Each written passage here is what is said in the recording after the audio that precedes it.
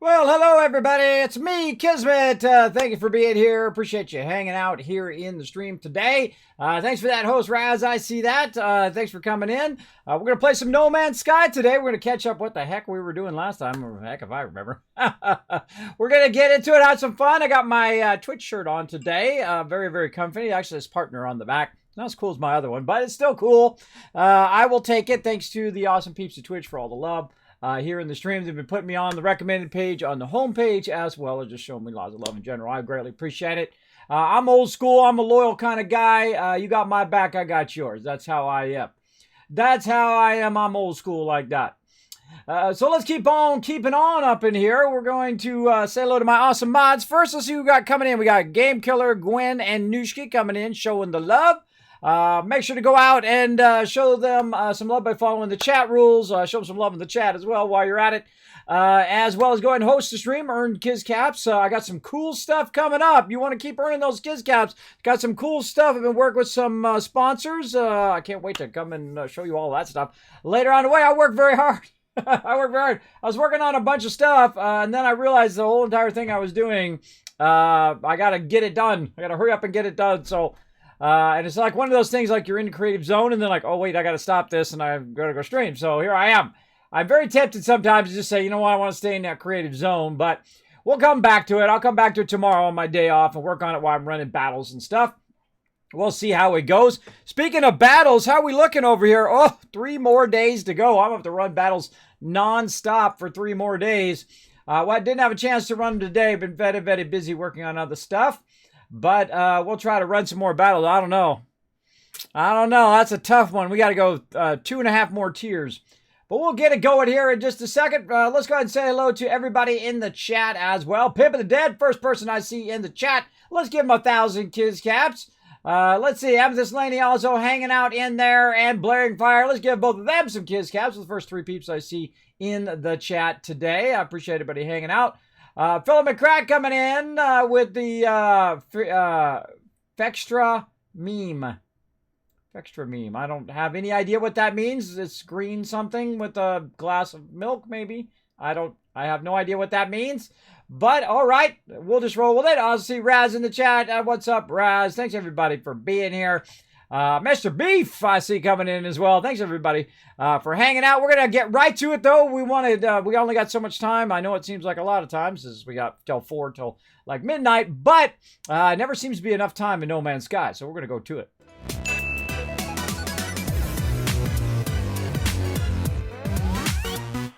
All right, now we got No Man's Sky up and ready to play here, but we're gonna go boop.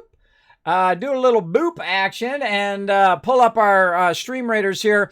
Looks like we got a 4 skull no matter which way we go. So I kind of feel like wada bada bada. Or maybe to the hard ones. Well, we'll start with a... Oh, man, this is a tough one no matter what. Now, here we could jump and then go for it. I'm kind of feeling this one up here. All right, let's do this mystery one. See, sometimes these mystery ones are rough. That's a tough one. Yep. Oh, man, that's a tough one to start with. All right, everybody, let's rise up. I suggest you use some epics on this one. Dang, that's rough. That's a rough one. Screw it. I'm just going to get right in the middle of it right there. Bam. All right, huddle around me right there. We'll just get right in the middle of it and try to annihilate as much stuff as we can. If we annihilate them faster than they annihilate us, we win.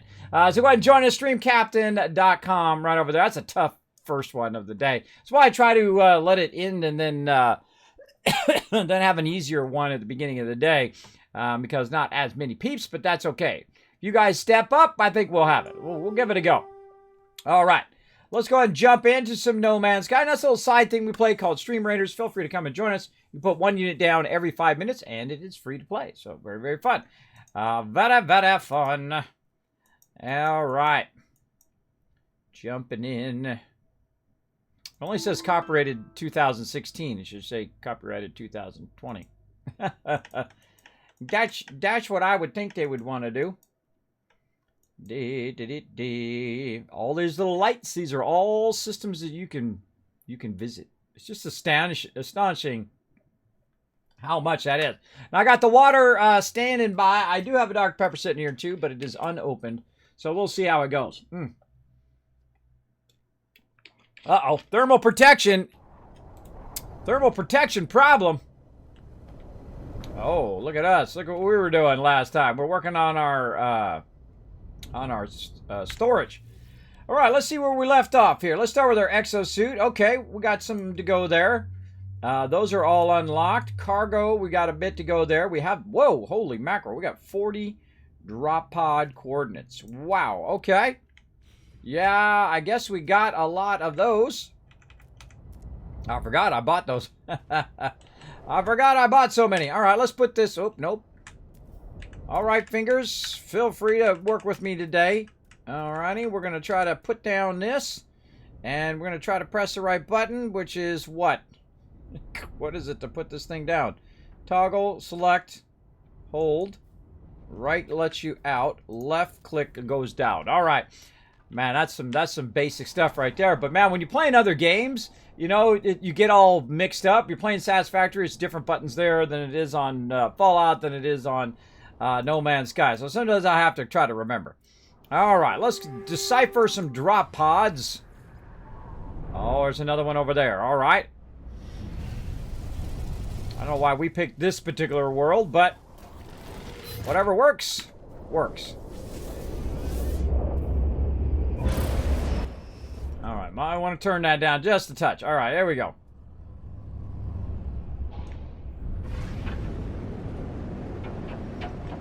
If you have not discovered the wonderful No Man's Sky, holy moly, this game has become very, very good. I would give this a 10 plus out of 10. Incredibly well done. Came back from a pretty bad launch, but they did what you should do, and that's put your head down and go in there and don't say you're going to do something, but do it. You know what I mean? Some people say, oh, we're going to do this, we're going to do that, we're going to do the other thing, but then they never do, right?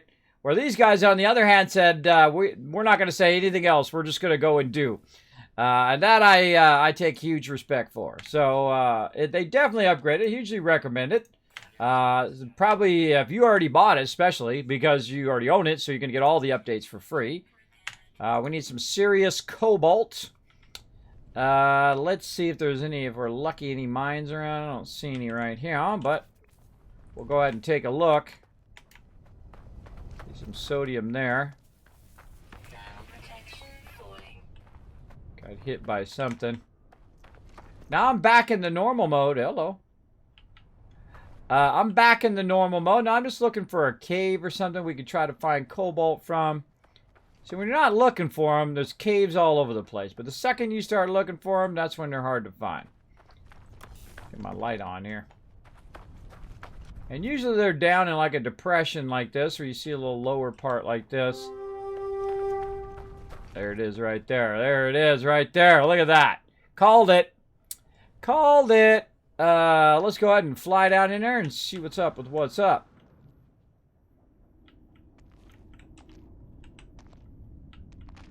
Cave Marrow. Aha. Alright, let's go first person. Watch out for these guys.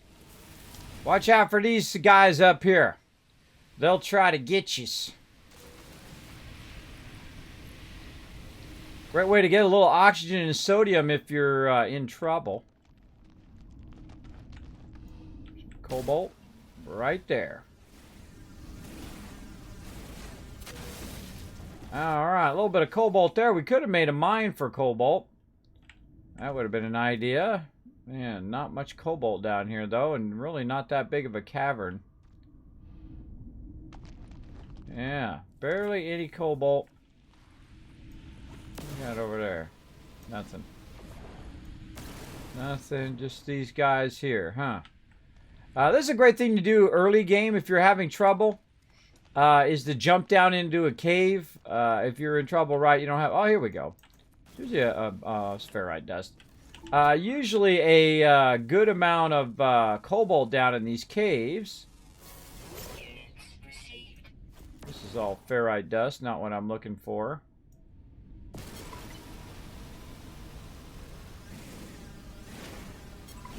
That's what I'm looking for over there. Oh, there we go. Scan materials. Oh, psh. I wonder I can't find the cobalt. It's right there. There we go. All right, return to the mission agent. Oh, I gotta press some buttons over here. One sec. Press some buttons and flip some switches.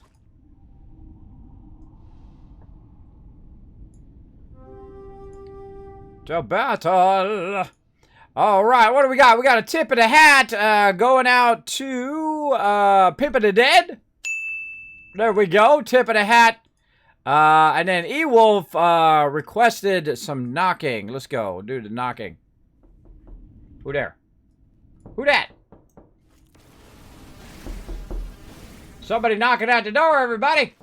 Jammer, thank you very much for that host. Appreciate that. Appreciate everybody coming in, hanging out. That's Mr. 9, you coming in, saying hello. We got Tellus as well coming in. What's up, Tellus? Fine seeing you on the big screen. I have a huge head. You have a huge head? I probably did in the other one, but not over here. That happens.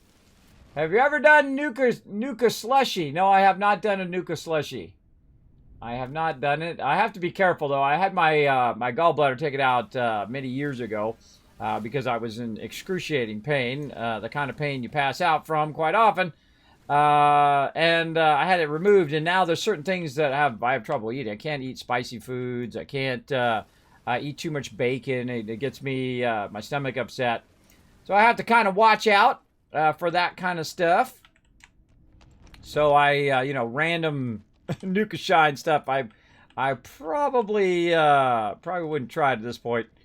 That's okay. I've tried a lot of different things in my lifetime. I'm good. I'm good at this point. Wow, that was platinum. Got platinum from that. All right, let's get this geode, which is going to give us some more cobalt. We have about 235 cobalt. It's not a lot, but, you know, we got a little bit of something, right? A little bit of shum. Where's our entrance? Right here.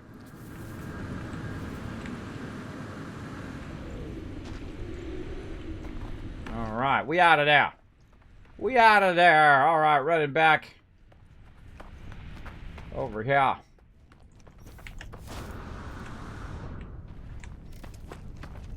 Okay, now we're back in here.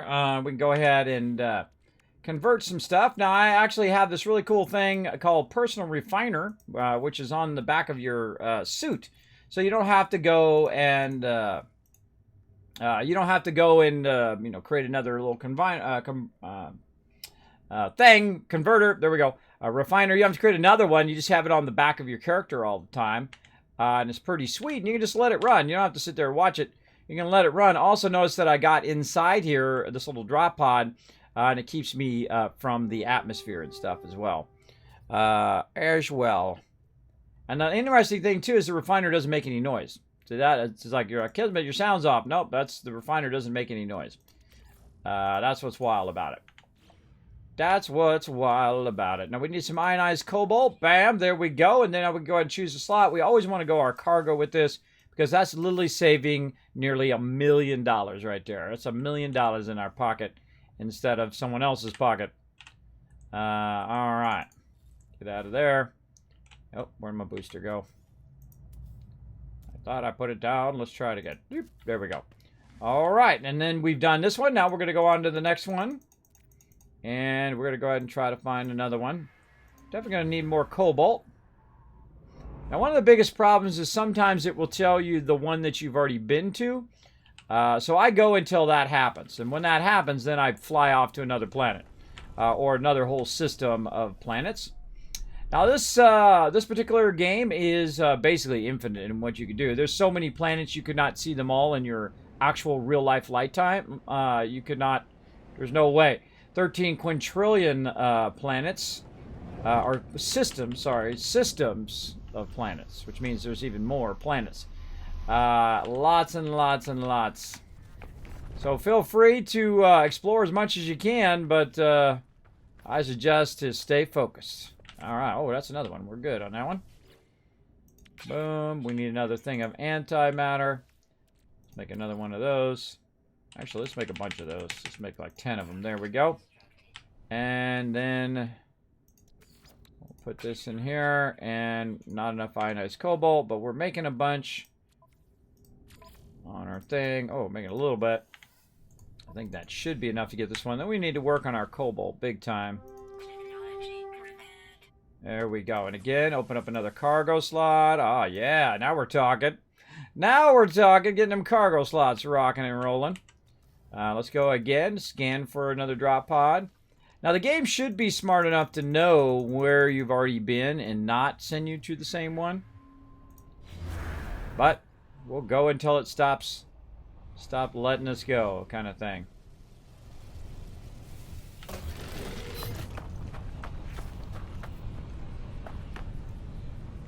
Whole bunch of loot. We're just going to forego all of that.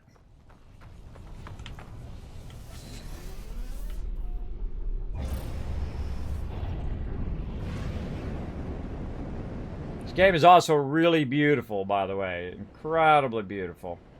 They also increased the graphics and all of that. If you have a really nice graphics card, you're good. Well, definitely haven't been to that one. That one's 43 minutes in that direction. Now, you could actually literally fly for 43 minutes if you want to. But you can also go up in the atmosphere like this.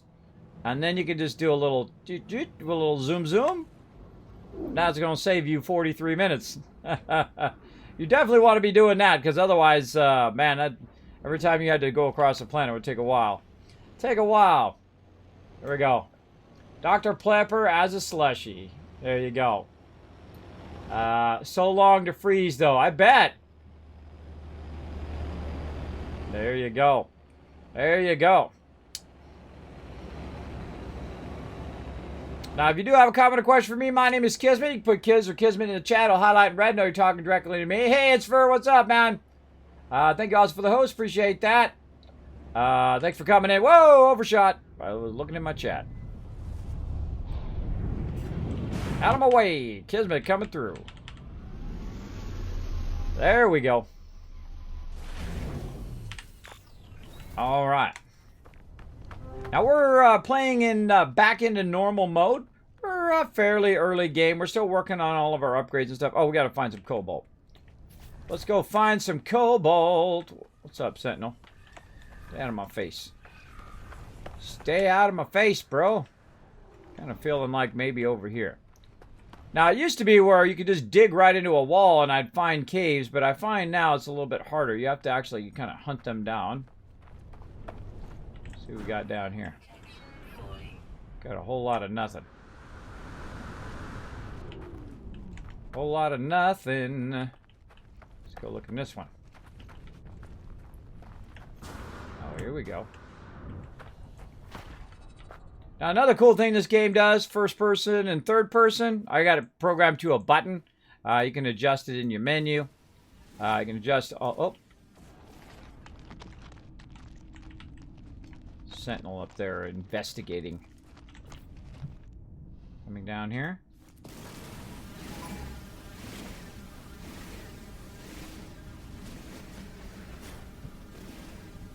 He's up there, so that's his problem.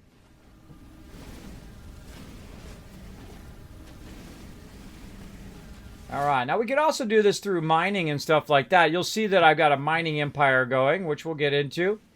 But right now, I just want to run around, get started here by getting our cargo upgraded and all of that. We'll be jumping systems to systems today and just working mainly on our cargo slots. Because we're literally making like, I don't know, 15, 20, 30, 50 million every day. So we'll go and we'll work on our cash money here in a bit. But right now we're just going to work on our basics. Get lots and lots of cobalt. We still got lots to do in this game. That's what's so great about this game. I forgot to ease off there. Lots to do in this game. You can work on your ships. You can work on your fleet. You can work on your weapons and upgrades and all of that stuff. And we're going to try to do most of that today. I doubt we're going to get it all completely upgraded, but we're going to work on it as we go. There we go. This is actually a pretty good cave here. Just tons of cobalt, which is what I'm looking for. Now, the trick to it is when it gets really high level, you want to ease off when you start to see it go red. Like that, just a little bit to go back down, but you want to keep it up in that higher level if you can, so that it is doing more damage, which means it's going faster. Right there. Now, I can also use my advanced mining to be doing this for me, and we need to get busy on a lot of that, too, where it's gathering tons of resources from different spots for me, like cobalt and all of the basics. The number one thing that I always start off with is copper. Copper is something that you need a bunch of. You get copper going on, you're doing good. Then what you do is you go and you work on rusted metal. Rusted metal is going to give you ferrite dust. And then, of course, ferrite dust allows you to build stuff. And then, of course, you work on oxygen. Now, oxygen can be converted into carbon, and it's fairly easy to collect. That's something that you're going to need a lot of very early on, as well as carbon you'll need for building. So we definitely want to work on that early. So I've already got all of that set up. You'll see me go pick all that up here in a bit. Right now, we don't have anything for carbon, so we have to kind of manually collect it. A lot of people are old school. They just go around, they collect it, all their resources like this. They don't use the mining and whatnot. And hey, more power to you. If that's your thing, man, just you do your thing, you know? You do your thing. I don't really think Sentinels should be able to detect that you're down here removing items, but that's just me and my thoughts. Dang it, it's not easing up today. Just as I let go of the mouse there. Let it go a little too long. Of course, the more you have your multi-tool here built up, the faster this goes. Boom, right there.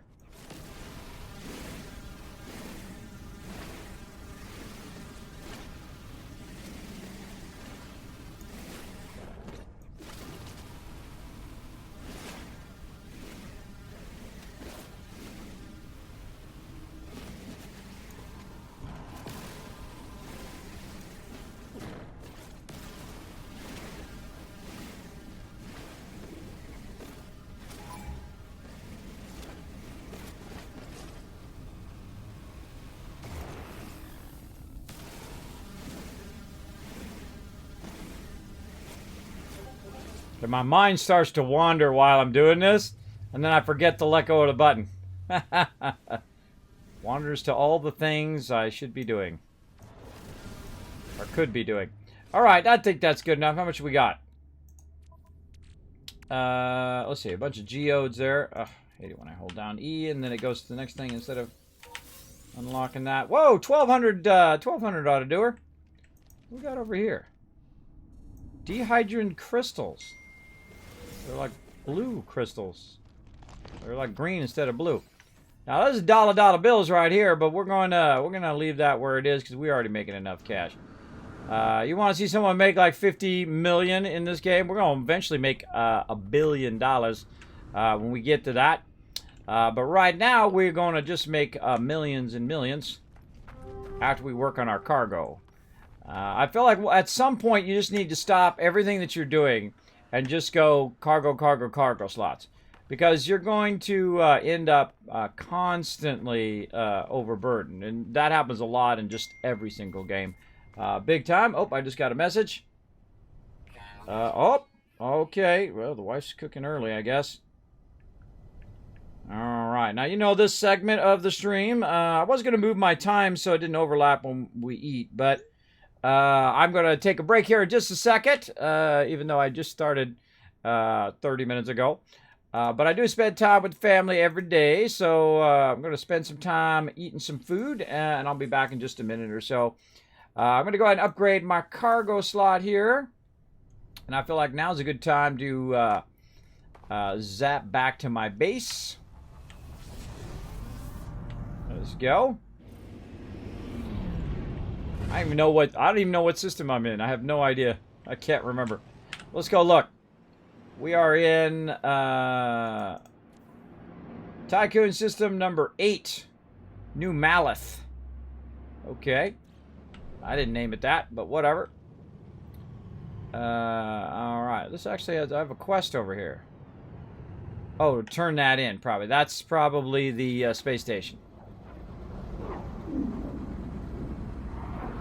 I wonder what's faster, the anomaly or the space station? I guess it would be where you land on those things, which would be, which one?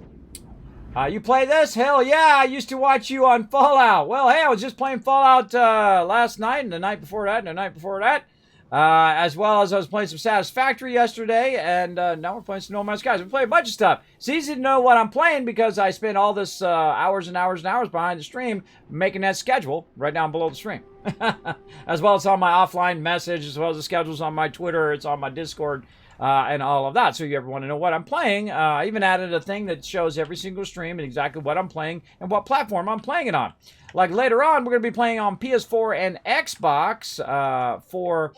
let's see if we got the upgrade over here. I would imagine it did. Yes, we did. Okay. I'm going to be playing on PS4 and Xbox for a little bit today. So if you guys want to come and join me, we'll go run around in the wasteland with you. Or I'll just level up my character, whatever. We're not doing any storyline that I haven't already done on the PC version. I'm keeping my other versions behind there. But if you need some backup in the wasteland, I will come and help you out. Let's go ahead and go to my Tycoon HQ base. And while that's teleporting, I'm going to AFK here for a sec, check in on the fam, and then I shall be right back. But that's some exciting stuff staring at that circle thing right there. I'm back, everybody. Took a quick moment to eat with the family, see what's up with them. They're down there having a good old time. By the way, if you decide to have kids, be ready. That's a lot of work. I'm always exhausted all the time. Always exhausted. Something, hey, can you help me with this? Can we do this? Can we go there? We're going to do that. With this thing. Of course, when they get older, they get a bit more independent. They can go and do their own stuff, and they can dress themselves, and they can do all of those things that you normally have to watch out for when they're little. But not anymore. They're off doing their thing. Oh, look at that. 46.8, 76 million. How much we got right now? Oh, we only got 15 million. Well. Oh, well. All right, well, let's go over here and check in on our resources. Right here, I got 57,000 copper. That ought to do her. Let's just put that right in there. Over here, we've got 25,000 oxygen. You're like, dang, Kismet, that's right. Boom, right in there it goes. Very nice, very nice. All right, we'll pop back in here. And we're going to bounce around to another place to get even more stuff. We're going to go ahead and check in on our salt. Let's go get that. And while we're bouncing over there, we'll go ahead and do a Stream Raiders battle. Let's hope we have enough peeps.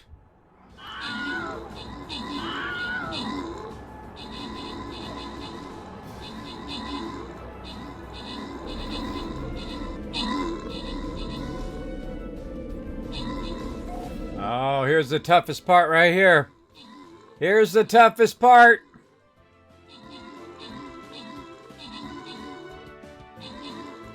Oh, we're getting split up.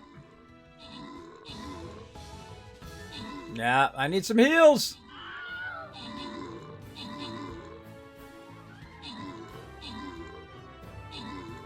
Look at me take it like a boss. Look at me take it like a boss over there. I'm in the way down here. I'm in the way.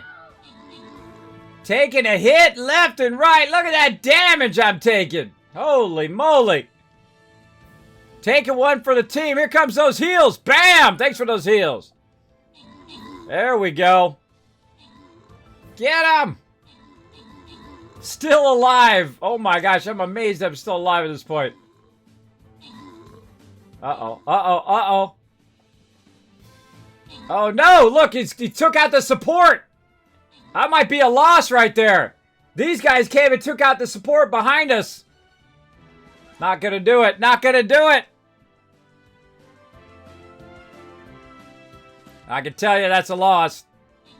I've done enough of these to know that's a loss. Ah, these guys right here cost us that win. Those two little guys on the left there, they came in, took out the support. And the second you lose your support, you're in trouble. That was close, though. That was a real close one. I actually liked that one. All right. We know. Mystery. You know what? I don't like that map anyway. Let's get a new map. Try a new one. Ah, there we go. There's the gold right there. All right, let's go this one over here. Like this. There we go. All right, we'll give this another go. Let's do it. Now, you know, we're going to have, once in a now and again, we'll have trouble. But we've literally won thousands of these now. As long as everybody works together, puts down the units, we can put down one every 5 minutes for up to 6 of them for the next 30 minutes. So go for it. Drop units down there. We're going to kick some butt. We'll come right back to that in 29 minutes and 32 seconds. Try to keep those battles going. Try to keep them going. We're trying to get up to that high level tier. Now, we teleported in. We're over here at our salt deposit. There's 13,250 salt. We'll go ahead and grab that. Oh, we don't have our stuff here. Oh, hold on now. Hold on now. We got to go build our storage so we don't have that problem. And one of the things you can do is you can do a little flying camera like this where you can fly outside, which is pretty cool. And then we go ahead and just put these down like this. And I am, every time I build like an area for my mining, I put down all of these. And the reason why I do that is it just makes it really, really easy for me to micromanage all of this loot. Like that. There we go. All right. Nice. Put that down. You don't have to power it, by the way, though I can. It doesn't really matter, but I can go and power it if I want to. I can go ahead and run. Where's my wire? Here we go. We go run a wire off of here. Say from there. Over there. There we go.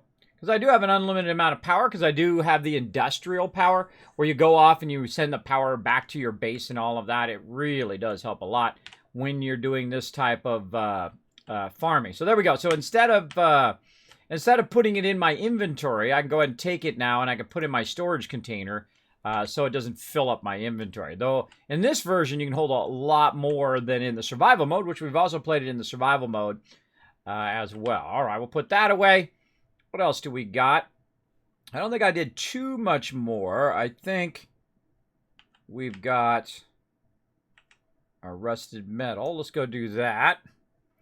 And then we're going to go get our dollar bills. Now, here's the thing. When I'm not even in the game, when the game is offline, when my computer is turned off, this is still collecting loot. It's still collecting resources, which is awesome. I can't handle it when my things are twisted. It drives me crazy. I can't handle it when other people's headphones are twisted. That's how much I don't like it. Was the yummy noms? Yes, very, very tasty. My wife is an incredibly great cook. Very, very tasty. All right, 21,000 rusted metal, which is actually 42,000 ferrite dust. And what this does here is once you take it out, then it will continue now to collect. Once it fills, it will stop collecting. So you definitely want to pop in on your resources from time to time and get them going. And we're going to create a bunch of different types of resources. But here's our money-making one right over here. We have a whole bunch of other bases here that don't have a proper name. Settlement base. Tycoon base. Big dollar bills. What is this base? Man, I hate it when it doesn't do my base names. Turn my sound back on. I think it's time. Now that we had our dinner. A little bit of cracking open the fresh Dr. Pepper. My wife's not buying me anymore. I told her not to buy me anymore. I've got this one and 3 more, so 4 total. Because I can feel myself gaining weight from drinking it right off the bat. All right. What are we doing here? What's the name of this base? Trade base. Starbrams. System 5. All right, let's upload that again.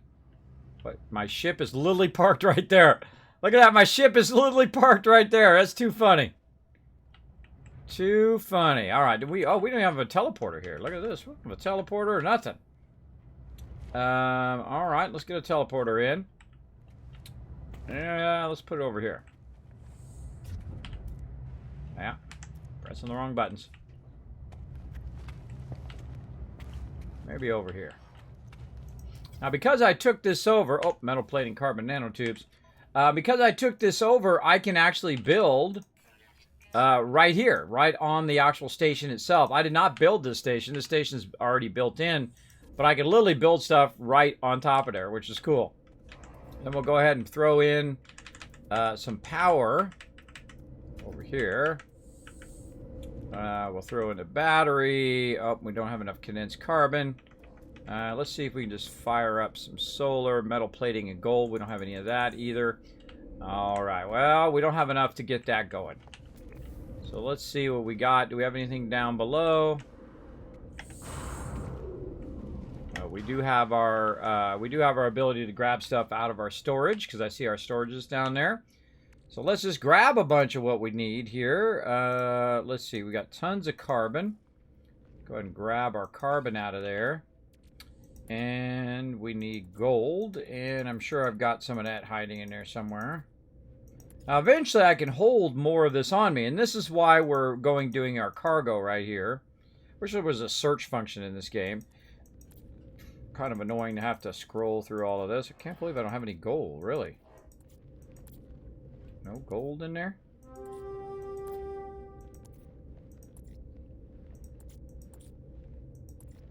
Seems highly unlikely.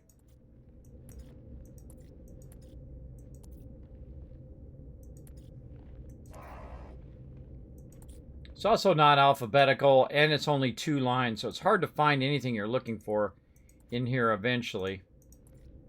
Oh, we can turn our Terra Cobalts back to Cobalt. Let's do that too while we're at it. Hold on. Let's go back to our exosuit. Technology here. Let's see if it's going to let us do our Terra Cobalts here. Yes, it will. All right. See, that becomes 750 ionized cobalt right there. Look how quick and easy that is. Bam. Go ahead and turn our Terra Cobalts back.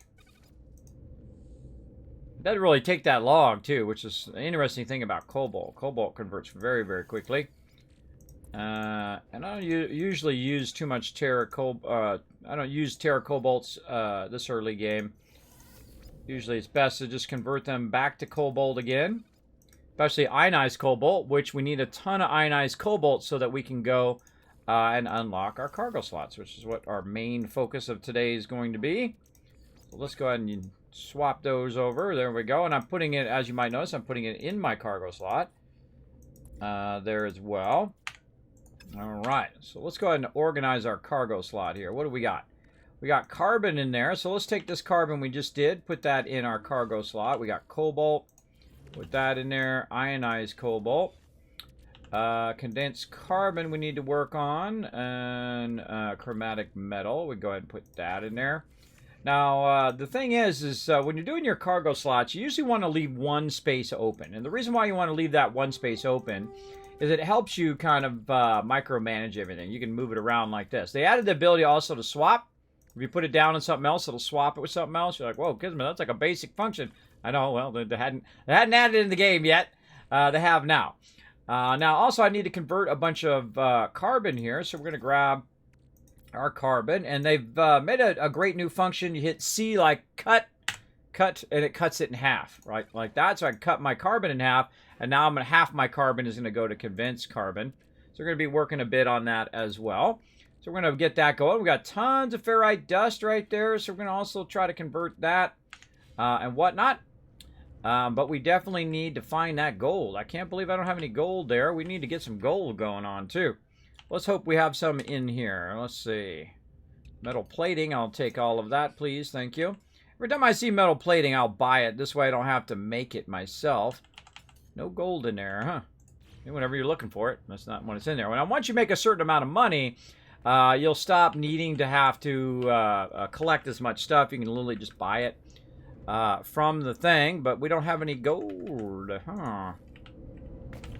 Where'd all my gold go?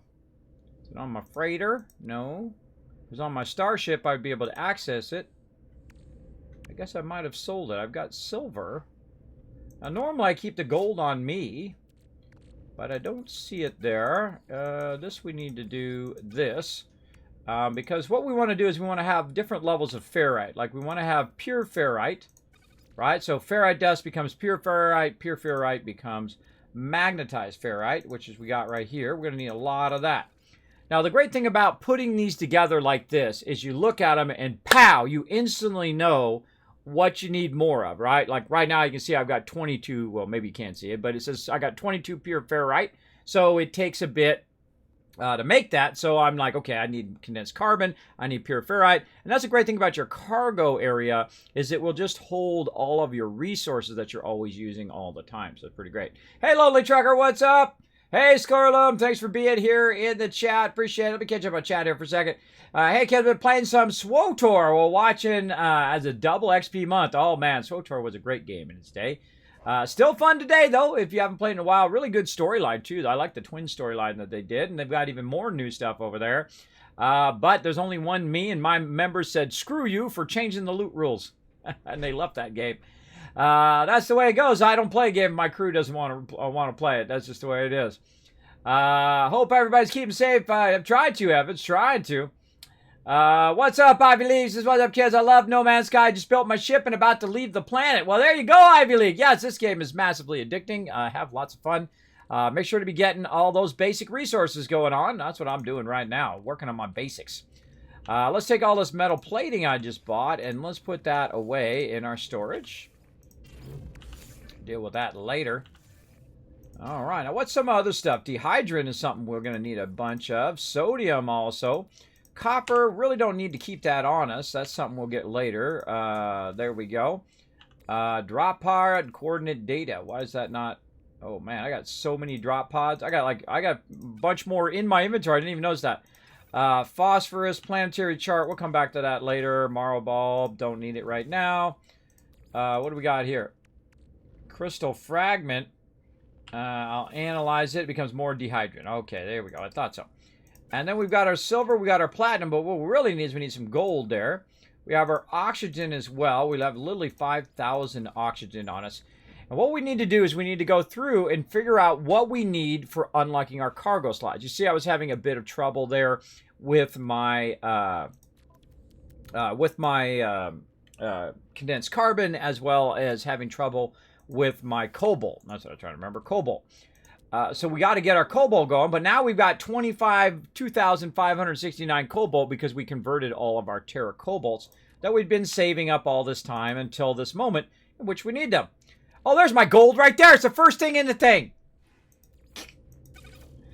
I knew it was in there. I knew it was in there. I knew it. I knew it was in there. I knew I had some. Because very rarely am I without gold. All right, we're going to go ahead and put a little bit of solar up here. We're going to go ahead and grab that plating back out that we just literally just put away. I don't have to make any. Press the right buttons. Boop. Get some of that metal plating out of there. There we go. All right. And now I'm going to go ahead and make some solar. I'm pressing the right buttons here. Usually I make about 3 of them is enough. I don't need to make a whole big old base and all of that. I can literally just line it up like this. Connect up. Or I can accidentally get rid of it. Pressing the wrong button. You know, I'm just going to use this. This is a safer way to go. Anyway, we'll line these all up. Line that up to there and then do this to here, right? So you do it through solar, and what it'll do is it'll go in the battery, and then the battery will store it, and then you can run it at nighttime. Now, right now, obviously there's no sun, so you can also do it another way. You can go in and you can use a little kind of backup plan here. Now, this is a trade station here. I've been taking over these trade stations so that I can find items when I need it. And you can chain all this together. Now, I can make a little house like I did before and then put all this in that house and automatically power it up and whatnot. But I'm just going to go to the biofuel here. And then I'm going to put in some carbon. Now, notice I've got 3,000 carbon. Now, obviously, I don't want to put no 3,000 carbon in there. I want to go ahead and cut this down and cut this down and cut this down and cut this down. Just keep hitting C like cat. Bam! And that's going to fire that up for just a second, right? Just long enough for me to say, hasta la vista, baby. And then I'm out of here. Let's go to this one.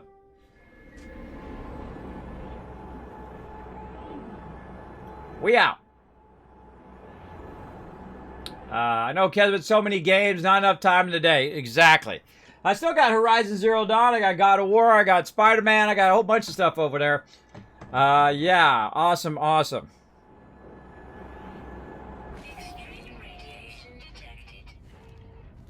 I honestly think they should take the people who made Spider-Man and make an individual story of every single Avenger, right? A Thor story, a Thor origin story, a Thor, you know, same thing where it kind of goes along, you kind of go along that line. You're in Asgard doing all of that stuff. Same thing with Tony Stark, right? Growing up as a kid, being around his dad, all the things that his dad does, and then goes into a different storyline, and then he grows up, and then of course you then learn that you're a genius, and then you have the whole problem that happens in the original movie. Then you come back, and then you're running through all these different things as you're trying to build your Iron Man armor, and you're collecting different pieces, and you're evolving the suit over time. That would be awesome. Same thing with Hulk. Same thing with Black Widow. Same thing with Hawkeye. By the way, Hawkeye was one of my favorite characters in the Avengers in the original comic books. But you guys didn't know that, did you? I actually have the original Hawkeye, comic books in my comic books over there. Over there, I have a ton of comic books. I have stacks and stacks of them from when I was a kid. I haven't read comic books since I was a kid. I'm not like a collector of comic books. I got toys to play with them, and I got comic books to read them. I've read every single one of them. I don't get stuff to collect stuff. I'm not a collector of things, and that's why I have lots of room. If you have too much, if you collect too many things, you don't have lots of room. Though it is cool to collect stuff that you really like, though. Like, of course, I've got cool stuff like the bobblehead. That's right, but he says, yes, kids, but you're the best. You're the best. And cool stuff like that. I keep a little mementos on my desk, right? Little cool little, holotape, fun stuff like that. Woo. Holotape and fun things like that. On there, this goes out to Monsterholic right here. You're like, Kismet, what's that? That's a military patch. Monsterholic gave me one. I'm like, what do you call it? Honorary part of his squad there. I greatly appreciate that. That's a big honor, by the way, if you guys don't know what that is. That's a military thing. It's like a bro thing, if you know what I mean. All right, let's go. Storm Trade base. All right, let's upload that base. I don't know why it's not putting all the names of my bases in here, but such is the way it goes. That's okay. We need to add some teleporters in here anyway. We need to add some teleports. So I'm just going to basically do the same thing I just did. Going to need some carbon nanotubes. By the way, it doesn't matter which one you put it on, whether it's on your ship or it's on you. If your ship is close by, bam, it'll pull it from your ship too. Which is why we eventually need a cargo ship to just hold all the extra. We go to build large things. The best thing to do is just put that all on your ship, especially if you're in survival mode. But even if you're not in survival mode, make sure to put all that stuff on your ship so that you'll have all that stuff handy. All right, this stuff's up and running. Let's get it going into the battery, and then the battery going over there. There we go. We'll upload it again. Now there's a little area inside this trade base where you can be protected. And one of the cool things is you can literally just sit here and check these out by holding down F. There's a B right there worth 30 million. That's a C class. What do we got up here? We've got a B class there. We're going to be looking for some C classes. I like how my thing's right there in the way. And then this one over here, that's a C class over there. We're going to be looking for some S classes. Some S classes ships very, very soon. After we kind of fix up all of these areas. Now let's get the heck out of here before it runs out of power. And go to another one. I hate my bases having no name, right? I like them all to have a very unique name. Then I know what the heck that base is. And boom, Yuri trade base. Let's go.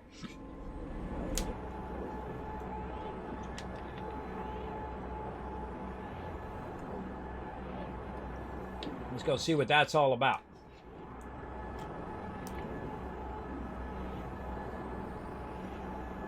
We teleporting. I also got the Kismet coin right here too. Did you get one? It spins. There we go. Pretty cool. It's one of my favorite things I've ever had done. Is the Kismet, I call it the Kismet dream coin. So what you do is you go like this, you think about a dream that you want to have happen in your life. Boom, you spin it. Never know, maybe it come true, right? It's like a dream catcher. Then all you gotta do is work really, really hard and you'll get it. There you go. All right, so this is my trade base. Now, I have no idea why I put this base here. I don't know. But it's definitely got some power, so that's good. Got power running, whatnot. Maybe this is the same place where my farm is. But let's go ahead and bounce out of there. And let's actually go to my base here, wherever it is. Big dollar bills. I think that's what I call it. I should have called it a farm, some sort of farm. But we'll go to big dollar bills right now. We're going to make a bunch of money. Ready? We're going to make millions of dollars. Let's go make millions and millions of dollars. Dollars. Bam. All right. Now, of all the elements in the entire game, the one that is worth the most, right here, activated idiom. Now, activated idiom is dollar bills in your pocket. Now, here's the thing. This made all of this while I was offline. I wasn't even online. It was gathering all of this stuff. I wasn't even in the game. I didn't have my computer on. That tells you that's how you make passive income. Passive income is the best type of income. It's making you money when you're not even doing anything. I should always be doing that all the time. Right? Now, right here, if I roll over this, you can see it's worth $75 million right there. And we just getting started. We're going to try to get it up to $1 billion. But for right now, we're going to take our $75 million worth of stuff and put it in our pocket. Now, guess what's going to happen in about 3 hours? If you look right up there, in 3 hours from now, I'm going to have another $75 million. And guess what's going to happen 3 hours after that? That's right, another $75 million, and continue on and forever. And that's why they call me the Wasteland Tycoon, or the Space Tycoon in this case. I make lots and lots of money in games. Now, there's another way you can do it with chlorine and other things like that, but I like doing it this way, activate idiom, because it is a passive income. A very, very passive income. Now, we're going to come in here, we're going to build up this base even better and do all of that. But if you want to check out the base itself, we'll go ahead and fly outside here. We'll act like we're making something, and we'll fly outside. And we'll give you just a small little peeky peek into the giant thing that is the activated idiom farm. Now, this is just getting started. Now, you also got to think you can go vertically, not only just horizontal. Like if I hit the edge here, you can go up to around here, right? So we can go ahead and build this out. Now, that's as far as I can go with the camera. This can actually go 1,000 in all directions. We're about 100. Just think about 10 times the length of that, right? That's how far out you can go. Past the top of those mountains, way out there, and I could just keep building and building and building.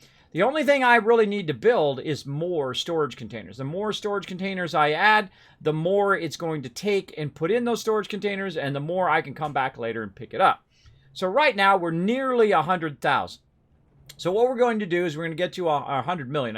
We're going to get to 100 million, and then we're just going to do that 10 more times. And that's how you make $1 billion every day. And we'll get to that, but not right now. Right now, we're working on cargo. So let's go ahead and pop out of here. And what I'm going to do is I'm going to go to Tycoon System number 1. Now, the reason why I'm going to go to Tycoon System number 1, because in 3 hours from now, I'm going to go to Tycoon System number 2.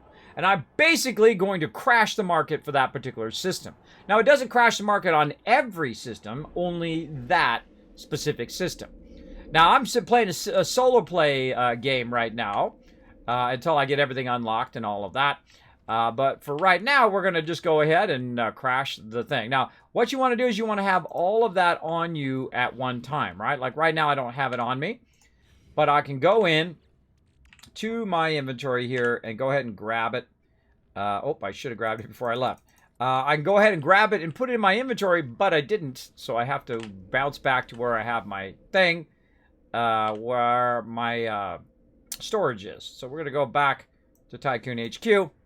I missed a step there. So normally I put it away into my storage, because my storage has a lot of storage, way more than I can hold on my particular character. Now, the biggest problem with making $1 billion worth of activated idiom is that I can't hold it. I can't hold it on my single character. It's going to be very, very tough to hold that much activated idiom on me. So what we're going to do is we're going to go ahead and put our plates away, like so. We'll put our gold up here in order there. Then we'll try to grab as much activated idiom as we can. So there's 10,000. Watch this as we go, right? All of a sudden, you're going to see There's another 10,000.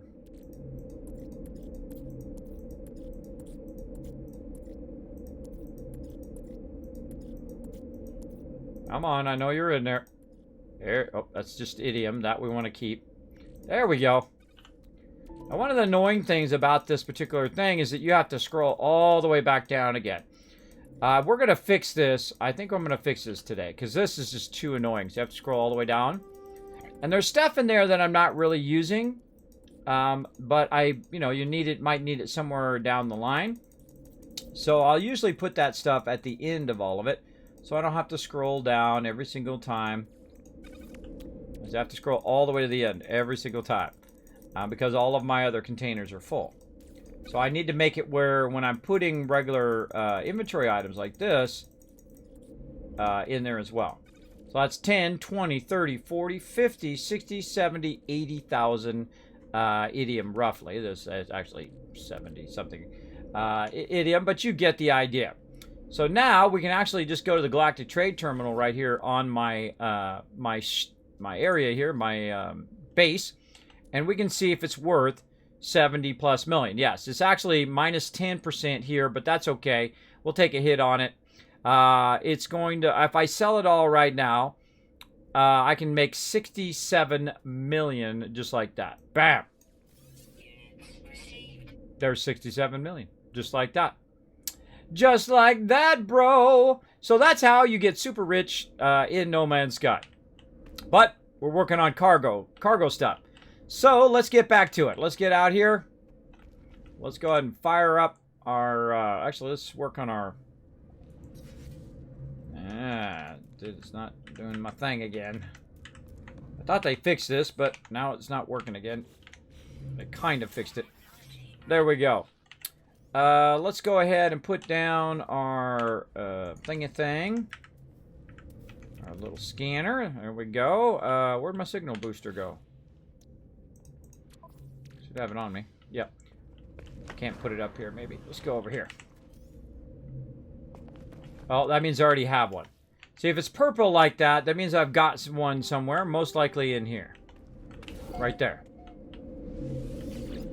Alright, let's try it out. Drop pod coordinates. Alright. One literally right up the way. Literally right where I'm at. Wow. See, it always amazes me that you miss something like that. That's literally sitting right next to your base. Alright, how are we looking on our ionized cobalt? Looking good. We've got tons of antimatter. Let's make a couple more of those. What else do we need? Can't remember what the other stuff is we need, but if we need more of that, we'll come back. Okay, so there's many different ways to get over there. I could use my ship, which you can see is actually on its own landing pad out here. Because I have that all set up. But we'll try out our little nomad. Let's go.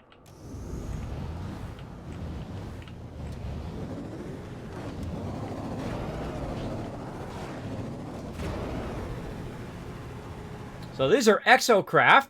They've actually added some new exocraft kind of body armor that you can use. I have not got to that yet. I've not gotten to do any living ships. You know why? Because I keep starting over. Because I like to try it in different ways, right? We played it in the normal mode all the way through the normal storyline and all of that. But it is fun to try it in different ways as well. So, all right, let's see how we do over here. Is this actually one? It is. See, if that shows up, that means you haven't been there before or it's reset. So let's go ahead and do this. Boom, boom, boom. See, now I have enough resources for all of that. And I can very easily upgrade. Very nice. And then we'll just keep doing our thing, right? We'll just keep going like this. We'll keep scanning for new ones. Until we run out. Another one that way. How far away is that one? 13 hours in that direction. Okay, well, we could drive our vehicle for 13 hours, but I think what we're going to do instead of that is we're going to call our ship in. You can call your ship in. If you got nav data, you can call your ship in no matter where you are. That's why I keep tons of nav data on me. You can also call it using the little nav computer up there. And you definitely want to have that handy. You're like, well, Kismet, what about your ship there? Oh, don't worry, we'll come back to that. We can always call it back to our main thing. We've also got 3 seconds left, so let's hit this right on the time. Go! That was pretty good. That was pretty good. Go get them, everybody! Let's get some loots! Uh-oh, 29 versus 118. Man, we need some more backup over here. Oh, boy. Oh, boy.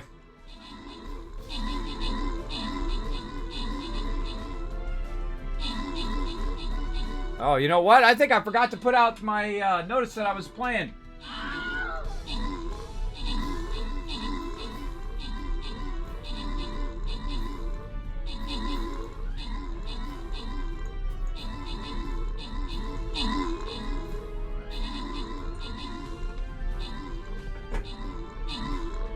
I did.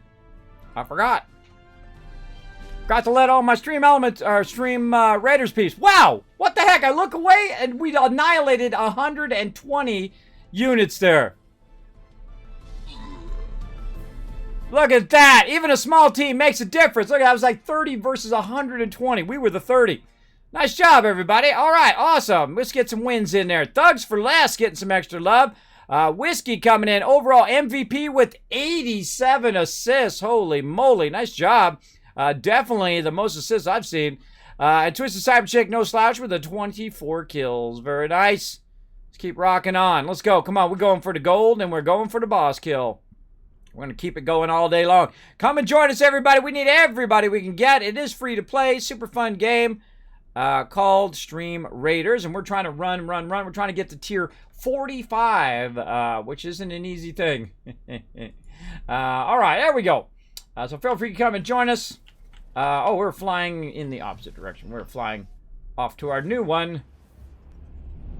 Way far away this way. So we're going to go up into the space.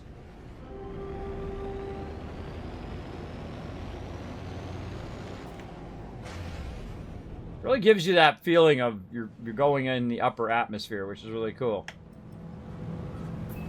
Boom!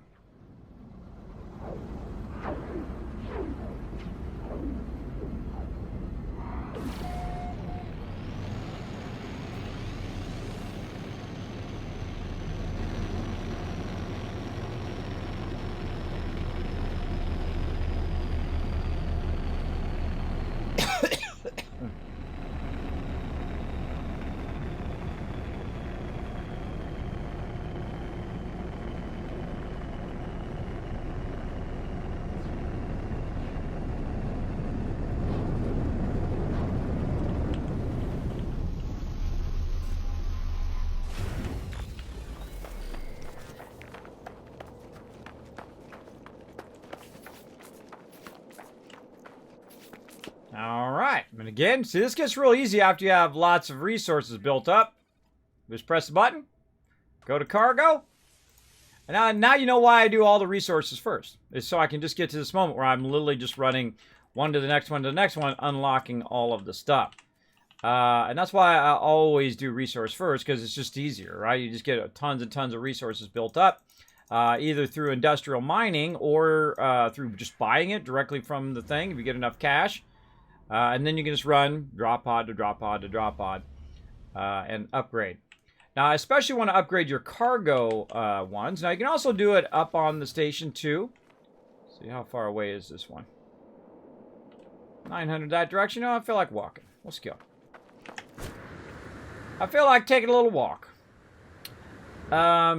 So you can upgrade via the space stations, except for they get really, really expensive. They get into millions of dollars. You're like, well, Kismet, you make $75 million every 3 hours. True, but still, I feel like it's a waste of money when you can spend $100,000 to get $1 million worth of upgrades, right? So not spending money is making money. That's millions of dollars I'd be pouring down the drain if I didn't just use my cargo pods here. And I got like 40 of them. I bought a crazy ton of them, which cost, millions, if you think about it. So we're going to use those up. By the way, if you do that in the survival mode, it literally takes 75% of your health away. I've actually died just from flying up and landing too hard in the survival mode. We're in the normal mode right now because the survival mode is fun. It's a good little challenge. Oh, look at this. We'll grab all of these while we're out here, too. It's a good challenge to do, but it does become tedious, and there's no upgrade path for when you're converting stuff and things like that. So if I'm going to be doing large builds and stuff like that, it is a bit tedious for that. So I thought, we'll go back to normal. We'll play a full, normal, legit playthrough. Also, most people are going to be in normal, too. Not that many people are going to be playing the survival mode. So if you want to do multiplayer, being in the survival mode is a little bit tougher as well. So we're going to do this. We're going to get all the way with all of our stuff unlocked, get to a point where we're like, GG. And then we're going to flip on the multiplayer, and we're going to check that out as well. It's good to grab that little stuff like I grabbed there. You got to have certain, like a certain upgrade. This guy's just going to be annoying, so we'll get him out of there. You need a certain upgrade here in your exosuit under your technology, your hazmat gauntlet, so you can grab those kind of things, those kind of plants. And it really does help a lot because you're going to definitely need a quest for that later, which is going to help you unlock even more cool stuff. And cargo. We're doing nothing but cargo today. There we go. No reason to step outside. We can do this right inside if I press the right buttons. There we go.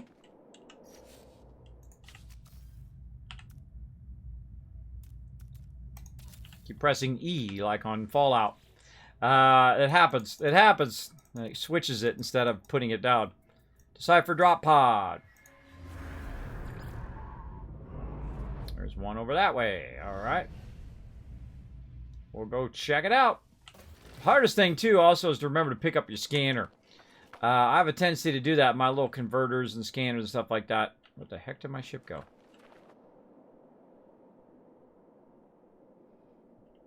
Oh, I didn't bring it. I ran over here. It's like, didn't I land there? Nope, I didn't. I ran over. I ran over, left my ship back there, but that's okay. I can call my ship to me like that. Boom. And on to the next one. So, yeah, we're just going to rinse and repeat here for a while. Because that's how we do until we hit one that we've already done. Sometimes when you go into an area, that's 30 minutes away. Let's go up here. When you go in to do one of these, it will it'll be the same as one you've already done. The second I hit that, that's when I switch to a whole nother system, and then I go and do that instead. Oh, there we go. Lots of people joining us in Stream Raiders. Join us in Stream Raiders, streamcaptain.com to do some Stream Raiders. We're just going to do battles, as many as we can to try to unlock that level 45. I feel like tomorrow I'm going to try to start it as early as I can. For the last Friday I did 15 hours. Last Monday I did 15 and a half hours of battles. That's a lot of battles to get up to that level 45. That's a lot of battles.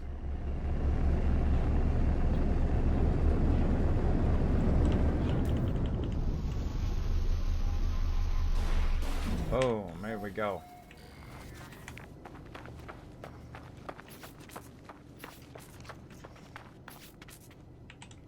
All right.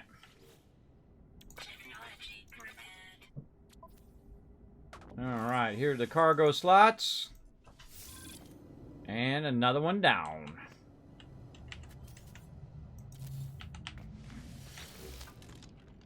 And this part can be repetitive, but it really helps you out in the long run. I mean, it's going to help a lot.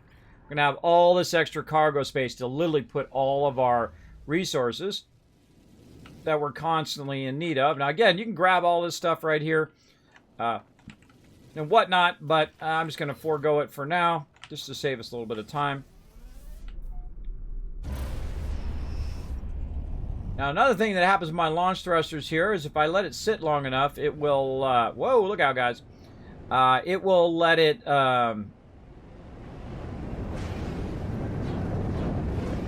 it'll recharge itself. Now, normally what I do is I go and I get the save pole, right, or the waypoint, and so it tells me if I've been there already. Now, there's another way to know if you've been there already. Is literally just to run up here and look. If it shows you the exosuit upgrade, then you know you haven't been there. As simple as that. Easy peasy so far. Look how many more we got to go. We got a lot. We got a lot more to go, but that's okay. We'll get her done. Now, I suggest not to do one thing too long. I mean, I'll do it for a while, and then I'll get to a point where I'm okay, on to the next thing. Right? Like going and spending this $76 million of cash that we got. That too. That also a good idea. I like going on little spending sprees. Actually, I think I got more than that. 83 million right now. Now, in theory, I could log in. I'm going to use some uranium to do my thruster there. In theory, hey, Jammer coming in. Give it a gifted sub to VSP Mesa. Congratulations on that gifted sub, love. That means you're earning 3 times the Kiz Caps, 3 times the chance to win. Plus, you're getting all those epic Kismet emotes. Feel free to check them out, as well as show that love to Jammer for that. By the way, Jammer, I just watched The Abyss yesterday. I was on HBO. I was just watching that again. I watched like kind of halfway through to the end. Gosh, I love that movie. So good. The end part's kind of hokey. The graphics for the end part aren't very great, but the whole rest of the movie is really well acted and really, really good. Really, really enjoy that movie. It's like one of those movies I watch every time I kind of run across it. So remind me of you. Remind me of you when I was watching that. And of course, Jammer's favorite line where he's like, I thought it was done for when I saw that angel coming for me. I actually saw that, his special line as well. Evening, Grumpy. Thanks for coming in. We're playing some No Man's Sky. Later on, I'm going to play some Wastelanders as well. If you ever want to know what I'm playing and when I'm playing it, got a schedule. Pow! Right down below the stream. Also have it on my Discord, discord.gg/Kismet. You can also check it out actually on my website. I got an easy one. Want to know what it is? Kismet.gg. I know, awesome, right? What can I say? I'm just stunned that nobody had that. I'm stunned that nobody had it, so I said, oh, I'm getting that. Because they took Kismet.com from me. The actual people who registers the domains, Network Solutions. The registrar, the people you register it with, they took it. So I couldn't get it. And I tried to get it back when domains, when Apple.com and Microsoft and McDonald's.com wasn't even registered. And they had already taken it. Little buggers. But that's the way it goes. That's the way it goes back in the days. Back in the days. Now, we're just easy moding this right now because we had built up a ton of resources. We had bought a ton of drop pod coordinates. And we're just going drop pod to drop pod at this point. I feel like this is working better now. I'm not getting any duplicates yet, but we'll keep going and see what happens. I believe there was one literally right there by my base, too, which is funny. I always find that really, really funny when it's literally right next to your primary base. Been running around there for hours on end and never ran into it. And that's what's so great about using your scanner.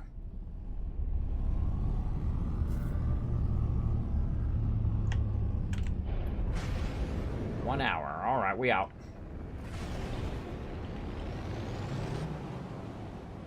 Quick way to get in the atmosphere is to use your first person so you can see the angle at which you're climbing out of the atmosphere. And then you just literally just go straight up. Just like, by the way, you'll see a lot of ships do that, by the way. A lot of ships just go straight up like that to get out of the atmosphere as quick as possible so then they can go into warp. Which is what I tried to do there. That's why I went straight up like that and then straight into warp. Just saves you time in the long run.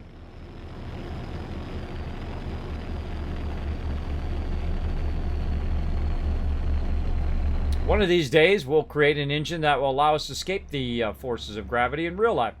They have it in rockets, but it ain't easy. It ain't easy because you got to generate enough thrust to get you out of the planet. That's why not everybody's doing it. Only a select few people like governments and SpaceX and people like that who have crazy tons of money and really smart engineers who can figure out that weight ratio versus thrust and all of that. But one day, probably I'll be long gone by then. But at least my kids will get to enjoy it. They'll say, hey, where do you want to go today? I don't know. I feel like going to Saturn. All right, let's go. Let's go on a little day trip to Saturn. That would be super fun. I wish I could do that in my lifetime, but I seriously doubt it. I seriously doubt they're going to have it at that level by the time in which I am able to still continue to go there. But hey, you never know. You never know. You know, we had all of a sudden huge breakthroughs in computers that leaped us forward. We could also have the same thing, have sudden huge breakthroughs in space technology.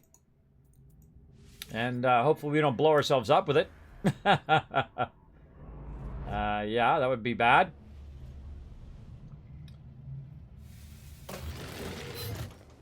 All right, another one, and we're off.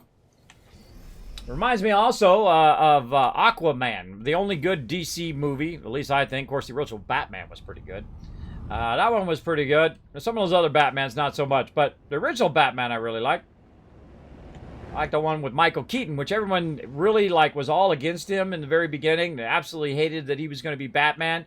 It turned out to be a pretty decent Batman, I hate to tell you. I hate to tell you, it turned out pretty good. I actually like the recent Batman portrayal too, which is the Superman via Batman.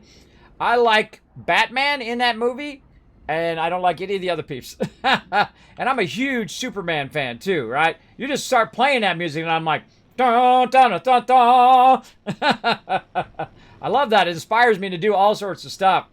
Yeah, Jack Nicholson was amazing as the Joker. I actually like Michael Keaton because he's like an everyday Joe, right? He's not no super huge buff dude who, everybody's got to be super buff, I guess, as a superhero. I like the average Joe. That's why I like the original Superman. He's just like an average dude, right? He's not no super buff jack guy who's been taking steroids for the last 20 years. No, he's just an average guy who suddenly learns that he's got these superpowers.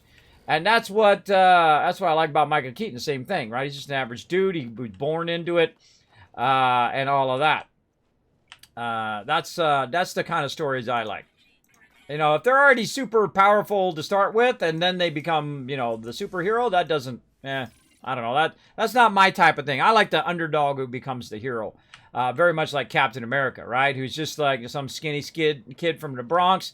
And then he's he's already a decent person. He's already a hero. And then he just gets superpowers to go along with it. Right? And that's what I like about that type of story. Did I even scan for the next one? I didn't. I got sidetracked. See, I squirrel so easy. All right, back down we go. Let's get that scanning back going again here.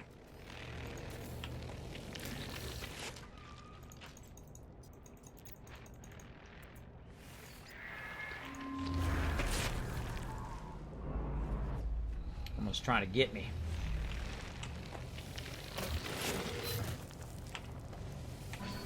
Pod over there is trying to get me. And that's why I keep uranium with me to just power up that thruster super easy. It also self-powers itself, but we haven't got all of our upgrades yet. All right, more straight up into the spaces. Into the space.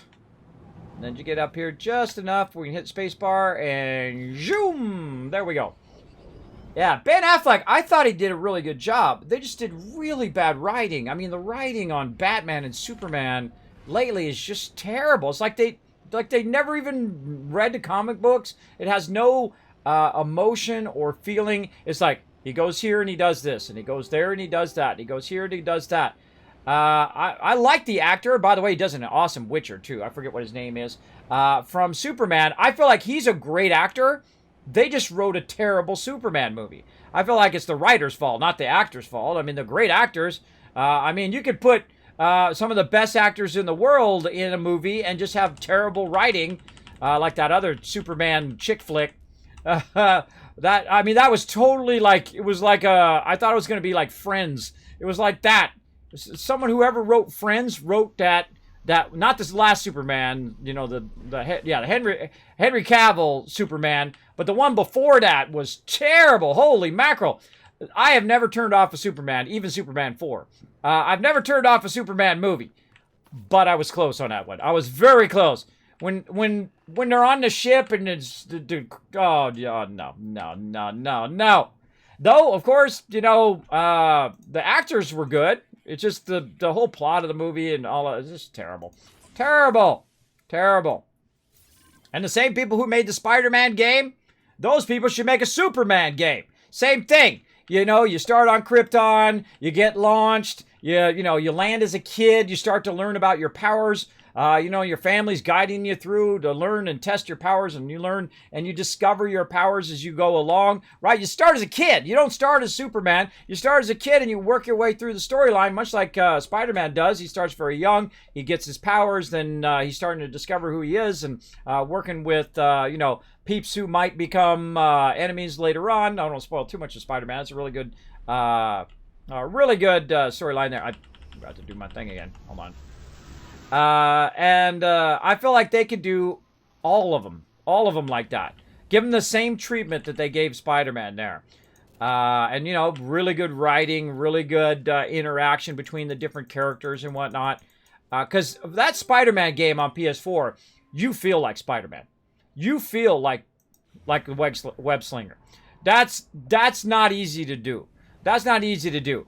When you're there and you're playing Superman or you're playing Thor or you're playing whoever, you should feel like that character. Not like you're playing the character, like you are that character. See, that's the difference when you're watching a movie or you're playing a game, if they do it wrong. When you're reading a book, you are that character, right? Because you're in the mind of that character when you're playing it. I feel like if you get in the mind of a character as opposed to just the powers and the things of the character, I feel like that's when you win, right? Great example, all the other games. Spider-Man is that way. You're getting into the mind of Spider-Man. How Spider-Man is, what he's doing, where he's going, what his motivations go here and there, that kind of stuff. Same thing when you're watching The Witcher, man. The Witcher's like that.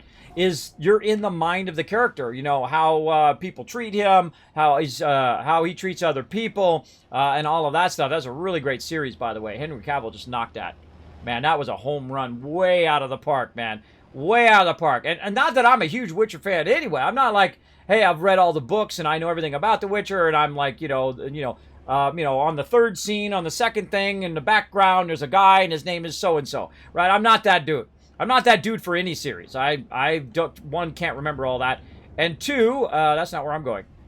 That's not where I'm going. I'm going over here. Why did I go there? Hold on. Hold on. Let's focus on what we're doing here in a second, and we'll talk about that more. We'll talk about that more. Now, again, I'm a huge Star Wars fan, Star Trek fan, all that stuff. But I don't know episode 47 and who was standing in the background and that was so-and-so with whatever. I don't remember stuff like that. I don't do the same thing. I like sports. I don't remember sports stats. I don't do it. It's not my thing. It doesn't float my boat. But hey, if it's your thing, that's okay. Because you know what? We don't all have to be the same. We don't all have to be the same. Just because I'm not into it doesn't mean you can't be into it. Or if you're into it doesn't mean I can't be into it, right? I feel it's actually kind of dull when everybody's the same, right? That's just not my thing. I don't record stats of stuff like that. But I enjoy it. I enjoy watching some baseball from time to time. Usually my team loses all the time, especially if I'm in attendance. But that's the way it goes. That's the way it goes. So I thought that Henry Cavill was a great Superman, but the writing was terrible. I feel like that's really it didn't shine for him because the whole story was terrible, right? The whole thing about it and whatnot and all of that. I felt that was terrible. I felt the actors were good. Henry Cavill, very good actor, and then the other actors whose I don't know, were pretty good in there. I don't like when Superman kills stuff because that's not right, bro. Superman would not do that. Superman would not just kill somebody like that. That is not cool. The second that happened, I instantly disliked that movie. The second that happened.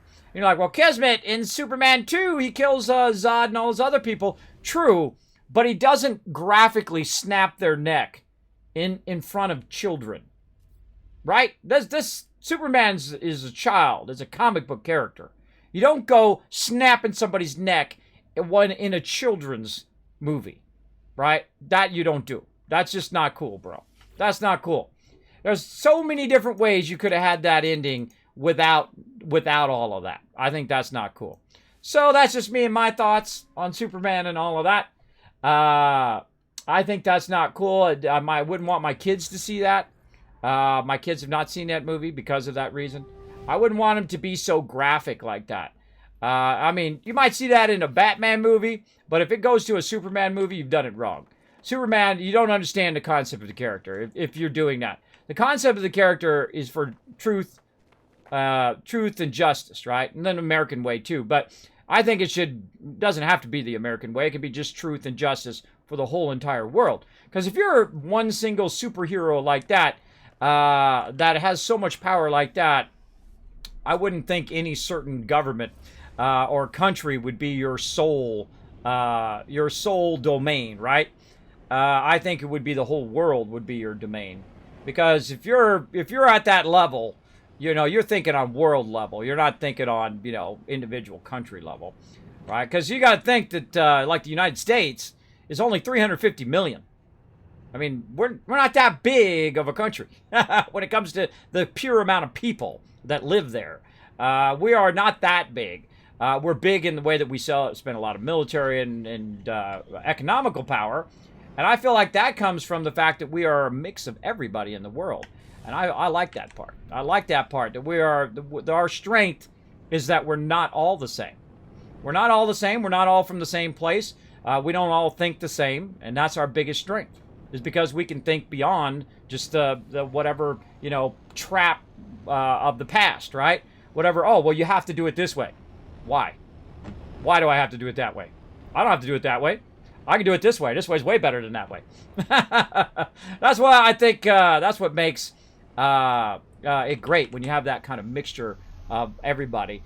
You're getting all the smarts from all the different parts. Now, you're also getting the downside sometimes as well. But overall, I feel like you're getting the more genius of any country, because you have that great mixture. You don't have the dogma of all that other stuff that holds a lot of people back. Now, I'm trying to be very, dart the edge of being political there, but I feel like that's what's so great about the country. But I'm not going to get into politics and all that stuff. I feel like that's like chasing your tail as a dog. Yes, his portrayal of Geralt was great. The tone of the voice and relationship in the video game, yeah. He really worked hard on that, too. You could tell. You watched Captain America the other day for the first time? Yeah, he did so good on Captain America. I feel like he was the perfect Captain America. See, that's how Superman should feel. Superman should feel like Captain America, because that's what Superman is. Superman is basically Captain America. That's what he is. With the same kind of tone, right? A decent person that would never go and snap someone's neck. Never do that. That he would never do, especially on camera. I mean, if you do it off camera, right? Oh no, and he falls to his death. That's an okay thing. But if you're going to be graphic about it, then you've missed the whole point of Superman. There we go. Hey, Kismet, Fallout 76 tonight. Really easy to find out. Dubby Koala, look right down there. Scroll down. Look at that. Down there. Down that way. There's a schedule right down there. And yes, more Fallout 76 tonight. Yeah, right down there. All right. What are we doing? Everybody? I am making some more stuff here. Now, we're just running around doing the same thing over and over here. So, we'll have a little chat. For sure. Kismet for president? Absolutely not. That's a terrible job. I would never take that job. That is a terrible job. I would never take it. Ever. They offered it to me, I would not take it. That's a terrible job. No matter what you do, you're going to fail. It's going to be a failure. Because you're limited in what you can do.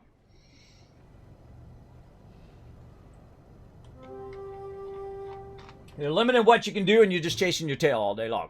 That's somebody else's job. Somebody else who likes torture. Me, I like doing what I'm doing right now. This is way more fun. Way more fun. If only I had the memory to remember to do stuff before I leave. Keep forgetting to scan. Got to scan for the next one. I opened our Nuka. I opened my Nuka-Cola. Yes, I opened it a bit ago. Yep. I'm going to sip on it whenever I get in between stuff. Gets me powered up.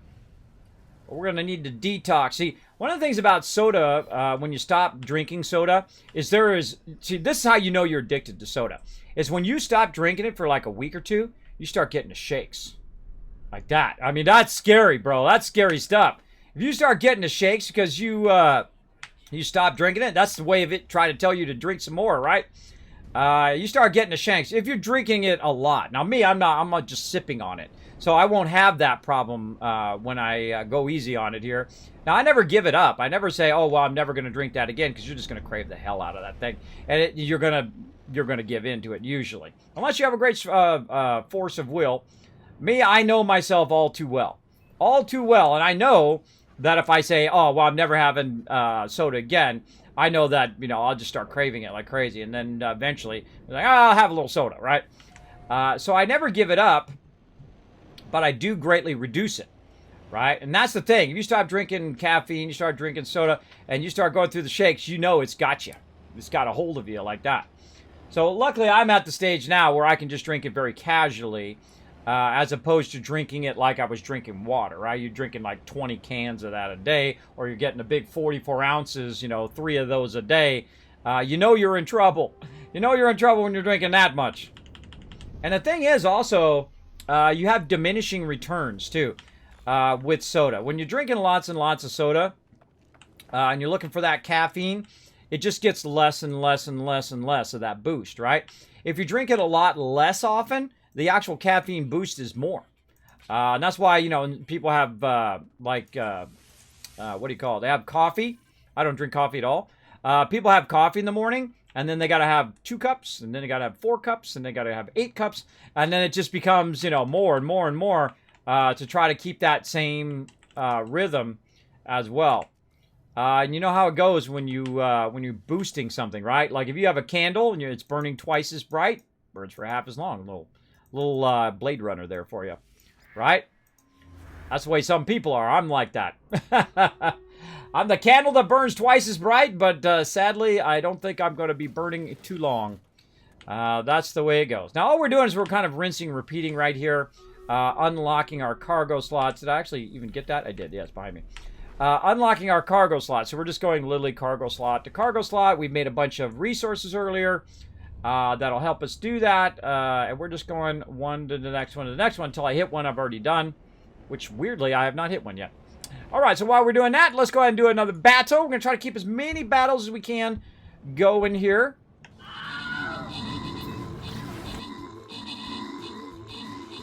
Oh, we got this one. Oh, yeah. Now we're going to kick some butt. Oh, that was quick and easy. Quick and easy. I'm going to have my cursor ready. Come on. All right, we got to speed these up a little bit. Boom, here we go. Callie, hey, congrats. Call Melee, I think that is. I'm so bad with names. Congrats on getting some extra loot. We got VSB Mesa coming in overall MVP with Turk Smashy, most kills, and Twisted Cyber Chick with most assists. Very nice. Let me go and land my plane here. There we go. Let's just go for that. Let's go for that gold. Let's go, go, go. Yeah, bottom left corner right there. Very nice. All right, let's go right there. And again, on to the next one. We're going to try to keep those going a bit faster so that we can try to get as many of those in. I don't know if we're going to reach level 45. That's really, really tough. That's a lot of battles we'd have to run. And I'm going to run a bunch of them tomorrow, so make sure I'm going to run them all night long tonight, and then we're going to run them just all day tomorrow and see how close we can get. All right, another upgrade. Man, we are just kicking butt on these upgrades today. Now, I bought like 50 of these drop pods. I spent millions on it, so I can literally just do what I'm doing right now. Just go one to the next one to the next one. It's actually doing a really good job of not repeating the drop pods. Normally, I get to like the third one, and then it just keeps repeating the same between the two same drop pods. So I feel like we're doing pretty good. Where the heck did my ship go? Always looking for my ship. Even though it shows you in the radar up there. I'm always looking for it. Look out, bird. Hello, Panda. What's up? All about moderation. Exactly. I try to drink caffeine free to avoid with similar headache. Well, watch out for that aspartame. That aspartame, not good for you. Not good for that. You should look on the back. If it says aspartame, don't be drinking that. Don't be drinking that. I'm just going to throw it out there. It's your choices, though. It's your life. It's your life choices. Watch that aspartame. Some people are not good with that. Will definitely give you headaches and stuff. I do not drink diet anything. I either drink the thing or I don't drink it. I drink Dr. Pepper or I don't drink it at all. Yeah, you got to watch out for certain stuff. Some people are very sensitive to those type of things. I feel like most people never even read the ingredients on stuff. I rarely do, but sometimes I do, especially on diet stuff and stuff I've heard about, things I've known people have had issues with as well. But I would watch out for that stuff.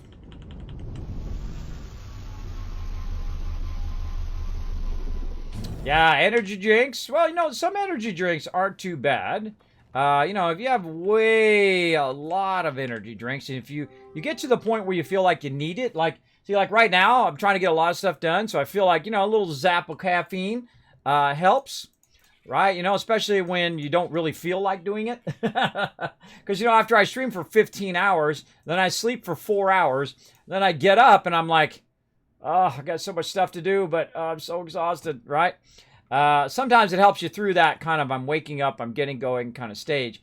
Like right now, right? I've worked all day long, and now I'm gaming, having fun here on the stream.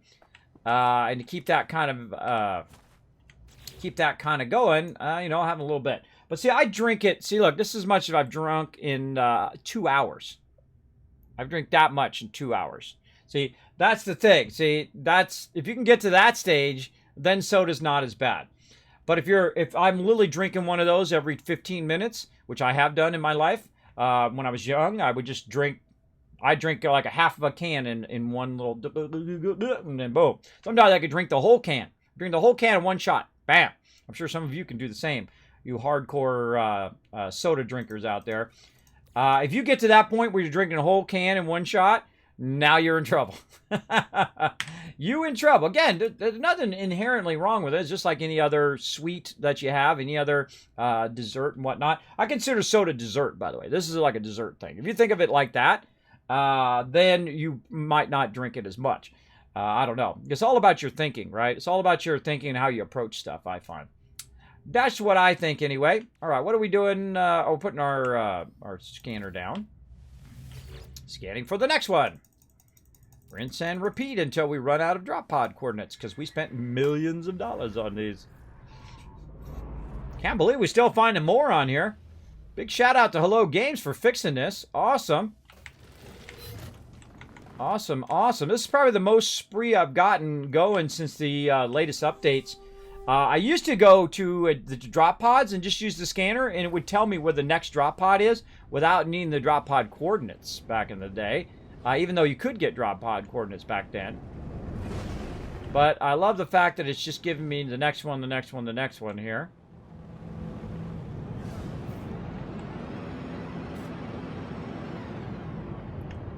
It's definitely worth your time to do this. Absolutely. Absolutely. And I feel like since this is good, I'm not going to restart anymore. This is going to be my full playthrough. You know, this is definitely worth it. Oh, look at the sun. Look, see how the sun come up? And then it turned it yellow, and then when you get past it, because it has a bit of toxicity to the atmosphere, it turned it back to the green. That's so awesome how it comes up like that. Yeah. I tend to stick to ginger ale and other things that are naturally caffeine-free. There you go. Yes, according to research, proposed consumption of aspartame plus caffeine equals dementia. Well, watch out for that, everybody. Watch out.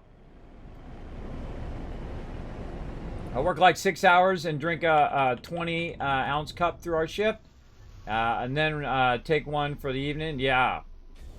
Yeah, I just drink one lately. I've been drinking one just on the stream when I've been working all day and then streaming. But at some point, you definitely need to go easy on it. Go easy for sure. I'm drinking it every single day. I can already feel it. It's already starting to put that weight on my face. I can tell. You can just start to tell. You can see it right there. That's from drinking soda. That's like 5 pounds of soda right there. 5 pounds from soda. Not of soda, but from soda.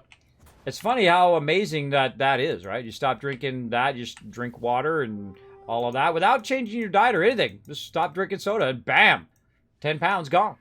Just like that. 10 pounds off. Just like that. Now you're like, well, Kismet, what do you mean just like that? Just like 6 to 12 months later. Just like that. Meaning you don't have to do any work other than having the self-will of not drinking so much soda all the time. So that's the hardest part of anything. Like they always have all these things. Or, hey, it's easy to lose weight if you, take our magic pill or buy our magic, weight loss machine or whatever and whatnot. But that's not what it takes. It takes force of will. It takes willpower. That's what no one can give you. That's what you can't buy. You can't buy willpower. You have to have that. You got to have the everyday knowledge of, I shouldn't have 12 sodas in a day, right? I should go easy on that. Instead of having, 6 pieces of pizza, I should have only 1 or 2, right? Instead of having, a whole cake, I should have just a small slice and then have maybe a little bit later, right? Instead of just have a little bit now, eat a smaller amount. Let that fill you up instead of just eating it all at the same time. Eat it slower, let it fill you up, and then you won't eat as much. That works as well. I'm a fast eater. I'm like a womp, womp, right? Just like eat it as fast as possible and go on with my life. Where, I know other people who are real slow eaters, and that really helps actually if you're a slower eater because one, it metabolizes better, as well as you're not eating as much because you get full just from eating, right? Just from eating at a slower pace. As opposed to, man, I'm so hungry, I'm so hungry, I'm so hungry, and then you're like eating like gigantic, thing of food, and you're like, Now, some people actually have medical conditions, things like that make it harder on them, right? Because they retain those calories and whatnot. But really, it's not rocket science. Really, it's not rocket science. It's the input of food, and it's the output of energy. That's pretty much it. It's not that big of a science, but the willpower part is that's the toughest thing. So I try to inspire people and say, hey, go give it a try, ease up on the soda a bit, and don't deprive yourself of anything. Don't say, oh well, I'm never eating this again, I'm never eating that again. I feel like that's always leads to failure. Always leads to failure for me, for sure. I know I would just crave the heck out of whatever I said I couldn't have. But I have gone and done juicing, and I've done stuff that lost me 50 pounds. That's a lot of weight. I don't know about you. It takes you a long time to gain that weight, so it's going to take you a long time to lose the weight. I feel like people get discouraged because right away they're not just instantly back to the weight they were at that special, magic time that you were when you were younger. And as you get older, your metabolism slows down too. Also, you're slowing down. Like when you're young, I'm going to the river and I'm sea-dooing and I'm surfing and I'm running along the beach and I'm doing all of that stuff when I'm young. But then as you get older, now you're working more and you're, dealing with your family and you're taking your family from here and there and you're going out to eat more often and you're spending hours sitting and eating and doing all of those things instead of all that activity you did when you were young, right? Like, running and bicycling and doing all of those things.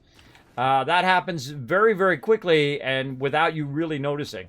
And then when you all of a sudden you go, wait a minute, I haven't been doing any of that activity in quite a long time. And that's when you're in trouble. That's when you're in trouble. Is when you're not doing a lot of activity. And I am really bad when it comes to winter time too. When it comes to winter time, I don't want to go outside. I don't want to be anywhere where it's cold. I don't want to deal with all that. And that's a drawback of where I live now. See, I live in East Tennessee where it has seasons. In California, there are no seasons. It's always summer, pretty much, all the time. So, at any time, you can say, you know what? No, I'm going to go outside. I'm going to run along the beach. I'm going to go and do some activity. I'll go in the pool or whatever. Of course, it does get cold at certain times of the year. But our kind of cold is like, it's 65. It's freezing outside, right? That's not really cold if you've experienced other type of cold, like you lived in Tennessee or you lived in the northern states or you live, in places where it gets to like minus 15 and stuff like that. That's pretty crazy. I don't go there. I don't go there where it gets that cold. No, thank you. I don't even like when it gets down to like 30 over here, right? That's too cold for me. I don't like to be in the cold for any reason. But I'll be in the cold so my kids can have a great education. And when they grow up, I'm getting the heck out of the cold. That's for sure. I'm getting the heck out of there.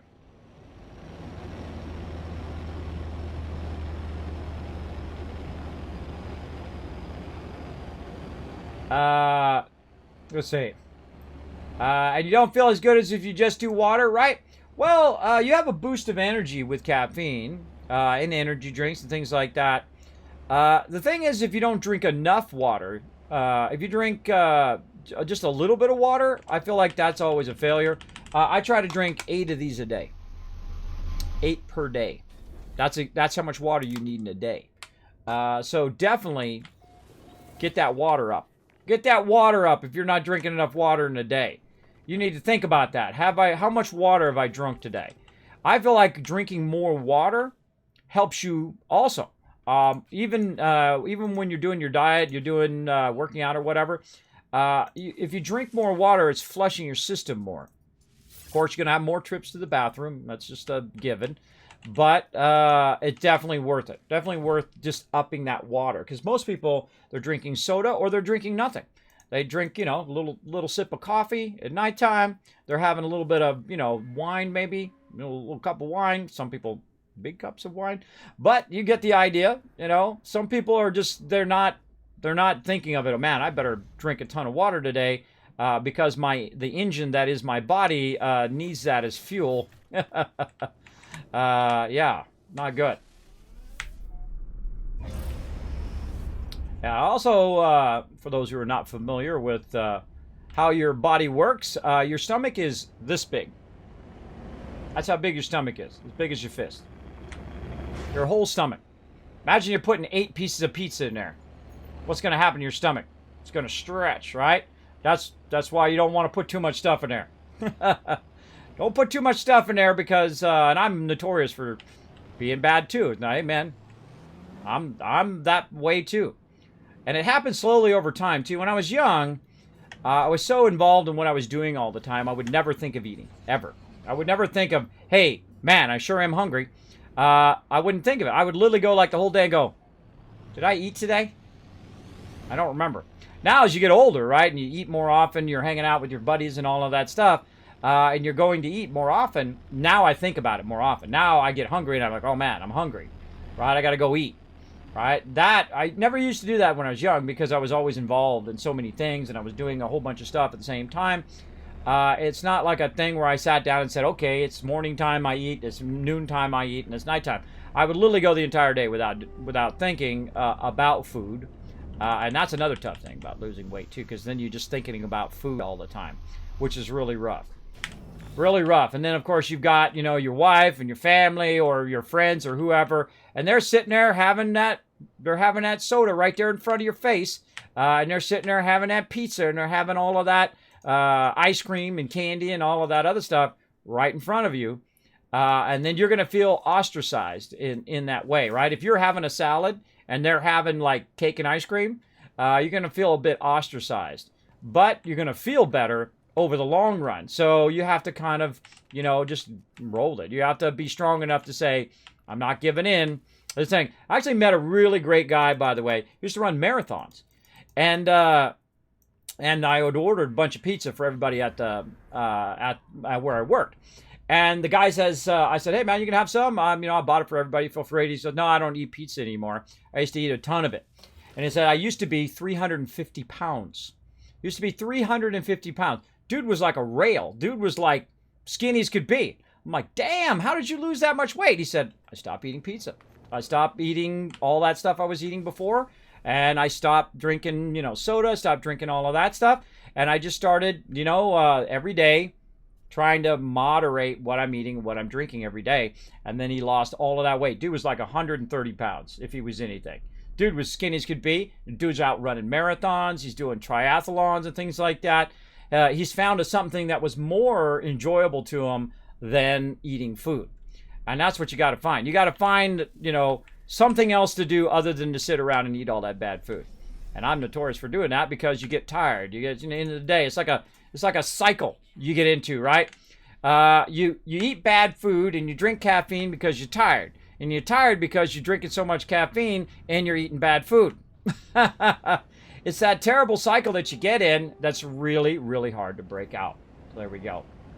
Soda is the biggest weight gainer. It is. I know I'll gain 5 pounds just from the soda that I've drunk, and then I got to ease up on it, and then without drinking it, I'll watch. You watch. See this part right here? This part's going to go away in the next couple months, just from me not drinking soda. I'll eat the same, eat the same food I've always been eating and whatnot. Probably work out a little bit more though too, because you got to get it. Kind of have to get ahead of that metabolism as well. Trying to work toward getting. I actually have a runner. I actually have a NordicTrack runner. I bought it a long time ago. But I started going to the gym, so I put it in the garage.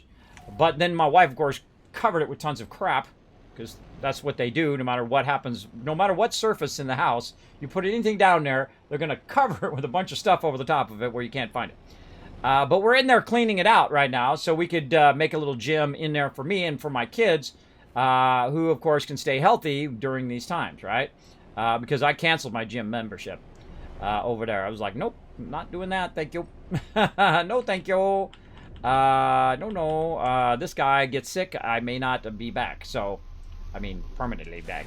So, I am trying to remain non-sick. But I get sick every year, usually. And so I have to be really, really careful. I get sick just normally because my kids get sick from school. They bring it home. And then my wife has it for like 3 days and she's good. And my kids have it for like, a couple days or a week. And then I have it for months on a time, right? So I have a cough and whatnot for months at a time because that's just how my metabolism is now at my age. So I have to be careful. Very, very careful. Very, very careful. There you go. Or you can cook personally if you're good at it. It won't take long. It's a lot healthier since you have to actually think on what you're making. Yeah, true. I have actually tried to cook. I am a terrible cook. I'm a terrible microwaver. My wife can microwave the same stuff that I microwave, and it tastes better when she does it than when I do it. That's when you know you're really not good at that. But I have tried it before, and I started doing what's known as juicing. So you go and I dropped soda, started working out more, lost 10 pounds. Right? Well, I dropped soda, I lost 10 pounds. Then I said, okay, I'm starting to feel better, lost that 10 pounds. I'm going to go ahead and start getting back to the gym, start working out. And so I started doing that, started feeling better, lost another 10 pounds. Then I went and said, you know what, I'm going to try juicing. I'm going to try to do that, do a little reboot. If you guys know that guy, the Joe the Juicer guy. Really the whole thing, his whole shtick wasn't that big a deal. But one of the things that really changed my mind on trying that was that he said that, food is just fuel, right? That's all it is. And fat is just, it's like batteries, right? Your body's supposed to retain that. It's like feast or famine, right?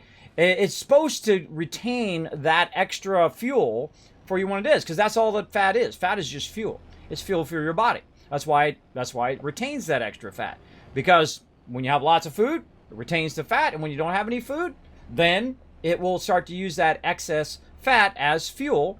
Also, it also uses it for your muscles and all of that, which is great, except for you got to carry all that extra fuel around on your body, which makes it much harder, right? Because you're literally carrying like a 10-pound, 50-pound, 100-pound backpack around with you everywhere you go. So you have this extra fuel in case you don't have any food. Now, of course, the problem with today's society, at least in some areas, is that we have a good amount of food. Right? We're not hurting for food. I mean, there's some places in the world that are hurting for food, for sure.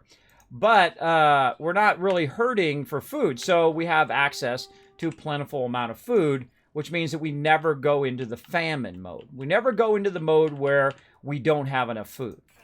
And that's basically a calorie deficiency, right? So we never have a calorie deficiency, and we always have a calorie surplus. So what happens is adding extra fuel and extra fat to your body, and extra fat, because you can just continuously have that surplus all the time. And the more you drink of this, the more surplus you're going to have every single day.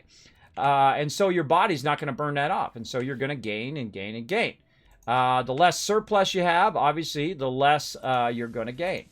I mean, that's just, I mean, everybody should know that by now, but if you don't, now you know, right? You gotta, that's basically, it's like if you have a pitcher of water, right? And you keep pouring water in there and it has a surplus, right? Like say it evaporates at a certain rate, right? Say it's evaporating at a certain rate and you're pouring more water in there.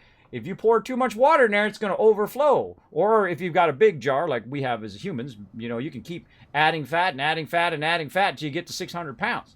I've known people who are 600 pounds. I've known quite a few people like that. Some people have medical conditions that cause that to happen, right? I see people treat people who are overweight horribly. And that also causes them to be overweight because people are treating them horribly, right? They get into that mode where they feel like they're lost, they're desperate, they feel like food is their only go-to because everybody's treating them so poorly. I don't care what you look like. I don't care if you're overweight, skinny. I don't care who you are, where you come from. That doesn't mean anything. I only care about how you treat people. If you treat people poorly, boom, you're gone. Not only you're gone out of the stream, you're out of my life, just like that. I got no time for that anymore. I don't deal with people like that anymore. I feel like everybody should just do that, and then those people would be on notice. And just say, you know what? You treat people horribly. I don't want anything to do with you. Don't do that. Don't treat people poorly, right? It doesn't matter what they look like or where they come from. Not everybody's perfect, and if they were, life would be a boring thing. Life would be a boring thing if everybody was the same. But hey, I just talk about what I'm all about. What I'm all about. There we go. Keith Mouse wants a Norbert dance. All right, let's do it, little Norbert. Let's see if you got the skills today. Dance it, bro.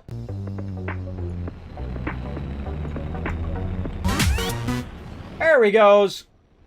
Yeah, see, I don't judge people like that. I feel like that's the thing that can cause it to get even worse, right? Because you already feel bad. You're overweight. I mean, I felt bad when I was overweight. I'm still overweight. Not that I've lost it all.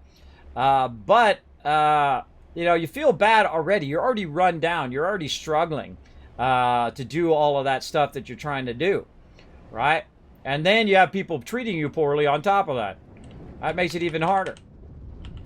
That makes it even harder. You only need one or few people just to say, I believe in you, make it happen. I'm telling you right now, I believe in you. You can make it happen. I can make it happen. I'm 50 years old. Almost. If I could do it at 50, there ain't no excuses. There ain't no excuses at that point. I'm also disabled with sleep apnea and vertigo. Have you ever tried to run on a runner when the whole room is spinning? I'm sure some of you have, but not all of you. I'm sure some of you never even knew what that was like. That's incredibly difficult to do and not fall and hurt yourself.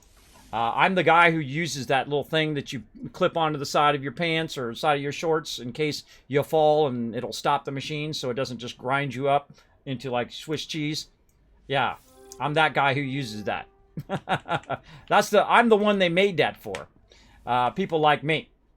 So going to the gym early on there was really, really tough. Still is tough.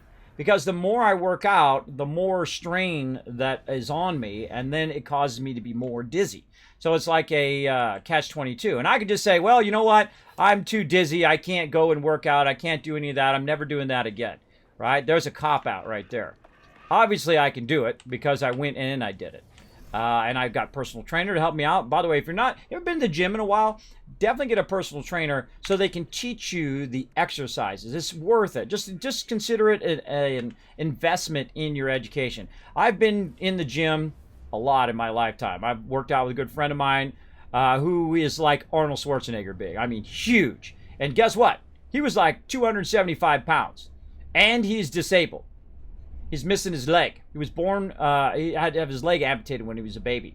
So, disabled. He has a prosthetic leg. And he went from 275 pounds to looking like Arnold Schwarzenegger. I can tell you. I used to work out with him in the gym all the time. Dude would be lifting the entire rack down. The whole thing. The whole thing down. Me, I'd be doing, 60, 50, whatever. He's living proof that it can be done. And you got no excuse other than your force of will. It's all about you.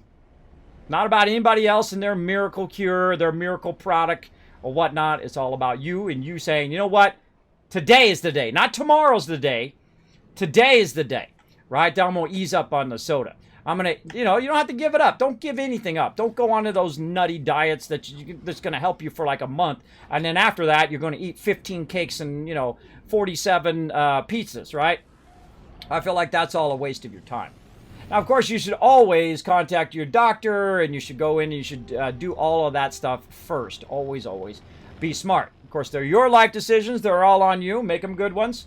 As you can see, I have been making some good choices and some little bit of bad choices, right? Like Guardians of the Galaxy. What do we want to do today? A little bit of good, a little bit of bad, and a little bit of both. So that's what we're doing. We're doing a little bit of good, a little bit of bad today. But see, I also hate to waste it too. I don't want to just take it and throw it in the trash, which is a tough thing to do. I don't like wasting money, in game or in real life. So yeah. Oh, we're out of sodium nitrate. Man, we got really far there without even. I thought I was going to run out of stuff earlier on there, but nope. We good. Put all that back away. How much sodium we got? You know what? I say convert it all. Go for it. All right, let's go run for a while. Guess we can get into some trouble while we're waiting. More sodium out here. Bam, let's scan for some sodium. Right up there. All right, let's go manually collect some stuff while we're just waiting. I mean, you want to give yourself something to do while you're converting. Why did it hit me way over here? Something else that hit me? Nope.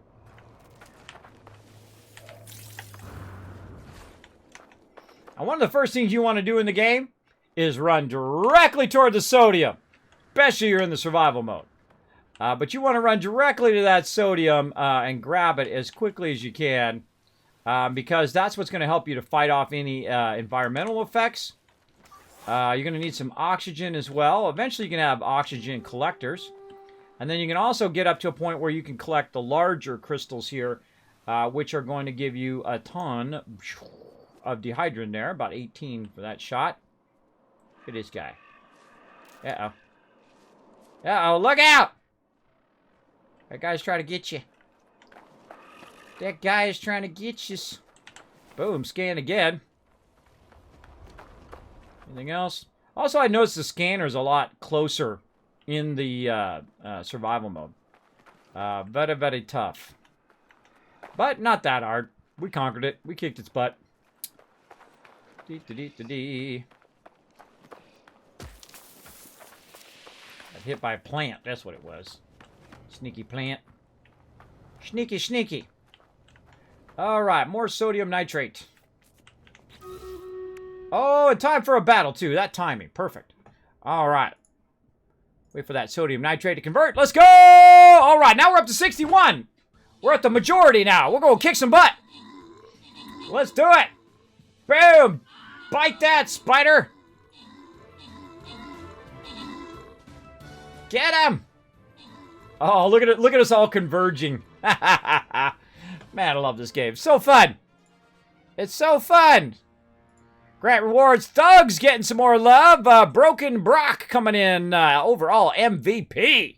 Also with the most assists. And Turkey Smashy coming in with the most kills. Nice. All right, to the gold, everybody. Let's get the gold. Get it, get it, get it, get it. Now, I'm going to just put my healer down to give you a little bit of a backup. I don't need the gold. I can't get the gold. It's all for you. Go get it. Hey, Zacharith, what's up, man? Such a nice evening to be alive. It is. It is. Any evening is good to be alive in my case. Yes, you can literally waste amounts and exercise. I've seen people do exercises wrong for 30 years, 40 years. I've been in the gym for easily 40 years, since I think it was about 10 or 11 is when I started going to the gym. And I used to be ripped. Oh, there went my keys. I used to be ripped back in the day. My wife found a shot of me, by the way, way back when I was about 1,000 years younger. Stupid camera. I hate this camera. Hold on. Hold on. It always resets that. I turn that off, it turns it right back on again every time I launch it. Here's one of the things. If you're a streamer, turn your autofocus off. Focus it on you and turn the autofocus off so it stops going in and out of focus like that. It drives me crazy. I watch people's streams and their things going in and out of focus. I turn mine off, and sometimes I forget to turn it back off again because I quit OBS and I launch OBS, turns it right back on. Turn it off, quit, turns it right back on. Every day, got to turn it off. It's annoying. Very, very annoying. So a little tip, turn that autofocus off on your cameras, people. Even if you're going out and making videos and whatever, turn that autofocus off. You know who does that? Big streamer or a big person on YouTube. Casey Neistat does that. I mean, amazing artist, fantastic at what he does, but that autofocus problem drives me insane. He'll come running up and I'll be out of focus, and the focus of it, you know, it drives me crazy. That's all I'm saying. That's the only thing I don't like is when the focus gets all weird like that. It happens quite often, but I think he does it for effect because he's like an artist. That's what he does. But it still bugs me. It still bugs me no matter what. Even if it's an artist thing. All right, another cargo slot. Let's go. Man, we're going to get all these cargo slots done today, I think. Yeah, we got plenty of time. We're kicking butt. Kicking butt. Yeah, if you're at the gym and you don't know what you're doing, and I feel like the hardest thing in life is to admit that you don't know. That you don't know what you're doing. You're like, no, I'm a pro in the gym. Because, man, I'm the best, man. I've been in the gym before. I know everything I'm doing. I've been in the gym for 40 years. And I still got a personal trainer to say, okay, look, I'm getting back into it. Tell me what I need to do. What are the correct ways of doing this exercises and whatnot. And that's what I do. And I usually do it every time I get back into it, too. Because usually during the wintertime, I'm like, nah, I'm good. I'm good. And that's really the cycle that I get in. See, I gain that weight back, and you lose it, and you gain a little bit back. Now, I'm not gaining 50 back, but, you know, I gain about 5 or 10 back, and then, you know, I go, okay, go easy, and then it goes back down again. And you gotta, that's the toughest next stage. After you lose the weight, is keeping it up, right? And you don't gain 100, you lose 50 pounds, and you gain 100 back. That's a failure no matter what. Even if you lost the weight, it's still a failure when you gain it back. And that's the problem with all those diets and all those magic machines and all the magic, you know, hey, you're suddenly going to lose 100 pounds or all that stuff, is that you will gain it back. And they know it. They know it. They know that 90% of those people are going to gain that back, and then they're just going to get it again and then lose the weight and then gain it back and lose it and gain it back. And they're just going to keep buying them systems over and over again, or they're not going to lose the weight at all. And they just get their money anyway. And I feel like that's a little bit despicable myself to claim that kind of stuff. Because people don't want the real answer. I'm going to tell it to you straight. People don't want the real answer. They don't want to know the fact that it's all up to them. They want to have some magic pill that's going to solve their problem, and instantly they lost tons of weight, right? Some people just don't have the willpower for it. They don't have the willpower for that. And sometimes, you know, people like me still drinking soda, right? Still drinking it. Still having a little bit of it. But in a greatly reduced manner, right? Nothing wrong with it inherently by itself, but it's too much of it is what's wrong. Too much overall loots. Right there.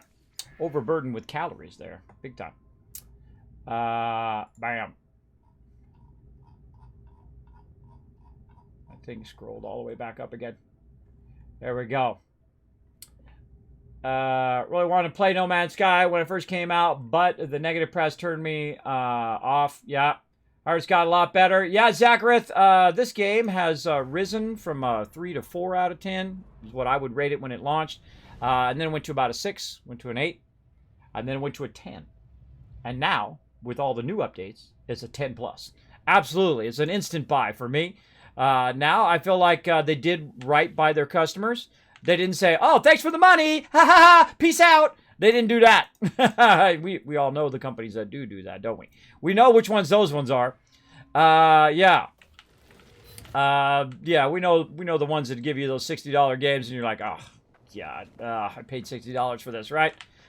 They said, you know what? We're going to make it better. And then they did. They didn't just keep, shining people on, they went and made the game better. It's way better. If you see me playing it, it must have got better because I wouldn't be playing it. And I'm playing a full playthrough. This is my third full playthrough now.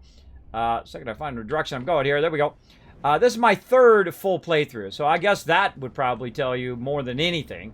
One, that I'm playing it on stream because I never play any games that I don't like playing. I'm not sponsored by Hello Games. I'm not going to get anything if you go and buy the game. I guess if you buy it right below the stream, but you know what? Go get it on sale somewhere, like Steam or wherever. And there you go. You get a great game. That's why I just tell it to people straight, right? I don't BS people. I don't do stuff for money. I don't have to. I've earned the right to not have to do any of that because I've already been there, done that. Already been there, done that. Already have the real life achievements unlocked. Made tons of money. Did all of that stuff. Was the top of my field as a graphic designer, and so on and so forth. Hopefully that inspires you to go do what you love to do. Go do what you love to do. You answer to no one. You can do whatever you want. You can like certain type of music and whatnot. Of course, follow the rules and, well, follow most of the rules. And of course, follow the law, of course. Don't be a terrible person. But there you go. That's how I am. I tell it like it's straight.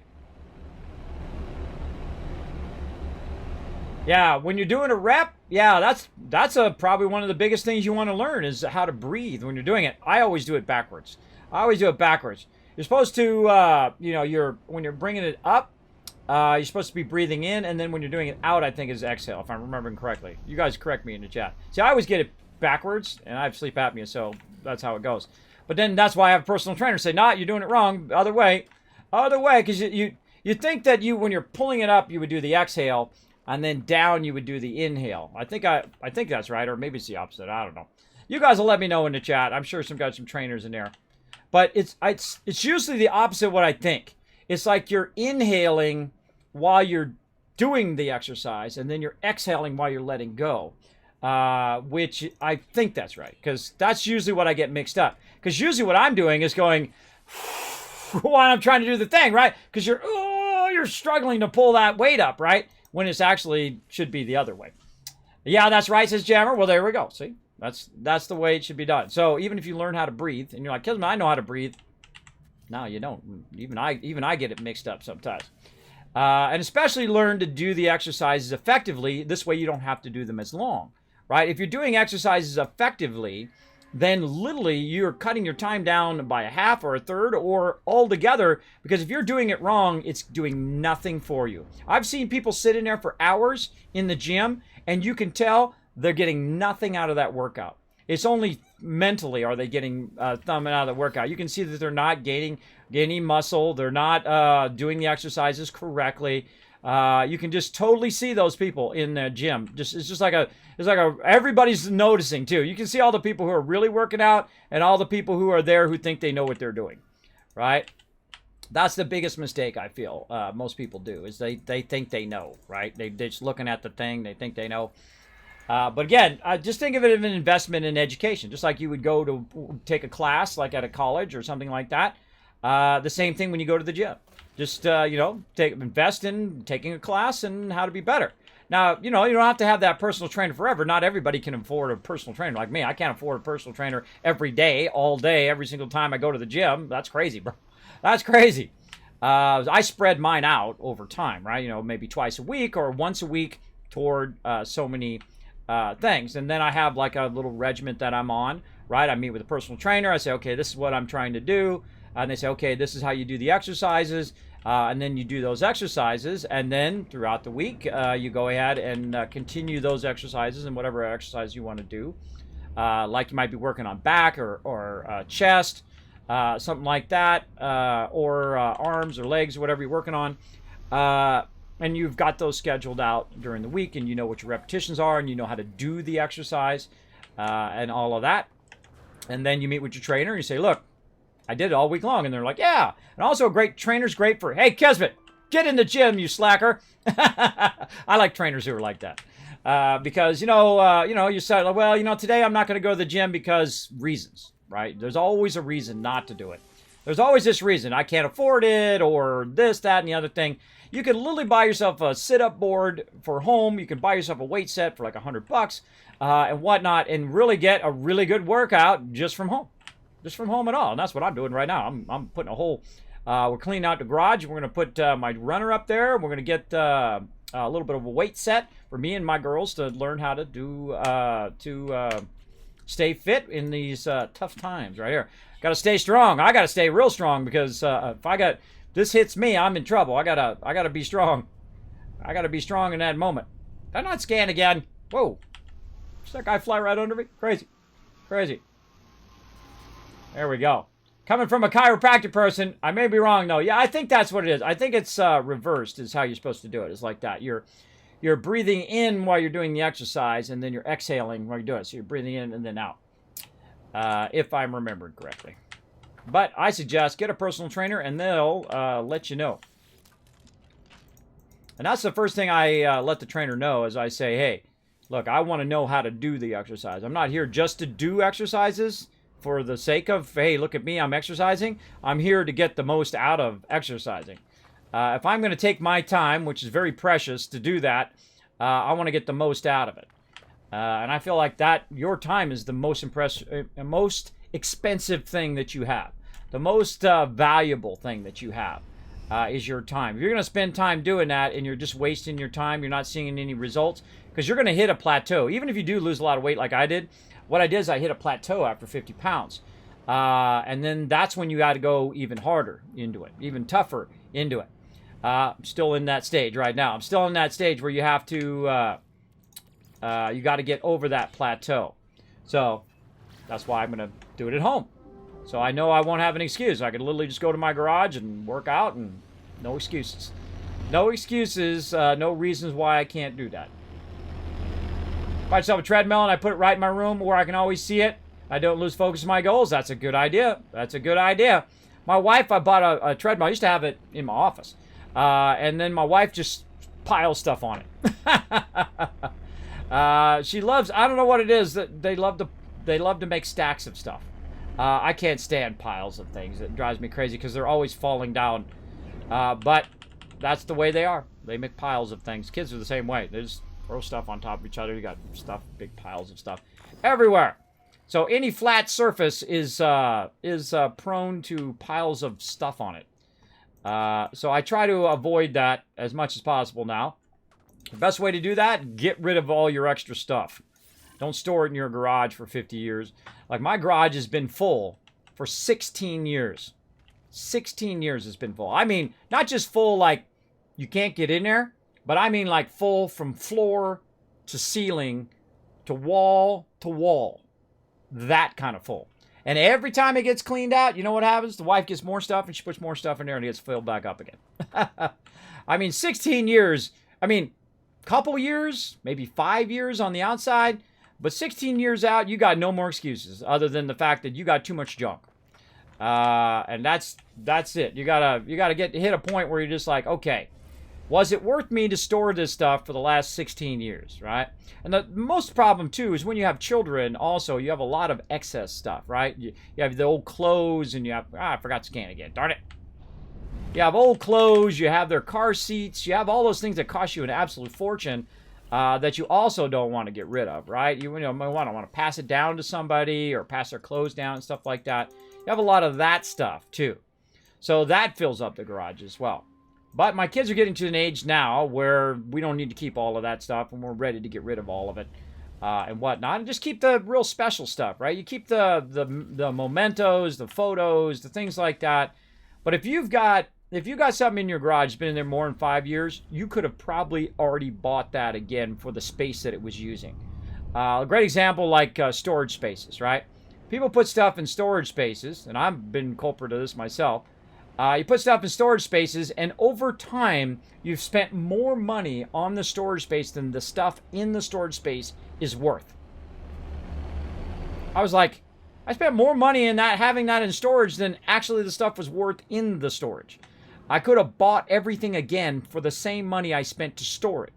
So keep that in mind. Because everybody stores their stuff thinking they're going to take it out and go through it. And then a year goes by, and 2 years, and 10 years go by. and you haven't done anything with it. You haven't done anything with it. You got 12 toasters in there that were from 10 years ago. That's how storage goes. Get rid of that stuff. Get rid of it. It's just like a weight along. It's a weighing you down. That's the problem with stuff. Too much of stuff that you just have to have stuff weighs you down. I got rid of bulk of my stuff when I moved. I don't have a ton of stuff anymore. I don't have any expensive suits anymore. I don't have expensive stuff. I got rid of all of that. Got rid of all of that stuff. I have just basics, just the basics that you need to get by in life. And of course, a lot of really nice computers and whatnot. That's where I invested my dollar bills here into doing something I like to do. Oh, there we go. Man, we are crushing this. Man, I've never seen it do this many in a row. We're on a roll, man. When you get on a roll, you need to stay on that roll. I've never seen this many in a row. Normally it's done like 3 of them in a row. They finally fixed this. That's awesome. I just keep doing these all day, every day, apparently. We'll see how it goes.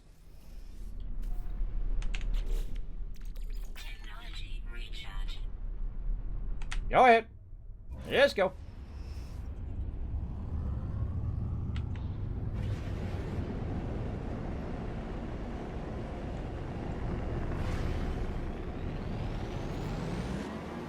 This is very repetitive, obviously. Very repetitive, but worth your time in the long run.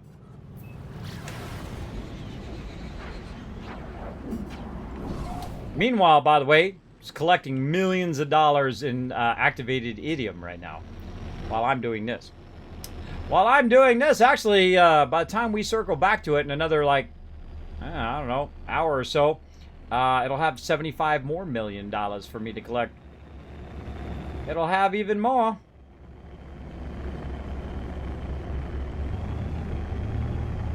We made an investment of cash, and now we're going to make an investment, time, into collecting all of this. There we go.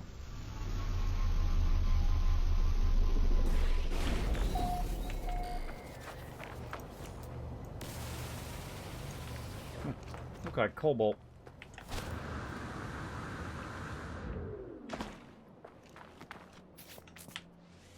This is jamming, bro.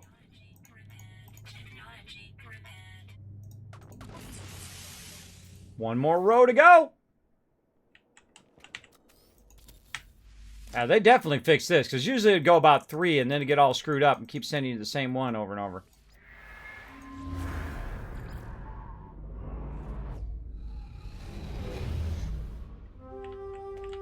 We on a roll.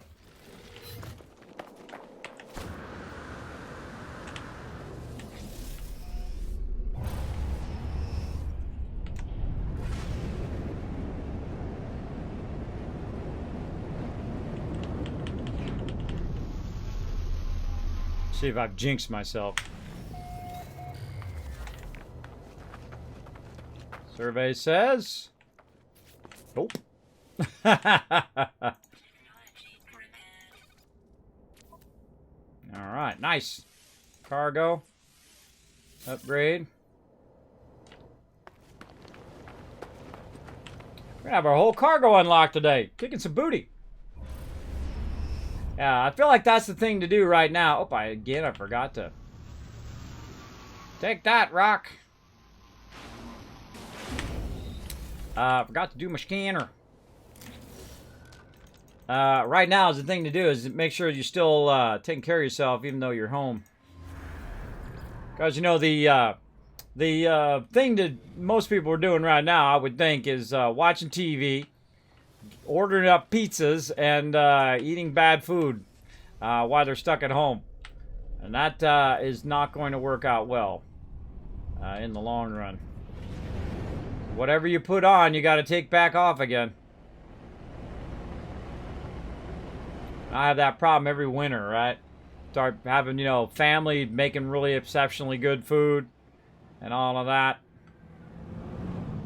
You don't want to feel like the odd person out. Everybody else eating and you're not. But I've done it before. Sometimes you just gotta say sorry. You know, if people care about you, then they'll be like, okay, no problem.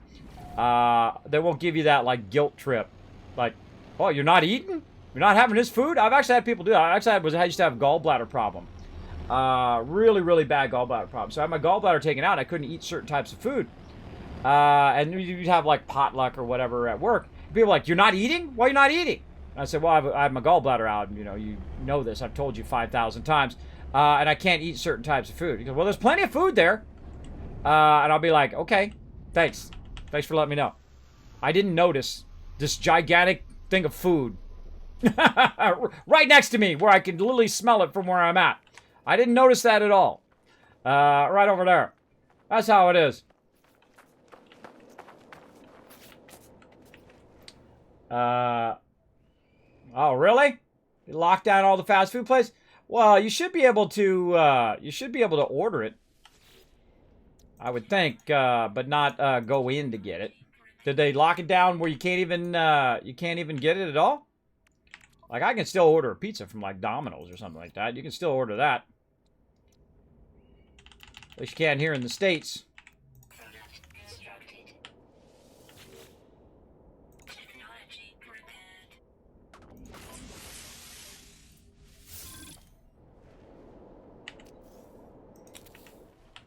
I went in and I thought, well, you know what? I'm going to order some stuff for my kids, right?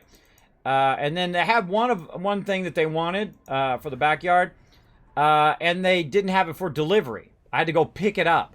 I'm like, no, I don't want to pick it up. They're like, oh, well, it's easy. You just go and you go to the drop thing and you go pick it up at Walmart and be fine. So I go in there to pick it up. Nobody in there at first. And all of a sudden, people coming by me. And I'm like, don't get by me, people. Get away from me. I didn't want to go in there at all, but I was kind of forced to go in there because I had no other choice. And if I didn't want my kids to, cry, I go in there and grab it because I'd already purchased it. And I was like, oh, wait, I got to go in and get it. So I go in and get it, and I literally am standing there in the store for like 45 minutes. Because I'm pressing the button, and I don't know what I'm doing because I've never used it before. Well, I'm not pressing the button. There's like a little thing where you go by there, the guy pressed the button. And then I put my little number in there, and it said, oh, someone's coming to help you. And I'm like, okay, great. So I'm standing there, no one ever comes to help me. And then I'm like, okay. And then I'm like watching, there's like a little screen up there that you watch for your thing. And then it says, okay, assistant's coming. Never show up. So this other lady comes in, and she's standing there waiting, and she's standing away from me nicely. And I'm standing away from her, and I'm trying to dodge all the people walking in and out of Walmart as well. And then I'm like, hey, dude, no one's coming. My thing went off of the thing again. I already put it up there twice, right? Because it went off, and I thought, well, I'll do it again. Maybe somebody come and get it. And I'm like, well, I need somebody to come and help me. He's like, well, press the button. I said, I'm not pressing any buttons. I'm not touching anything. I just want someone to come and bring this game out here so I can bring it and give it to my kids. And then I'm going to open the box and get rid of the box just in case, somebody touches the box, that kind of thing, right? And so finally, some dude out of nowhere, after 45 minutes of standing in there for literally something I could have just walked down the aisle, grabbed off the aisle, and walked out of there within like 5 minutes. I waited 45 minutes instead. I could have walked down there, just dodged everybody, grabbed the thing, walked out of there. Way, way faster. So watch out for that delivery stuff, peeps. Watch out for that stuff. And that was after waiting a half a day for them to say it was ready, too. So be careful when you go in there. But they do have it where it has, everybody 6 feet apart and all that kind of stuff. But some people just don't care. Some people don't care about other people. So they're literally just getting right up on you. And then I'm backing away from them. I'm like, hey, don't get up on me, bro. If I get sick, I'm most likely not going to make it. So, yeah, no thank you. No thank you. Sup, bro? Thanks for the support, latest stream. If it was you, I appreciate the new people, and thanks for the raid again. Awesome. I don't know if I raided you or not. I have terrible memory. Let me go look.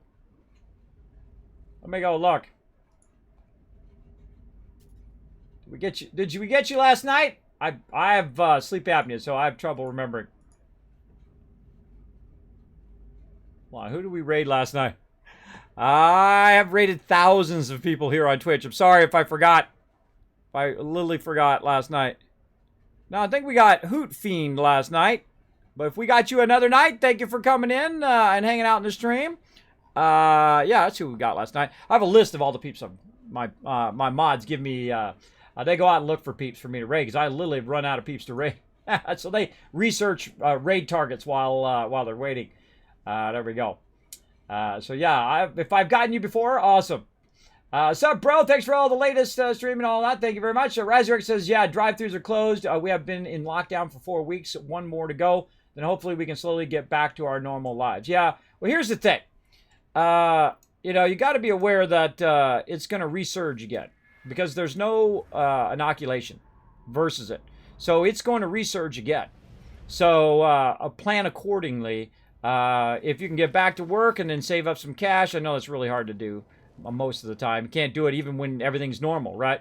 But I would definitely be aware that it will probably happen again within the next year or so. Because as people get back out again, of course, then it's going to continue the spread of it again. The whole point of everybody staying at home is so that we don't overwhelm, which we did anyway, overwhelm the medical workers and all the people at the hospital. See, a great example, toilet paper. And you're like, Kismet, what do you mean? You have everybody want one thing, and everybody needs one thing, like medical care. You know what's going to happen? We don't have enough of that for everybody. We don't. Like we don't, all of a sudden, pow, everybody goes for the toilet paper gone. Now they don't got enough, and they're thinking, what the heck? Why is people getting 6 months of toilet paper? I mean, toilet paper is not a rare thing. It's not like gold or platinum or something like that. It's not a rare thing. It's only rare if people go and buy it all. That's what makes something rare. And that's what people do all the time, right? People go and they'll buy out all the action figures of something. Or they'll buy out all the tickets, right? Like the ticket scalpers and all of them. They'll go and they'll buy all the stuff out, and that's when it's rare. They make it artificially rare. When toilet paper is not a rare thing. I know. I've been to the people who make toilet paper. I've been to the people who make regular paper. I know. I'm a graphic designer. I've been there. It's not rare. They got tons of it. They got plenty of toilet paper to go around. But if everybody buys it at the same time, the strain on that particular thing is too great because there is no system in the world that can instantly send toilet paper to everybody in the world, right? That is just too much of a strain on their business. And the same thing with medical care. If you think, oh well, it's all about me and I want to go and I should go and do the whole thing, it's not about you. This is not about you. This is the thing about people. They only care about themselves when they're young, and then some people never grow out of that stage where they only care about themselves. They never get to the adult stage. They never level up to an adult. They just act like they're adult because they're older, but they never think of anybody else except for themselves. And I was that way when I was young. That's the way I was. I didn't care about anybody. You know, if this happened when I was 20 years old, I'd be like, well, sucks to be those people, right? That's the way I would be. But after you go through life and you meet people, and you meet people from all over the different world, you start taking on a different perspective of people that we're only 2% different in the entire world. There's only 2% difference in humans at maximum. And so a lot of people are pretty much the same. They have the same goals. They want to live. They want to eat. They want to, raise their families. They want to do those things, right? Those are a lot of the same goals you share with everybody in the world, right? Everybody in the world shares those same simple, they just want to live. those basic survival skills. So you stop thinking about yourself as much. And then, of course, when you meet that special someone maybe, and you start having children, and you start having friends and family, and those things, you start to shift from, hey, screw everybody, it's all about me, to, hey, well, you know what? I might want to think about somebody else other than myself. Because those people are choosing for everybody else. They're choosing for everybody else whether they live or die. And this is not, I'm not joking around. This is what they're doing. They're making a conscious choice to kill other people. That's what they're making. When they think it's all about them and their needs and whatnot. I mean, it sucks. It sucks not to have to be able to go to work and to survive and have money and all that thing. But make sure that you know that that choice comes with a penalty. It comes with a penalty of other people dying. And that sucks.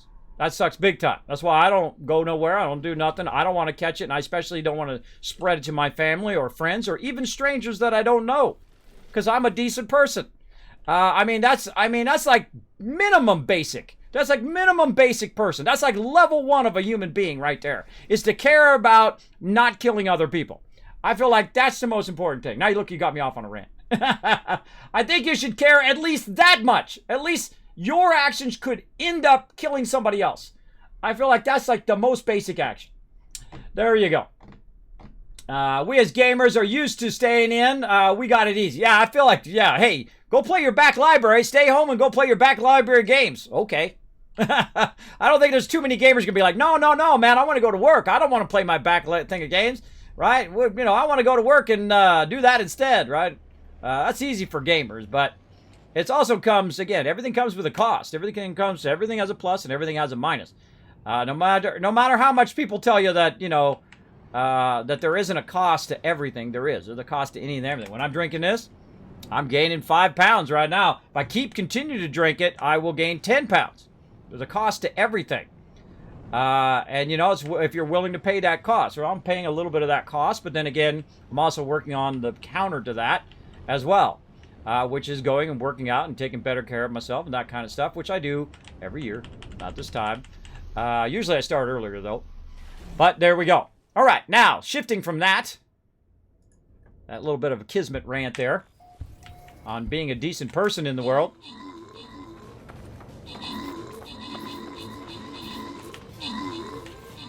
But that's just my thoughts. That's just the way I am. Now, of course, it's your life. They're your life choices. They're all on you.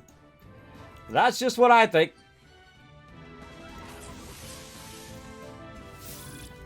Almost done.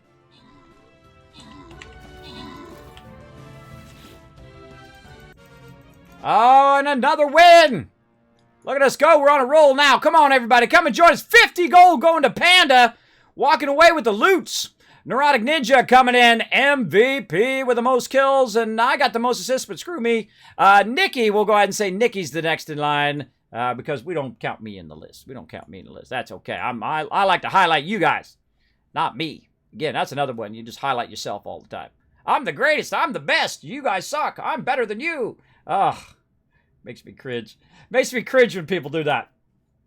That's another problem of youth right there. You never grow out of that stage where it's all about, you know, how awesome I am and how much everybody else sucks.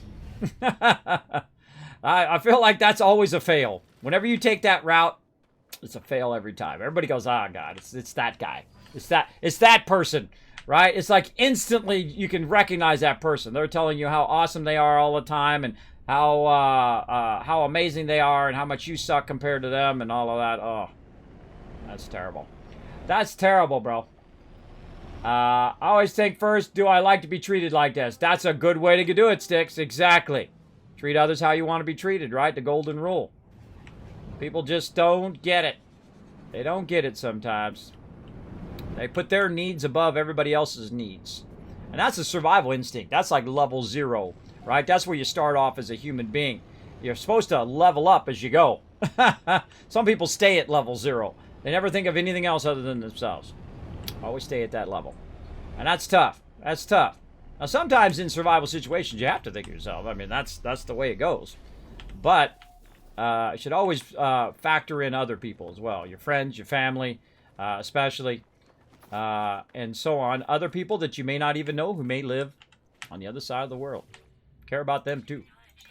Care about them, too, and what your actions may cause against them. So, especially during right now, right? Right now, leaps from one person to the next person to the next person. You may not even know you have it. You leap it right to the next person. And that person, right now they say that you can infect 15 people. One person can infect 15 people who can infect 15 more and 15 more and 15 more and so on and so forth. Just like in a video game. You guys ever seen that World of Warcraft pandemic they had? Put a one in the chat if you saw that. Where people were purposely spreading that plague that they had in the game. You guys remember that? We have like the real life version of that right now. Yeah, remember that? Yeah, I remember that. Yeah, they went and were actually spreading it in the game. And then it spread to one person, the next person, the next person. There were people purposely spreading it too. Now, I don't know what kind of lower life form you've become to purposely spread things that kill people. But you are like -1 level. You're below a basic human being at that point. when you feel like that is something that you want to spend your time on. That's not good, bro. That's not good. I used Kazik bomb in the mailbox to Sword Swim. Yep. Everyone died in Orgrimmar. Yeah. It was like a foreshadowing of today, right? Foreshadowing of today. A little pandemic. They had that thing going in Star Wars: The Old Republic too. They had the same kind of thing, where they would start something and then it would catch the next person, and the next person. You'd just be standing around, and people would start catching it. I forget what the name of that one was. That was like an event. Yeah, Star Wars: The Old Republic, same thing. That was a while ago, too. That was like, I don't know how many years ago that was. 5, 6, 10 years? I don't know. All the years run together nowadays. All the years, they run together.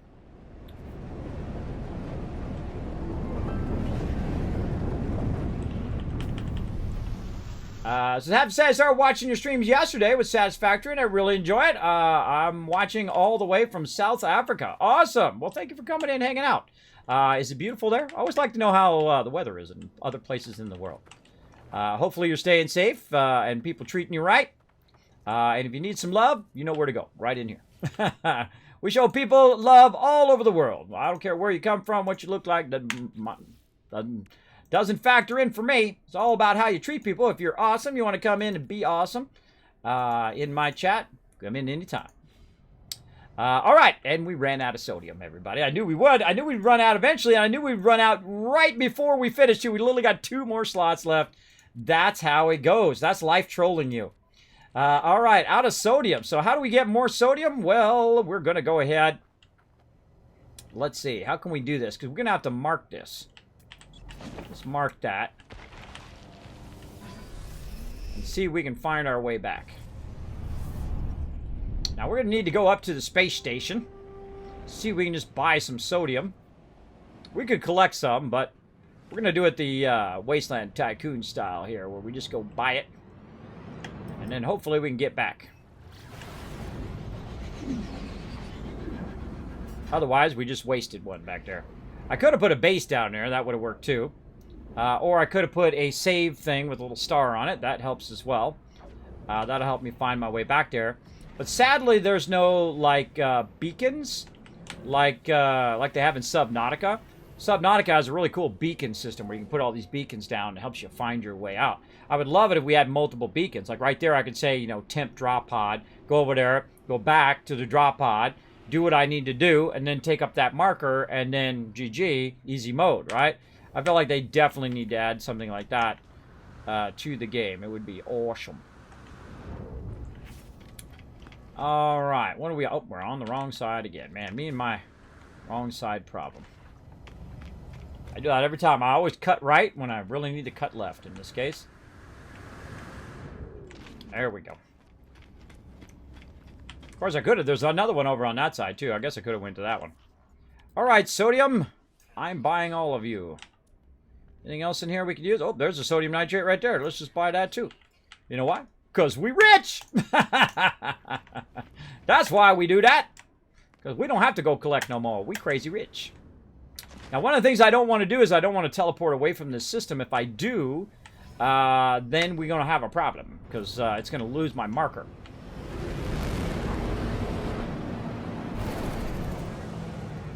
Let's see if my marker is still there. Yes, it is. All right, awesome. I feel like if you leave, sometimes you lose your custom marker. And the way I did that marker, by the way, is I held down F and I hit E. Can you do that with a comm beacon? Kind of, sort of. You can do it with anything. You basically just hold down F like you're scanning, you hit E, and you drop the marker down so you can find it. But you can also use the other type of beacons. You can use save points and so on. But I feel like there's another thing they need to do is they also need to fix your base name. When you're rolling over the base, it says your base. And if you have like 3 of those, it says your base, and your base. So you know which one your base is. You're like, my base what? Which base is my base? Which base is my main base? Right? Which base is which base? I feel like that's a bit of a problem. Yay, all right. There we go. That's called, we just bought it because we already been We already been in the collecting it ourselves stage. All right. And if you notice, I'm going all in cargo right now. By the way, that's 900,000. That would have cost me. It just cost me 100,000 instead. I like saving money, even though I'm making millions and eventually billions in this game. I like saving money, big time. All right, one more to go on our cargo slots, and I feel like we'll just burn the rest of these because we're going to get to a point where we're going to have some of these left, and we don't really. Oh, my ship is always hiding. There it is. It's always hiding. I feel like we're going to get to a point where we're done here, and one more of these. And then we can just burn all the rest of them. Otherwise, they'll be useless because once our cargo slots are full, or all of our slots are full, then we no longer need the drop pod. Well, that's going to take 5 hours. I don't think we want to do that real time. Let's just go up here into space. Do a little warp action. A little warp action. Nope, this one. Like it prioritizes some of them, you know what I mean? Like it prioritizes that one versus this one. It's prioritizes the space station due to that. Did you start over? Yes, this is my third start over. I do start over quite often, but I didn't start over again. This is still my third start over, if you know what I mean. I'm not going to start over again. We did normal mode, then we did the storyline, we did all of that, we finished all of that, we crushed it as we always do. And then we played survival mode. We went through and we crushed that. And then now what we want to do is play the normal mode because we want to play multiplayer at the end. And most people are going to be in normal mode in the multiplayer. So we're going to get all the way through again here in the normal mode. And then we're going to do some multiplayer at the end. At the end of all of this. But first we're going to unlock all of our stuff and make tons of cash and all that fun stuff that we do along the way. That's what we up to, and right now we're just upgrading our final module. All right, cargo unlocked. Bam! Now here's the cool thing about that. Now we just literally take everything we got and just throw it in the cargo like that, or we can just go like this. Hit X.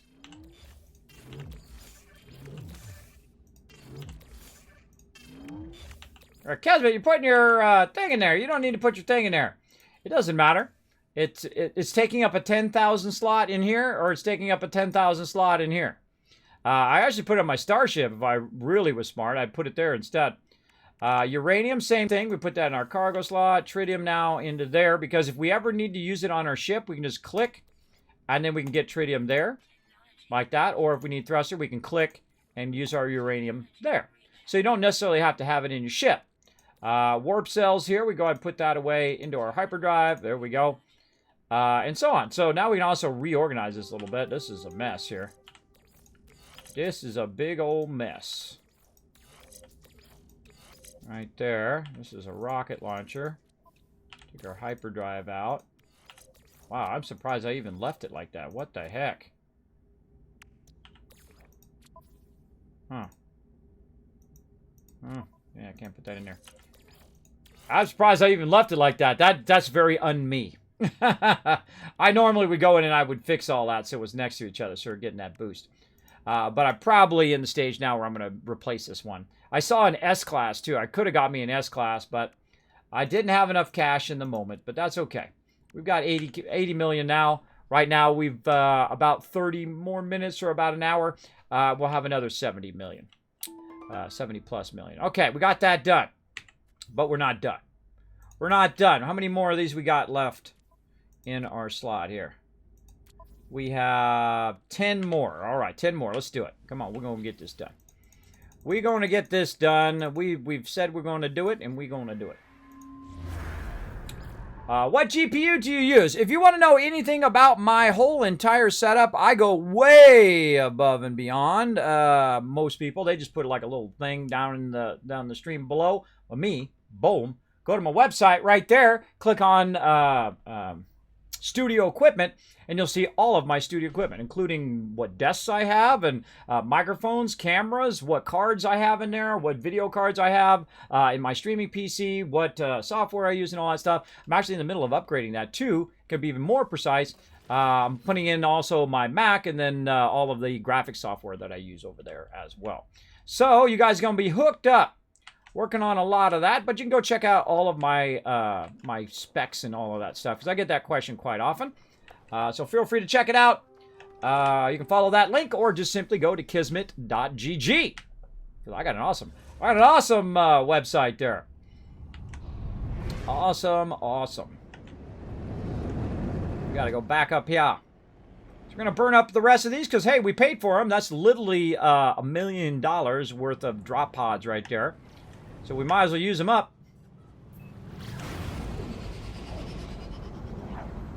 And then the rest of them we'll just do as we go through new systems and we go into space stations and whatnot. We'll just spend some cash on them there. If we even have enough to do that. I don't know how many, 10 more? How many do I have in my exosuit? 1, 2, 3, 4, 5, 6, 7, 8, 9, 10. Which would leave me 6 more.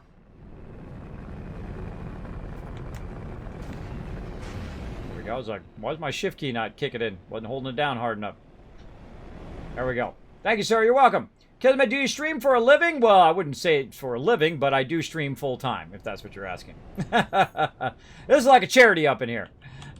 This is what I do. I take all that sweet love that you guys give me here on the stream, and I put it right back to you guys in the form of giveaways, in the form of taking my mods to TwitchCon, whatnot, which I'm still trying to pay off right over there. And whatnot, and so on. So, yes, this is what I do. And you're like, well, Kismet, how do you survive if this is what you're doing? You're not getting paid for it. My wife works now. For 10 years, my wife took care of my kids, which I greatly appreciate.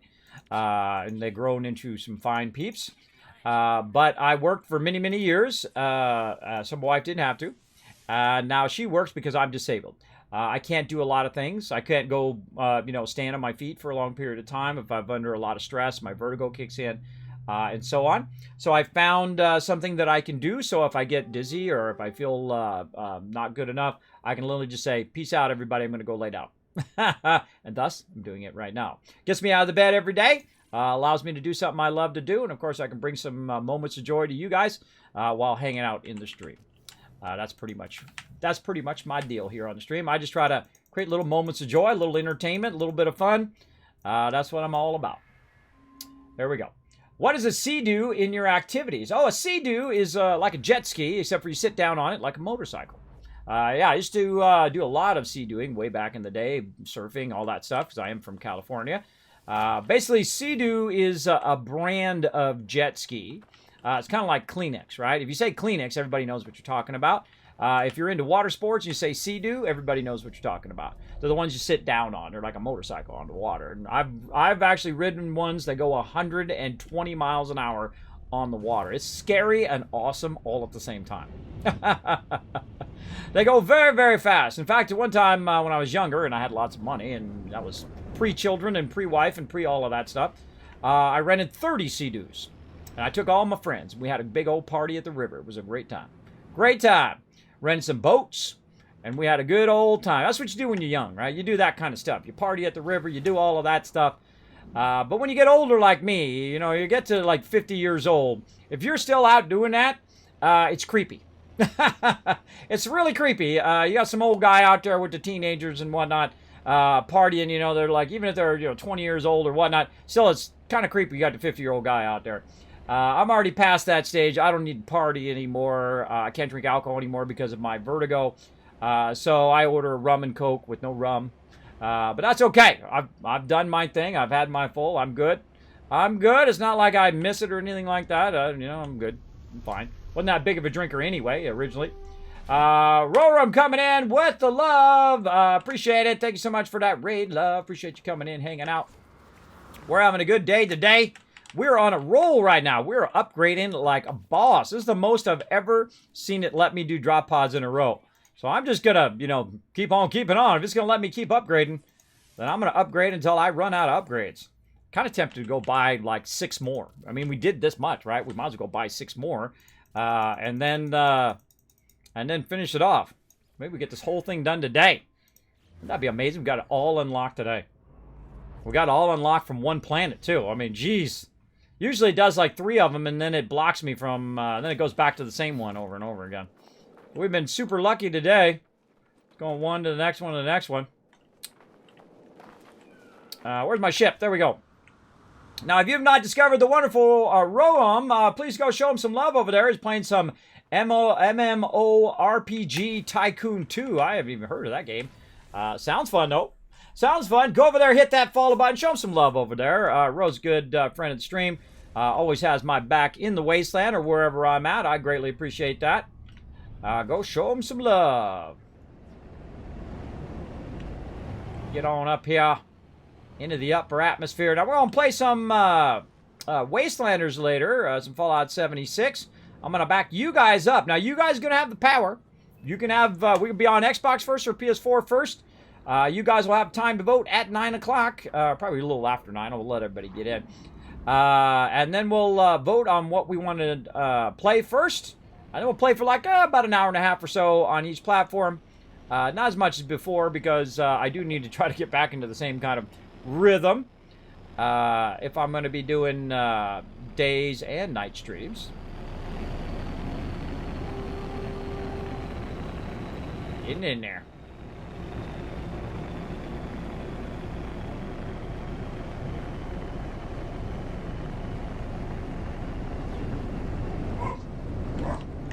Spark a dog.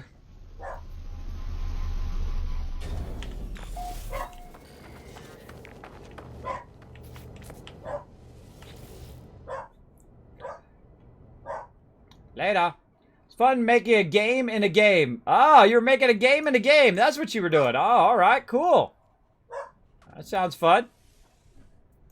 Sounds fun. Bam. Right there. And boom. So yeah, this is what I do. This is what I do, but I also work on other stuff in the background too. Work with sponsors and things like that to give you guys epic stuff. I got some cool stuff coming down the line, so make sure to be posting and retweeting and doing all of that stuff to earn yourself some Kiz Caps, because I'll be giving away some more loots here on the stream. I literally gave away $10,000 worth of stuff last year, thanks to all my supporters and all of my sponsors down below. We gave away thousands of Kismet candy bars and free desserts at TwitchCon, and a whole bunch of I'll call this Kiz Caps and other fun loot drops as well. To literally thousands of people. So thousands of moments of joy we created last year. Hoping to bring as much joy as I can this year as well. We're going to get into it every day, all day. That's how we do. I'm always working on it. If you don't see me here on stream, that means I'm working behind the scenes. That's usually what I'm doing. Right now, I'm working on several pretty big projects that take a long time. Everything always takes a while. Still working on that Kismet loot drop video. I've gone and made it a lot of work. But that's okay. That's okay. It'll take time, but eventually it'll drop.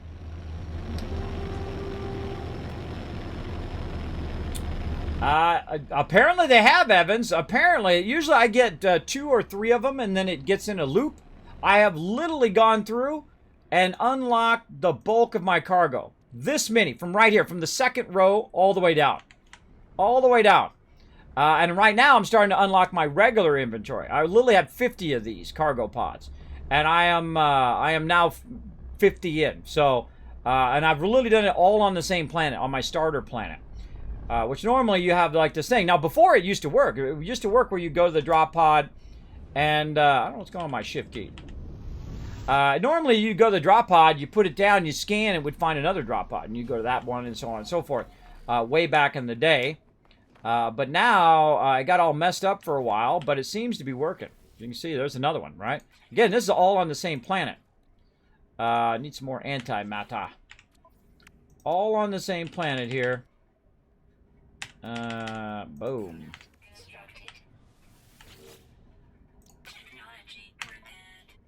And look, we could just keep doing this all day. All day, get that unlocked. Now, you can also do the same thing that I'm doing right now, just by going to, you know, system after system after system and upgrading twice. Because you can upgrade twice in each system. You can upgrade on the space station, if it has one. And then you can upgrade, almost forgot to do the next one. Then you can upgrade also on the anomaly. So you can call the anomaly into the system, upgrade on the anomaly, they got 2 upgrades per system. And then if you use drop pods, apparently you have an infinite amount, even on the same planet. Which I would think there would be a lot of them on any planet, right? I think they'd have, you know, hundreds of drop pods that have dropped on various planets.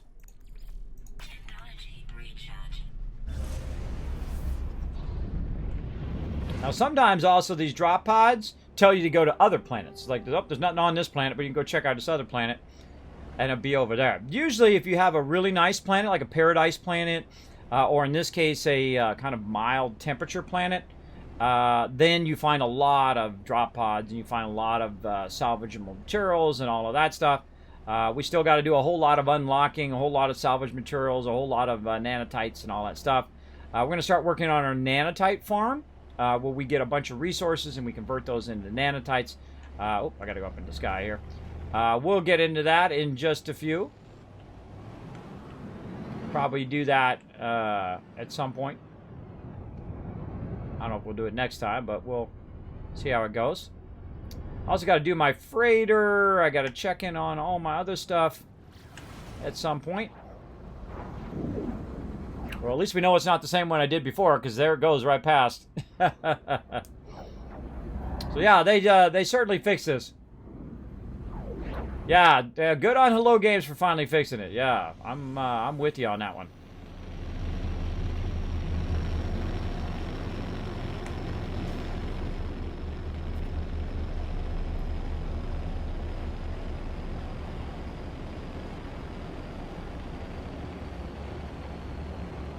But what I do is I just do 3 in one system, and then I jump to another system, and I do 3 there, and I jump into another system and do 3 there.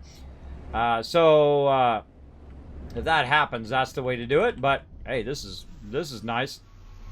Of course, I've already put in all the time to earn the money to buy all these drop pod things, and this is literally millions of dollars that you have to buy this many drop pods. And that's what we did. We invested tons and tons of cash into buying these drop pod locations, so that we can then upgrade all of our stuff. Now, actually, some of these upgrades are probably... some of these upgrades are actually worth less than the 100,000 that we paid for our drop pod. But that's okay. We've saved so much money now, millions upon millions, because we did all the cargo ones, which are usually about 900,000 each. That's no big deal. We just use it on there. Plus, once we run out of cargo slots, there's no reason to have these anymore. Anyway. So, let's go use them up while we can. I feel like I might buy 6 more, or at least see if I have some more hiding somewhere. And then burn those up too, and then we'll have all of our cargo slots unlocked. That'd be awesome. Awesome! And again, meanwhile, we're making tons and tons of money at the same time. That's how we do. Another little swig of cherry Nuka-Cola here.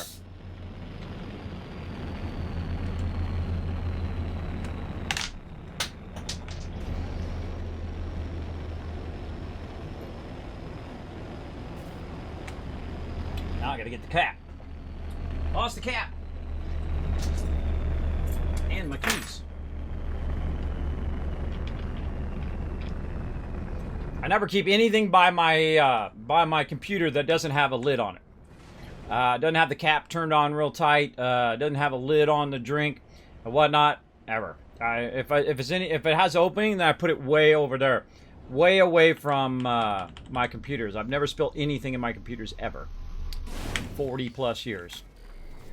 Ever. Because I just don't give myself the opportunity, right?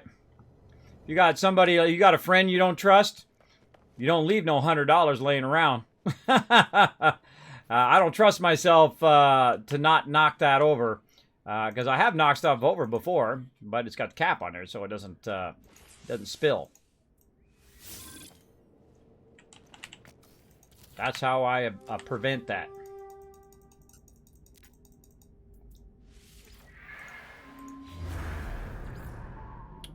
Man, this is like the biggest roll of this I've ever gotten on, man. This is awesome.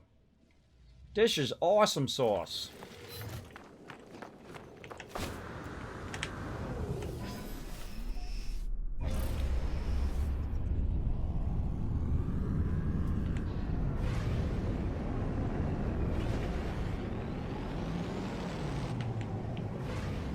I have a high tolerance for repetition, too. I have a really high tolerance. I can sit and grind the same thing over and over. I can do this for days.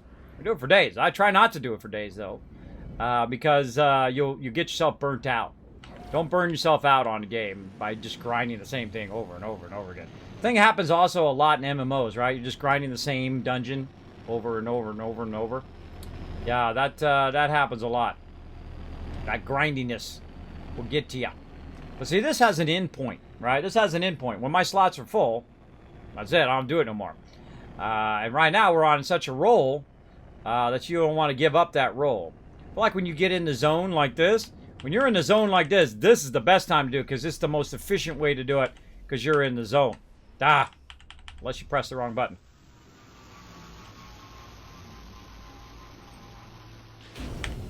Get out of there. Get out of there. And they definitely fixed this because I've never seen it where you can do this many in a sequence. This is awesome. This is how it should have been. Because if I want to sit here and do this, and I paid my money, I should be able to get my, to scan for everything in the whole thing. I'm also not getting the save things, too. So, I don't know, maybe it's the save things that screw it up. Normally, I always get the little save pulls, the little waypoints. But I'm skipping that this time. Skipping it.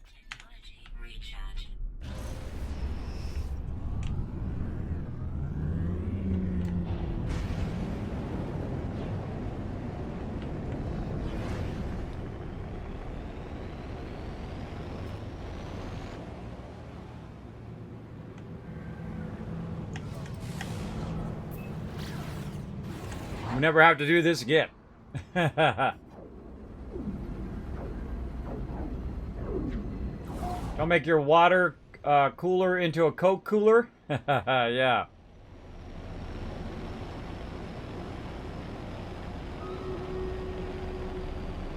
Yeah, see, you get that inside your machine, it's going to be sticky and all of that stuff, too. Ugh. Ugh. All right, let's do a battle. Turn the game sounds off here. All right, let's get this boss loot. Let's get it.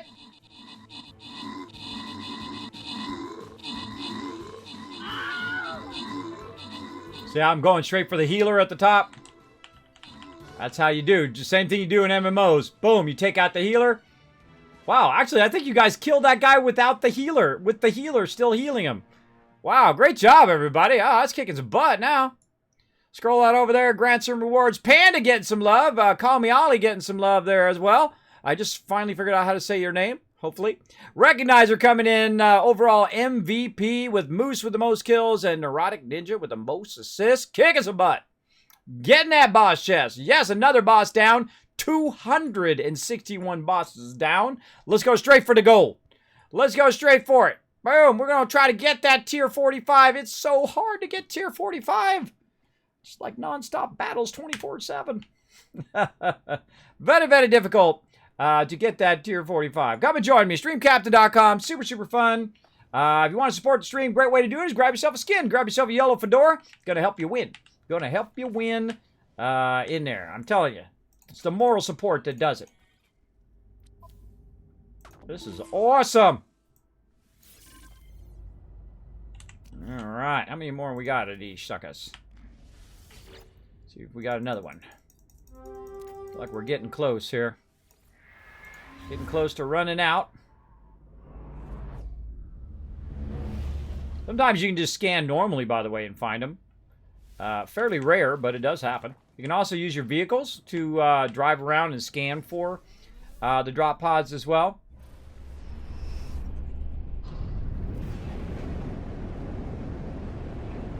Another one that far away. Tons of drop pods on this planet. Jeez.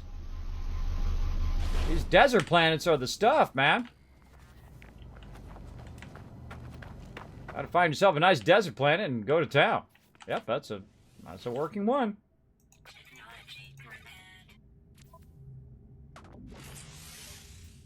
Upgrade. Scan for another one.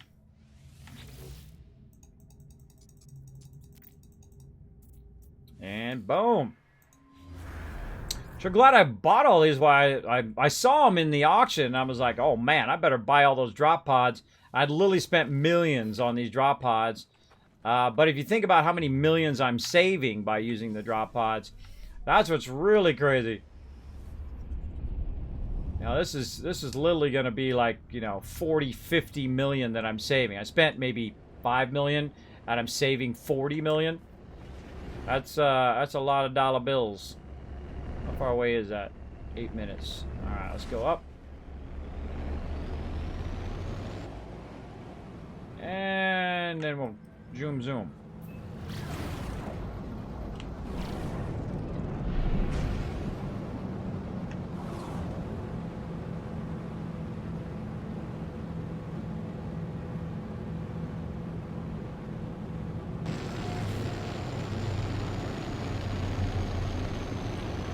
What are you farming for units? Activated idiom. Makes 75 million every 3 hours. I'll do nothing. Right now, it's making me money. In fact, I could log off the game, shut down all my computers, unplug it from the wall, go move 3 states over, and guess what? By the time I got there, maybe not, probably be done by then, I'd have another 75 million. You don't even have to be in the game. Using industrial mining, you don't have to be in the game, don't have to be logged in, have to be nothing. It works while you're there or not, which is awesome. Very, very awesome. I love anything that is compound interest or making me passive income while I'm not even around. That's pretty awesome. Oh, we're finally out of ionized cobalt. All right. We got to fire up some more cobalt here. I should have bought more cobalt. So close. Always when you're so close. Let's see. I don't think I have any more cobalt. We might have to go pick some up. Oh, no, that's right. We did get a bunch more cobalt. I forgot. We have a bunch right there. Now, this is a really awesome thing they added to the game called a personal refiner. So you don't need that little refiner anymore. Once you get this unlocked, you can unlock it at the hub. It's awesome. It's awesome. So look at this. We unlocked from the second row down all of these. And now we're unlocking all of this. I think we just did pretty much almost a full row. And then we're just got these left. So we got 6, 7 slots left. We have how many drop things left? Oh, that was it. That was our last drop one. So we need to go get 6 more drop pod coordinates. Or we just go to 3 more star systems. And we can just buy it with money versus buying the drop pods for 100,000 each and then using those. Probably would be cheaper to just buy the drop pods for sure. All right, let's go in here and let's get our ionized cobalt. We get this one done. Let's go ahead and keep that running. We'll buy some more cobalt at some point. See if we got enough. Oh, yeah. Now, also, this is because I've gone and I've collected lots and lots of resources. So I have massive tons of resources that allow me to continuously keep running from drop pod to drop pod to drop pod. Without doing that first, you're not going to have enough resources to do this, what I'm doing right now. So make sure to work on your resources first, and then come back, and then you can clean out all your inventory, or you can work on cash, and then just buy it all. It's up to you. You can play the game however you want. There is no wrong way to play it. Your way is your way. That's how I look at it anyway. All right. And back we go. Boom. Back to the space station we go. Let's see if there's any drop pods. Also, we'll look for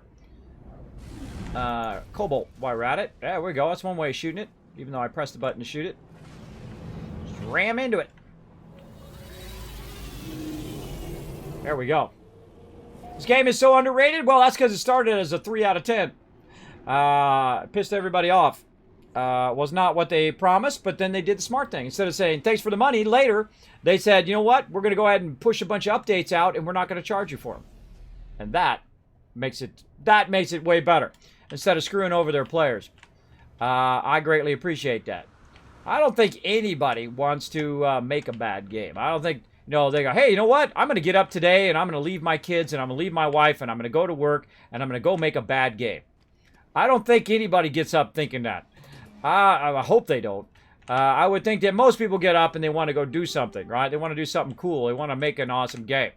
So, you know, remember there's actual living, breathing people behind making the games, right?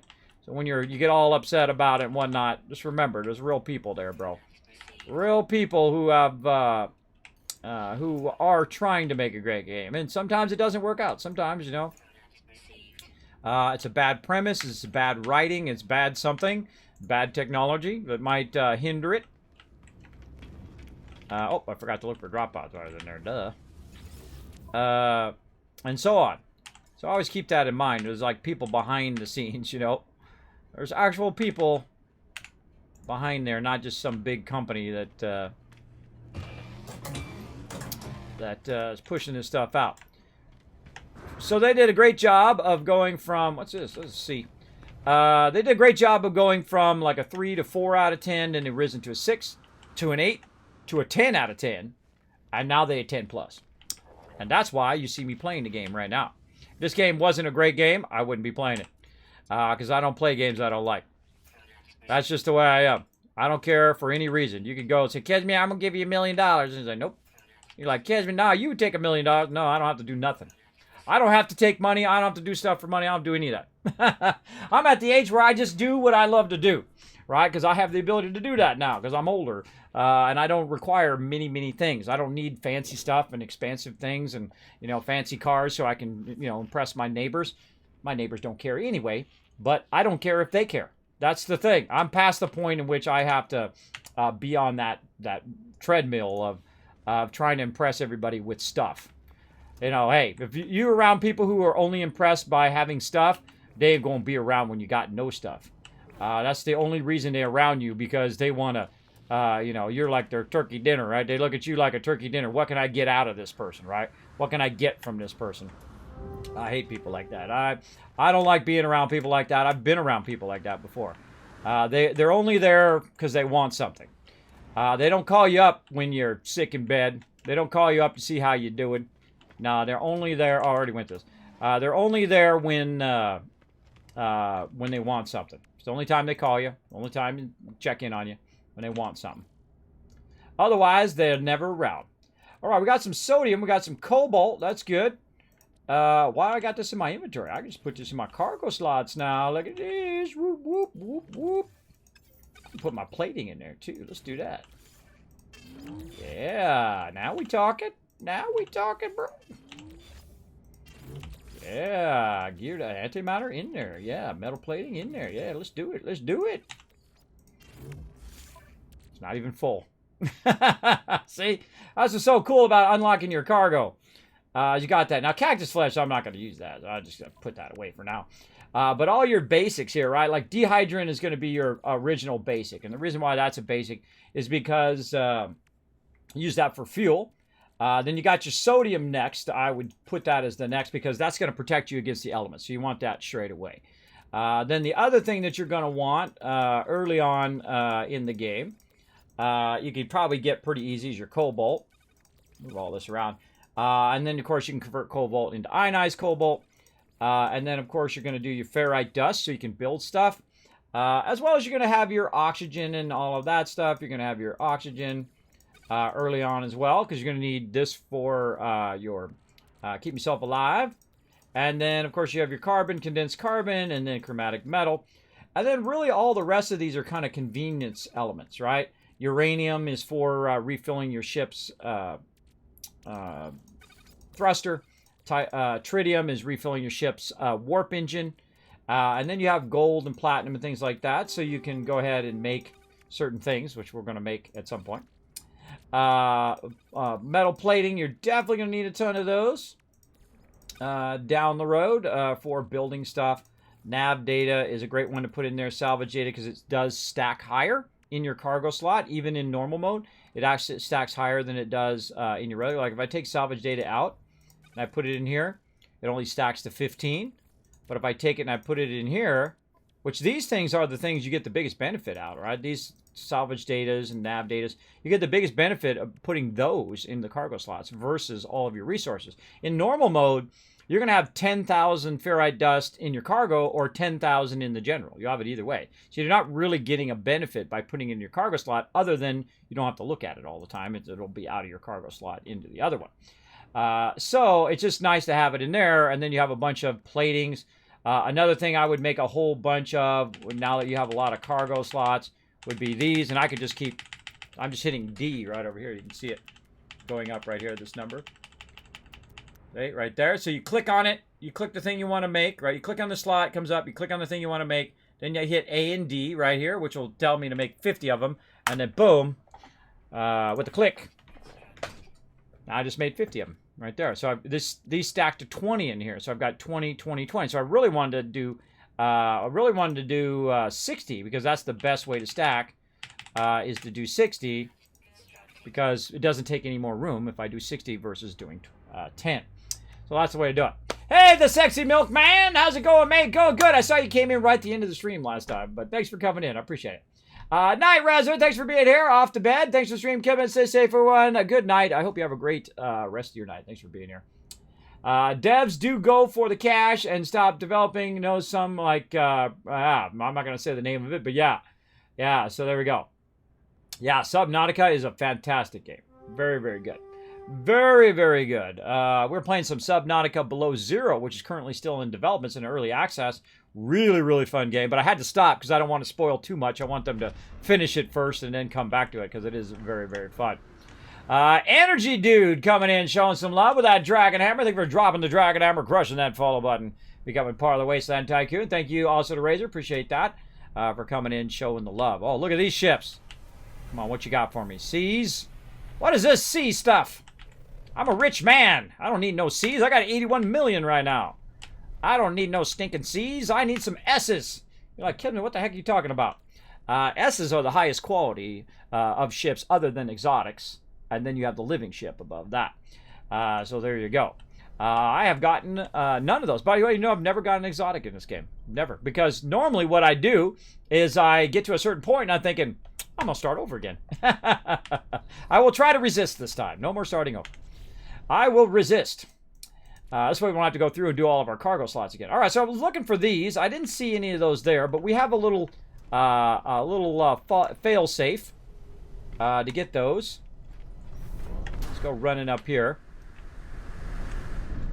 A little bit of a fail safe in case we can't find them here. We've got our original base, which is called the settlement base, right here, which is right next to a small settlement. And when you go to a small settlement, you've got some vendors in there who might have some drop pods.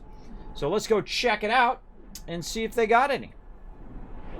I could also jump to another space station to see if there's any there.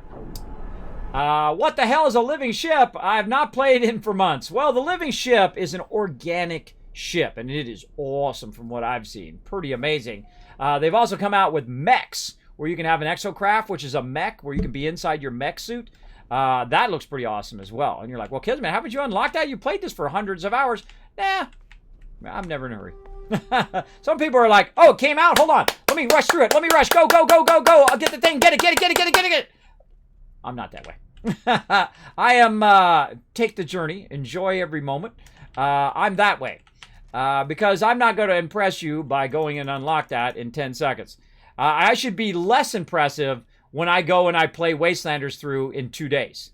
Because that means I just wasted my entire upgrade. My entire update for that. So, no. I don't do that. I don't rush through stuff. Let's see. Dehydrant jelly. Ooh, buy those. We got salvage data down here. You know what? We'll buy that. But no drop pods, huh? Yeah, you're no longer my friend. You're no longer my friend, my friend. All right, let's go over here and see what we got. Let's see what he's got over here. Come on, we gotta have some drop pods around here somewhere. Let's see, sodium nitrate. Again, once you get to a certain point, you just start buying everything, right? Cobalt. Because you got so much money, right? I got 81 million. I probably got another 75 million sitting in there waiting for me right now. But after a while, you just start buying it. So this is our original base. This is where I usually start off. I always start off by one of these. They actually send you to one of these. I put a base computer down. You can buy all the recipes. You've got the trade center. You got all that stuff right at the very beginning of the game. You also got a landing pad as well.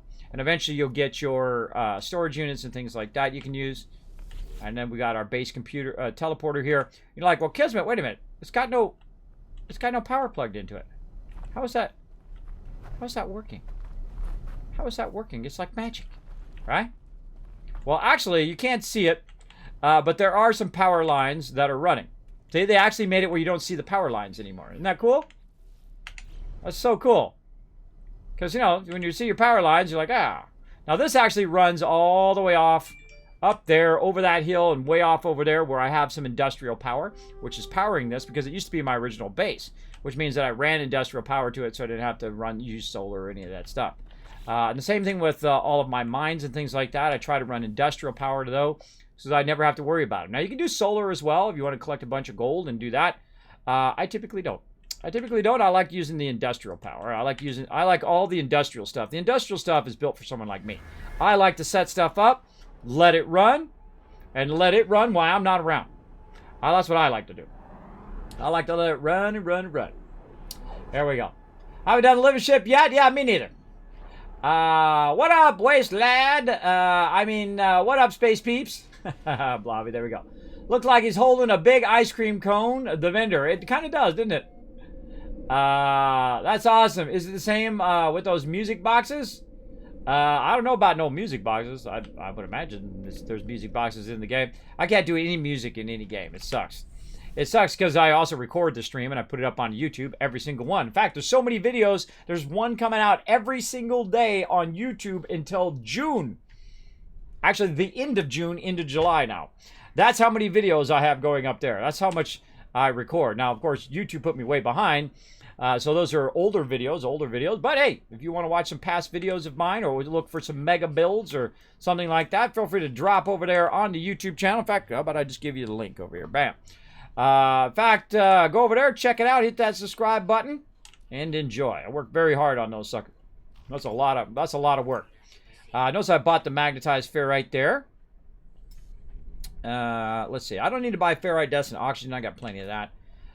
Plenty of that loot. Did I go to my oxygen farm? I don't think I went to my oxygen farm. Oh no, I did. That's my main thing. That's my main place. We have an oxygen farm there. Okay, what else? We are looking for drop pod coordinates. Stay on target here, Kismet. Stay on target. Squirreling. I don't see any. Now remember, there's two of these, right? There's one over here. And then you can run over to this side. And there's one hiding over here as well. You love my Twitch Forgotten video back in the day? Oh yeah, I got a few of those. Hey kids, guess what I'm playing? Fallout 4 in real time. I changed the time scale.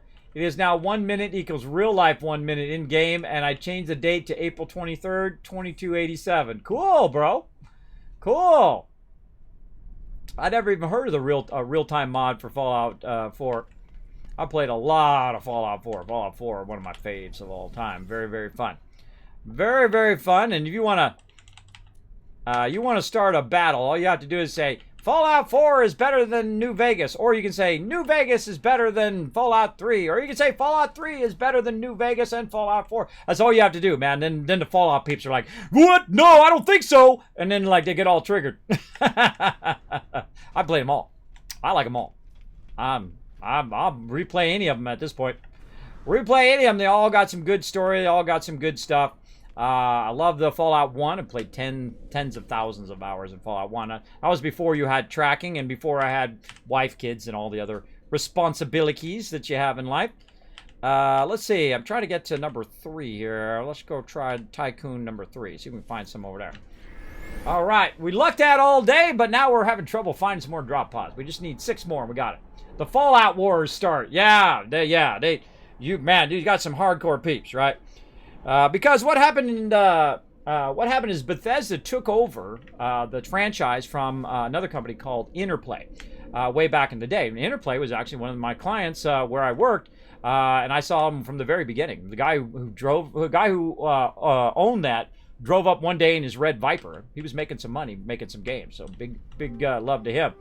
And Obsidian is actually people from the original Fallout crew, right? They went on to become Obsidian.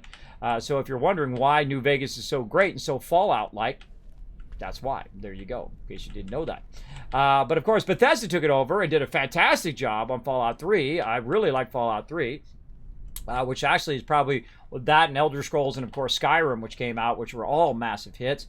They did a phenomenal job on that, the whole entire crew over there. So much love to Bethesda for all of those awesome games over the years.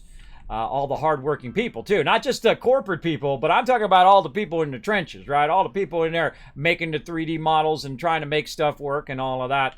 And whatnot. I'm not just talking about, the people who are saying, well, hey, it's all us. We did it all. No. I'm talking about the people who log in every single day, punch that time card every day, and create great games. Those are the people I'm talking about. Show that love to those peeps every day, all day. Because they're the ones in there making the awesome next level games that are coming down the line. So much love to them. Much love to all of those peeps. So yeah, and of course, Obsidian came in, did Fallout New Vegas, which is more RPG oriented. See, Fallout 3 and Fallout New Vegas, first it became 3D style as opposed to turn-based style, isometric over the thing, which was Fallout 1, Fallout 2. And then it became 3D styled, made by Bethesda, and then Obsidian made Fallout New Vegas. And then, of course, Fallout 4, a phenomenal version of Fallout, but a lot less RPG elements and a lot more kind of arcadey game style, as well as building. Now, I love building. So if you put some building in there, you got me right there. So normally I would put Fallout 4 as like an 8 out of 10 story-wise and RPG-wise. Of course, New Vegas would be a 10 out of 10. Easy. It would be an 11, really, when it comes to RPG storyline, a deep storyline. Because, I mean, you pick one thing and then boom, and you pick another thing, boom. And you pick another thing, boom. I'm talking deep RPG, bro. I'm talking as deep as you can get. You got to think for every choice that they make, they have to make a bunch of other choices, right? And that tree gets complex fast. That's a lot of work. You got to think they got to come up with all these different selections and all these different choices, and those choices have to make a difference on their own. Right? When you're doing deep dialogue trees like that, that is a tremendous amount of work. So you got to give them some love for New Vegas and for Fallout 4. A lot of those choices led to certain things. Now, some of those choices, no matter which ones you chose, would lead you to the same destination, no matter what. That's Fallout 4. In New Vegas, you made a choice, you're going off that way. You made a choice, you're going off that way, right? It's not going to all lead you to the same choice in the thing. So some of that stuff is curated where it leads you to the same choice no matter what. I know because I've tried all the choices and then tried all the choices I got. Is Kismet your real name? No. And I'm not going to tell you my real name because people are crazy. So there you go. There you go. I tried Fallout 1 today. It's too hard. It's so hard. Well, it is once you get into it. I feel like once you get into it, you'll be kicking butt in no time. It's just like when you start off any Fallout. When you get into the beginning, you're going to have trouble. And that's how it should be. It should be a challenge. You should be dying and struggling in the beginning. And then as you get stronger and stronger, you start kicking some butt. And then there you go. There you go. You start kicking some butt and then you're good. All Fallouts are like that. Fallout 1's very much like that. All of a sudden, bro, you'll be just annihilating everybody. There's also some hidden secrets in there, too. Really, really hard mobs. Really, really hard stuff. I'm tempted to tell you some stuff, but I don't want to spoil it for you.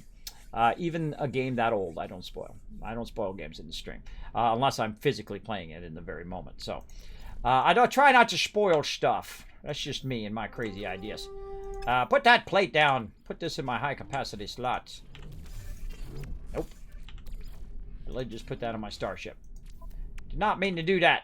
Go in my high-capacity slot. Get in there. Dehydrant. Yeah, put that in there. Let's keep the sodium. So what happens when you buy stuff? It puts it in your normal slot. So I like to put it into my high-capacity cargo slot. Because look, it literally maybe one or two did one more slot as opposed to 5 slots that I had taken up here in the general because I combined all of those together. Combine those slots together. It'd be great if you just hit a button that said combine slots and just combined everything together. Pretty awesome. Holy hand grenades! To the counting shall be 3. The counting shall not be 1. It shall not be 2 unless progressing to 3. Something like that. A little Monty Python. A little Monty Python going on up in there. All right, what am I doing? Drop pods. Look, I'm so easily distracted. Drop pods. Where are you hiding? Come on. Come on with them drop pods. I see 0 drop pods. Did we already check this side? I don't even remember. I don't even remember, but we'll go check it again just in case. Sometimes there's different stuff between the sides, and sometimes they're the same. It depends. I think it depends on which one you go to first.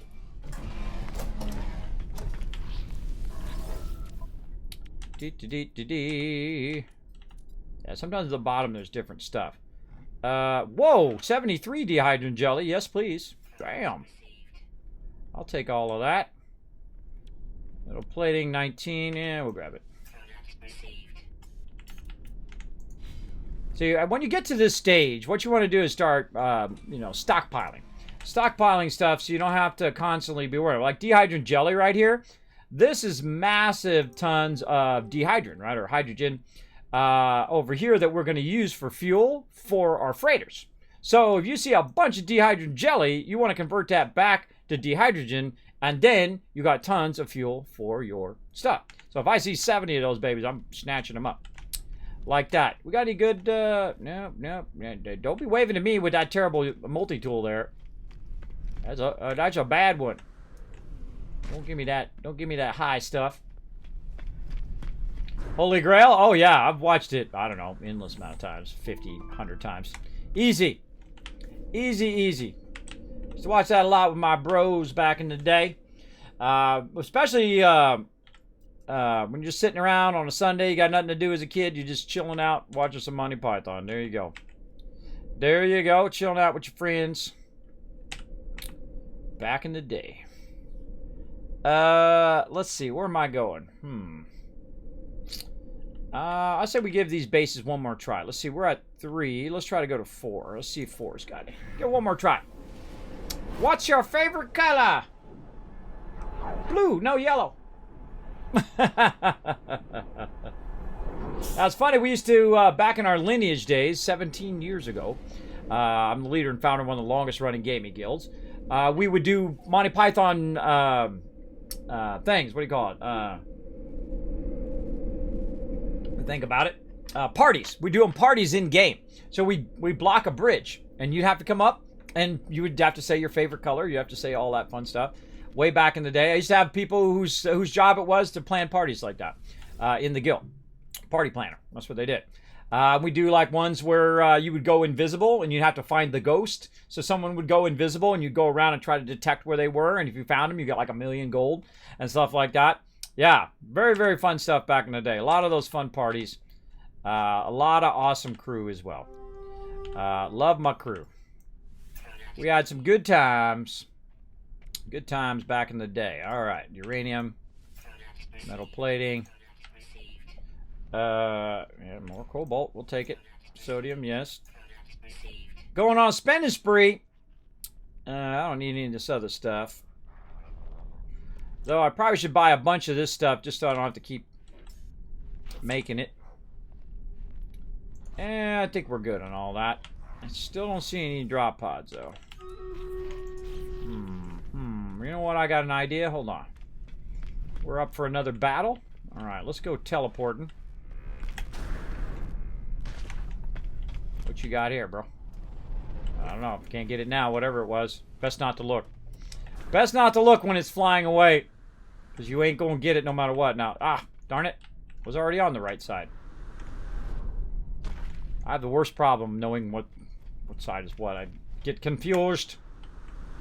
It happens. There it is. Alright, let's teleport over here back to the Tycoon HQ and we'll check over there. Because that actually is a trade base. So back to the Tycoon HQ, and while we're doing that, battle! Let's go! Let's do the battles! Oh, this gonna be a good one! Play some Stream Raiders! All the peeps in the chat are playing right now. You can join us. StreamCaptain.com. Super, super fun. You can get yourself some gold, get yourself some scrolls, and level up your units. Unlock epics and legendaries. As well as even unlock the Kismet Tycoon skin over there. Help support the stream. I do appreciate it greatly. Look at these fedoras rocking right there. We got Thugs rocking that fedora.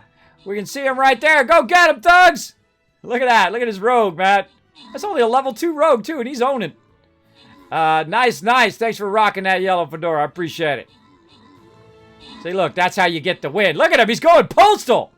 He's going postal. I'm telling you, that's what turned the tide right there. That's what made it happen. All right, let's give you guys some loot. Scroll you guys over there and grant some rewards. Let's see. Neurotic Ninja getting some love. Panda. Call Me Ollie all getting some love. Panda coming in overall MVP with a wicked 27 assists. Most assists there. And Moose with the most kills. On to the next battle. Let's go. Oh, it's gold time. Get you guys some loot to upgrade all your units. I'm just going to go ahead and put my healer in there to keep you nice and healed while you run and get the gold. I don't get any gold from that. Plus, I've got about 7,000 gold right now.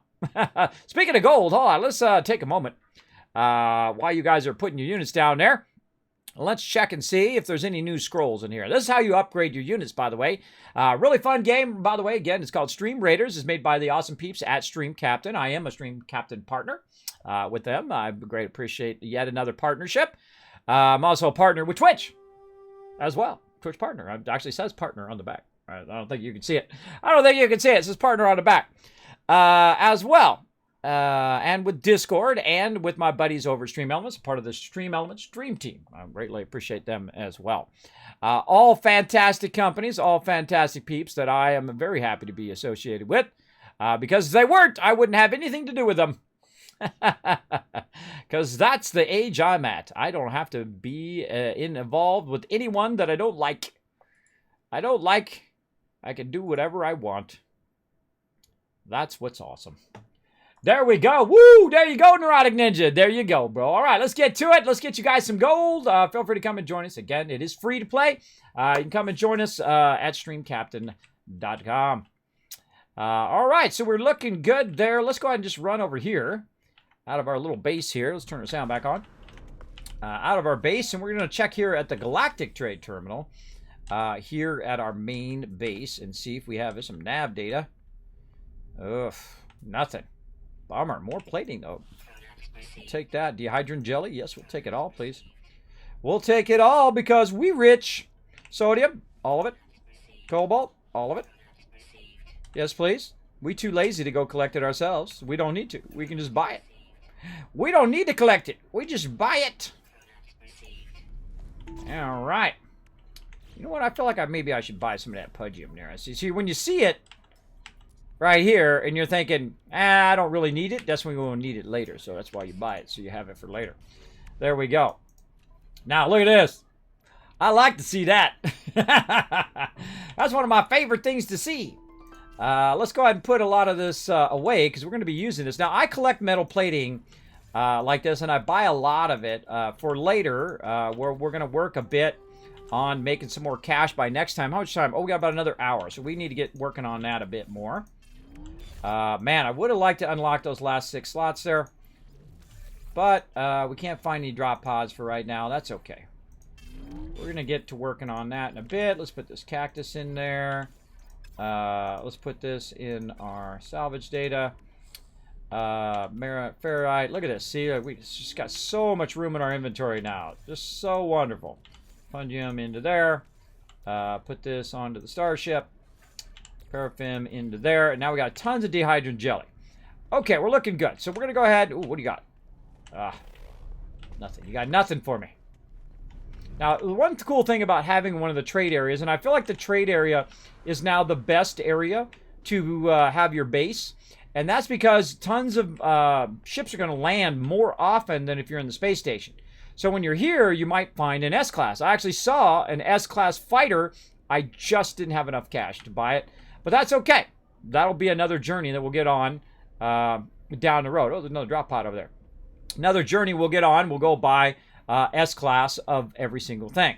Now, one of the things I'm kind of looking for... Oh, there's something nice over there. Hauler. There we go. 32 million.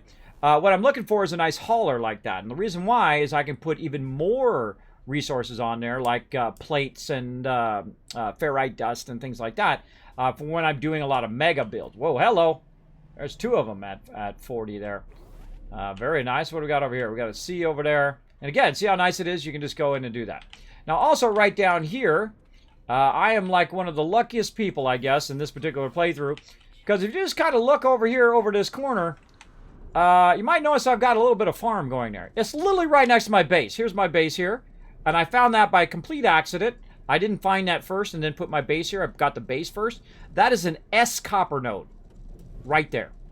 Right there that far from my base. So what I've done is I've added a bunch of storage and, of course, a bunch of extraction, and it runs it all the way up. You can kind of see the pipe down there. It runs it all the way up, and it ends up right up here. So I don't have to run down there to grab it. I can literally just run right over here. And this one right here, and it's got 52,000 copper on it right now. So I'm going to go ahead and take that, put that in my storage container for later, and then in another 3.5 hours, it's going to have another 57,000 copper in there.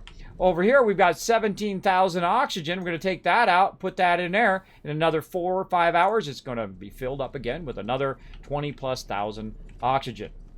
And that's what's so great about the industrial. While we've been out doing all this other stuff this whole entire time for the last 4 hours, it has been collecting more resources while we're off doing something else. And I like compounding. Things that do, this starts going, and then this starts going, and this is going, and this is going, and that's going, and this is going, and that's going, and everything's running, and I am sitting there doing a whole lot of nothing. I like it when it does the work for me. I greatly like that in any game, to make it do stuff for me.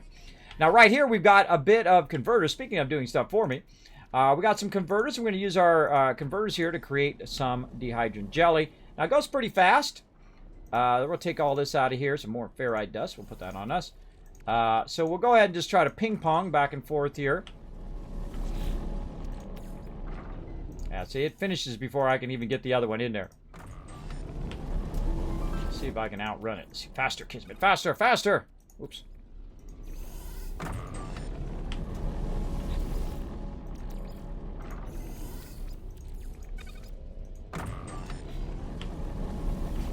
Okay, so you don't really need to queue this up across too many. But at least it is a little bit more efficient, because at least I'm extracting it while that one's running. But it goes really, really fast. You're like, Kismet, why do you need all that dehydrogen jelly? Oh, you'll see here in a second. You'll see here in a second. Get that converting. I'm going to convert all this. That's why I left it in my inventory. Dehydrogen jelly.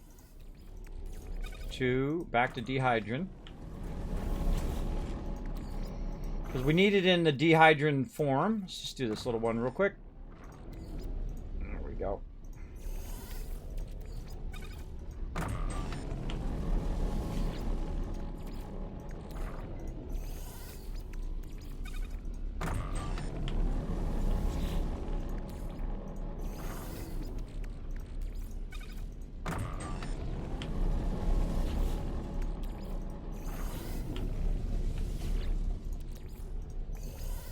There we go. I think I accidentally put one of it in my inventory slot as well. Let's go see. Nope, I did not. Now, instead of having about 100 dehydrogen jelly, I have 6,815. That's way easier than going and collecting 6,815. Is you just buy the dehydrogen jelly and you convert it back into dehydrogen. So there you go. There we go. Kismet, I started playing this game after watching your stream. I love to hear that. In which you gave it 10 out of 10. I've been lost in space for the last 2 weeks and absolutely loved it. Thank you. You're welcome, by Big Mike. I appreciate you coming in and telling me that. Maz, let's grab that, put that in my inspiring quotes. I have a lot of those in my stream where people say, Kismet, you inspired me to play games, and that's what I'm all about. I'm all about playing it, not to impress you on how good I am at the game or say, look, I went through the game in 10 seconds, but how much fun I'm having playing the game and how much interesting the game is and how good the game is in the ways that it is good. And if it sucks in certain ways, I'll tell you that too, because I talk to you straight. I tell it to you straight up here in the stream. So if you're having fun and this is your style of game, I would definitely give it a shot. If you have already bought the game and you haven't played it in a really long time, holy mackerel, you get all this updates for free. You get all this stuff for free. They're not no DLC. There ain't no, monthly charges. There ain't no microtransaction crap. You get all of it for free. If you bought the game at any point, you get every one of these updates for free. And I got it quite a while ago. Thanks to my member, Big JP, who said, Kismet, come play some No Man's Sky with me. I think you'd like it.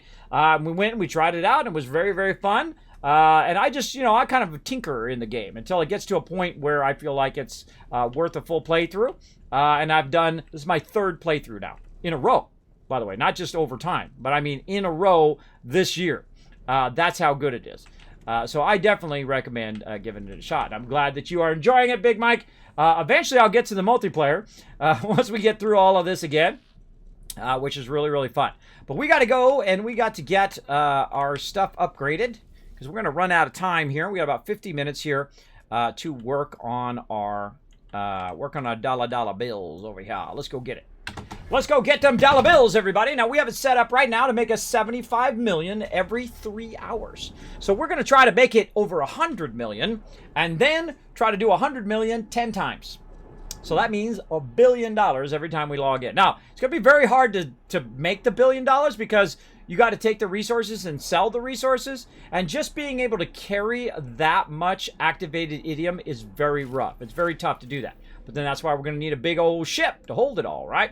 And we're going to have our cargo slots all filled up, and we'll have all of our inventory slots filled up, and we're going to see what the maximum is. Now, I could do the math and figure it out, but part of the fun is actually doing it just to see how it ends up at the end.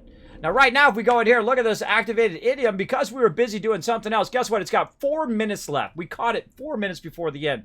Right now, this is worth $73 million. Now, I already got 83 million on me, so we're going to go ahead and grab this. We're going to go ahead and put this in our exosuit inventory because you know what? We got tons of slots now to hold our cash. Now, just so you know, if you are playing in the survival mode, you can not carry more than 250 on each and every slot in your inventory. It is very constraining. Very fun to try. We played through it and we crushed it as normal. We did activated idiom and all that stuff in the survival mode. But if you want to do a lot of building and you do some mega builds and stuff later on, plus you want to play multiplayer with a lot of people, the people are going to be mostly in normal mode. But I definitely suggest giving survival mode a shot. I do not play permadeaths in any game. That's just not my thing. But it's your thing. Go for it. So there we go. So another 77 million right there. Now, this particular system that I'm in right now, I've called Tycoon System number 11. So I'm not going to sell it here. This just tells me how much I've got on me.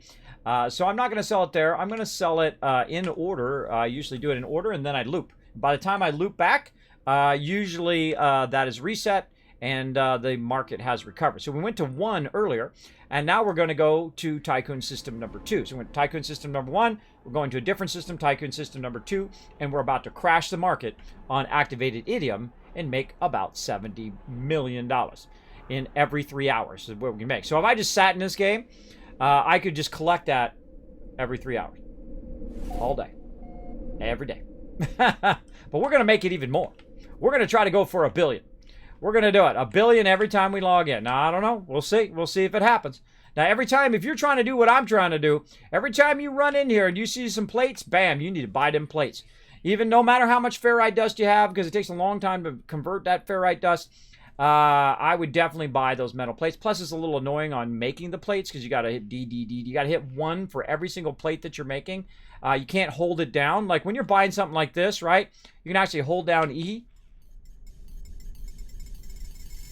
And it does that, which it doesn't do in the actual crafting part. If it had the crafting part and it did that, it would be awesome. Awesome. So I don't really want to buy that, but I'm just showing you. All right, so we're coming up here, and we're selling. That's what we're doing. We're going to make 70 million. Let's go. We're going to go ahead and find our activated enemy. Oh, yes. So it's actually minus 7.6. So we're actually better in System 2 here. And it's going to actually be 67 million. I know, it's terrible. We're down by 3 million. But that's okay, because now we have $146 million. Guess what's going to happen in another 3 hours? Another 70 million and so forth.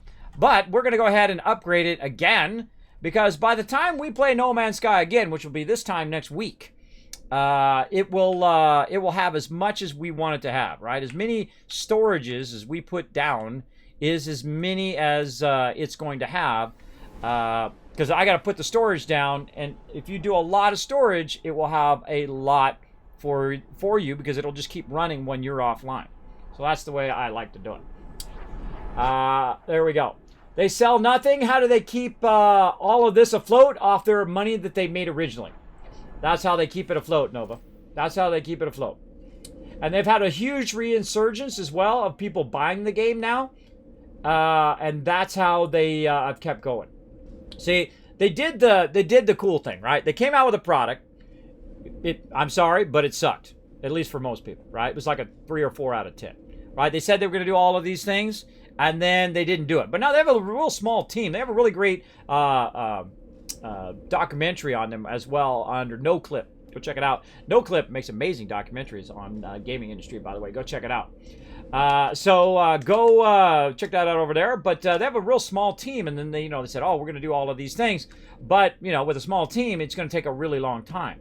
It's like when you're doing something, right? If just one person is doing something, it takes a lot longer than if you're splitting up the work into smaller things. Just like kind of like network rendering. I don't know if you guys know what that is. When you are trying to render something, like I've done a lot of 3D animations, like this guy here. Like Dancing Dragons.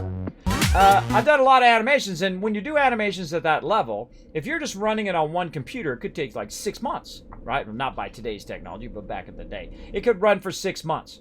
But if you split it up against this computer and this computer and that computer and that computer, then it's going to take 1/2 the time, 1/3 the time, 1/4 the time, because now you have 4 things doing it at the same time. It's just like using computer converters in the game, right? If you're using a converter and you put 5,000 in this one, it's going to take a certain amount of time. But if you have 4 converters and you put it in there, it's going to take 1/4 the time it would normally take, right? The same thing with software development. The more people you have on it, the more efficient you could become. Now, also it could become more cumbersome because the people aren't pulling the weight who should be doing the thing, and they're not taking care of business, if you know what I mean. Any business is like that, right? When you're scaling up a business, if it's not becoming more efficient, then you're doing it wrong. It should become more efficient as you scale it up, not more cumbersome. And that's the problem with really big businesses, is that they become really cumbersome. And that's why other businesses who can come in there and make a great product and wipe them out very quickly. Great example: TeamSpeak and Ventrilo, right?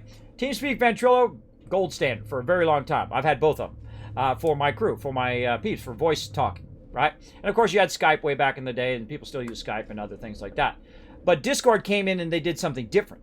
They made a community around the voice chat, as opposed to just making a voice chat software. And I told them when they first came out, I said, you can't just be a little better. You've got to be a whole lot better than whoever you're competing with. So if you're competing with TeamSpeak or whatever it is, you've got to have something unique to yours that's going to make me want to switch. And that's what they did. They made whole communities around that particular product, and that was just a stroke of genius. This is absolute stroke of genius, so happy to be a Discord partner. So great job, Discord. Great job. And now it's the de facto standard. Everybody uses it that I know of. Why would you not use it? It's free. It's free, and it works fantastically, right? And even if it wasn't free, I feel like it would be even worth paying for at this point, right? Absolutely. Absolutely worth paying for. I mean, it's a huge community you can create. You can use it for your stream.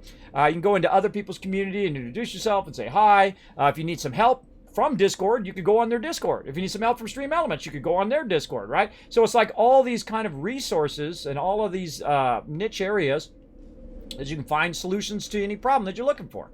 So a very, very genius idea to create communities around it, kind of like replacing bulletin board systems. I don't use bulletin board systems anymore. You just go onto Discord. You can post it there. You got some cool mega builds that you wanted me to see? Like, Kismet, I made this awesome thing in No Man's Sky. Cool. Go onto the Discord. Drop it in there. I'm happy to look at it. I look at all of them. I look at every single one that you guys drop in there. By the way, while we've been talking, it made another 3,000 activated video. I love it when it makes me lots of money when I'm just sitting and talking. All right, let's do it. Come on. Okay, now we're going to get busy up in here. Let's get busy. Okay, what do we got? 1, 2, I think this is 10. There's 5 and there's 5. That's 10. 10, 20, 30, 40, 50, 60. This is 70. All right, we're at 70 here. Let's get busy up in here. Okay, here under industrial, we're going to go to supply depot. Now, make sure these are all connected. You're going to need a lot of metal plating and a lot of ferrite dust. Oh, I forgot to get my metal plating out. Hold on now. Hold on now. We got a little bit of space to put our metal plating now, don't we? We got a little bit of space. And we ain't going to mess around now. We ain't screwing around. We got to get to it. We're going to get it going. Now, actually, your cargo slots is actually your best place to put this metal plating because it actually stacks to 20 instead of 10. But that's okay. We'll just deal with it for now. Also, notice it highlights the one that's not a full stack. Very cool. I like that feature.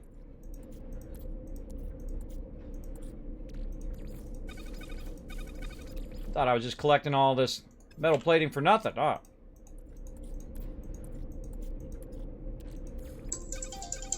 I know. Get ready to stream, but I'm already streaming there, Surrey, so chill out.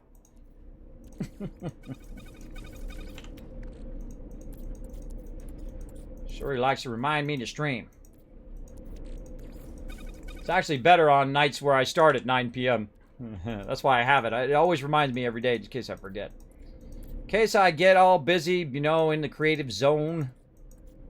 Come on, I know there's more of you in there.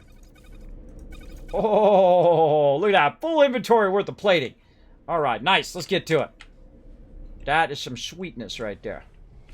Now, I like to do them in, you know, mathematically easy rows. In this case, rows of 10. Let's see if let's go way up here. How many of these we've got? 1, 2, 3, 4, 5, 6, 7, and there should be 3 more. All right, let's just make sure our math is working out. Speaking of math. Now, one of the things they don't have in No Man's Sky, which is a little annoying, that they have like in really well done in Satisfactory, is they don't have grids. You can't put this on a grid and line this up, which is very, very annoying. Very, very annoying. You can't line those up. All right, so we're going to do this. We're going to attach that. And I don't know, sometimes I feel like just being redundant. So just in case, we run a redundant line all the way down like that. Okay, so there's 7D storages. Let's keep going.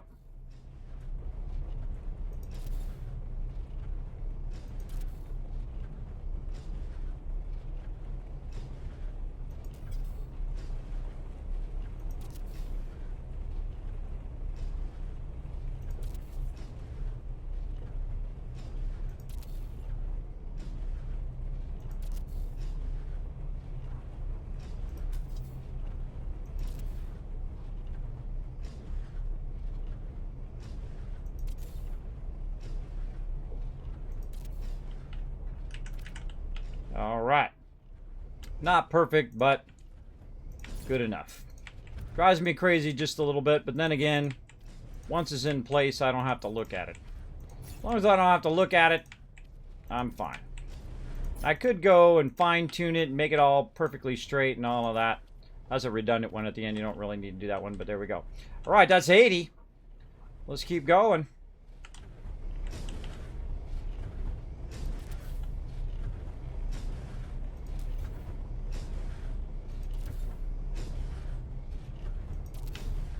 Guess we could do it this way.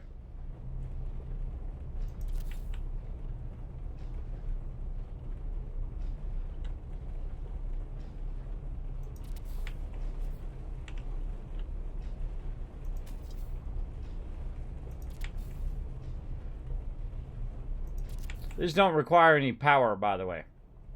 These are just storage. That's all they are. More storage equals the longer it's going to run while we're not even around. And it's easy. Just a bunch of metal plating. You get yourself, especially early on, what you want to do is get yourself a lot of rusted metal. And that rusted metal will then become ferrite dust at 2 to 1, meaning for 1 rusted metal, it'll equal 2 ferrite dust. The ferrite dust then becomes metal plates, and the metal plates become the storages. You're also going to need a bunch of carbon to make these connectors, like so. And then we just kind of scale up and scale up and scale up. All right, I forget what number I'm on. 1, 2, 3, 4, 5, 6, 7, 8. That was 9. All right, one more row. And we've got this first set done. Let's see if we run out of plates.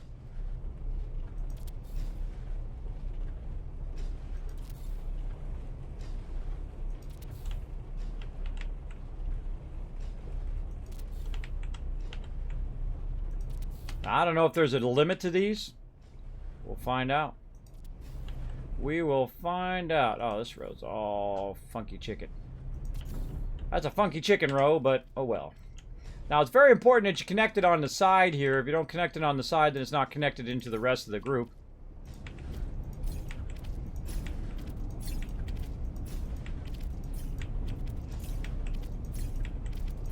And I usually do it row by row so I don't forget and have to come back and try to get in between all of those.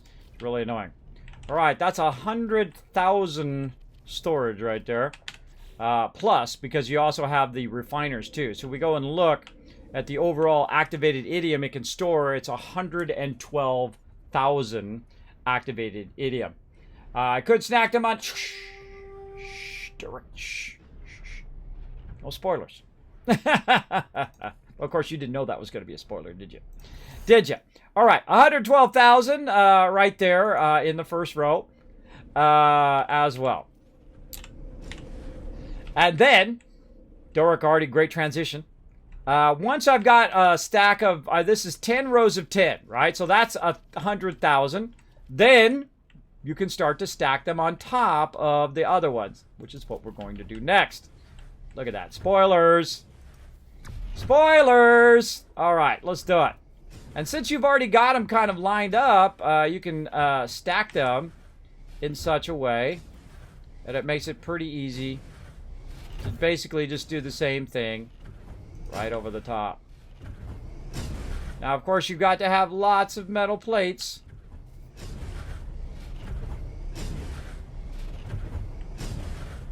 Come on, you. Squeeze it in there. Oh, this one's going to be tough. Nailed it. All right. There we go. So now you can just go vertically, just like we do in Satisfactory and other games. You want to first, you know, when you're first playing a game, you want to learn things via horizontally, and then you want to start thinking more vertically, like this.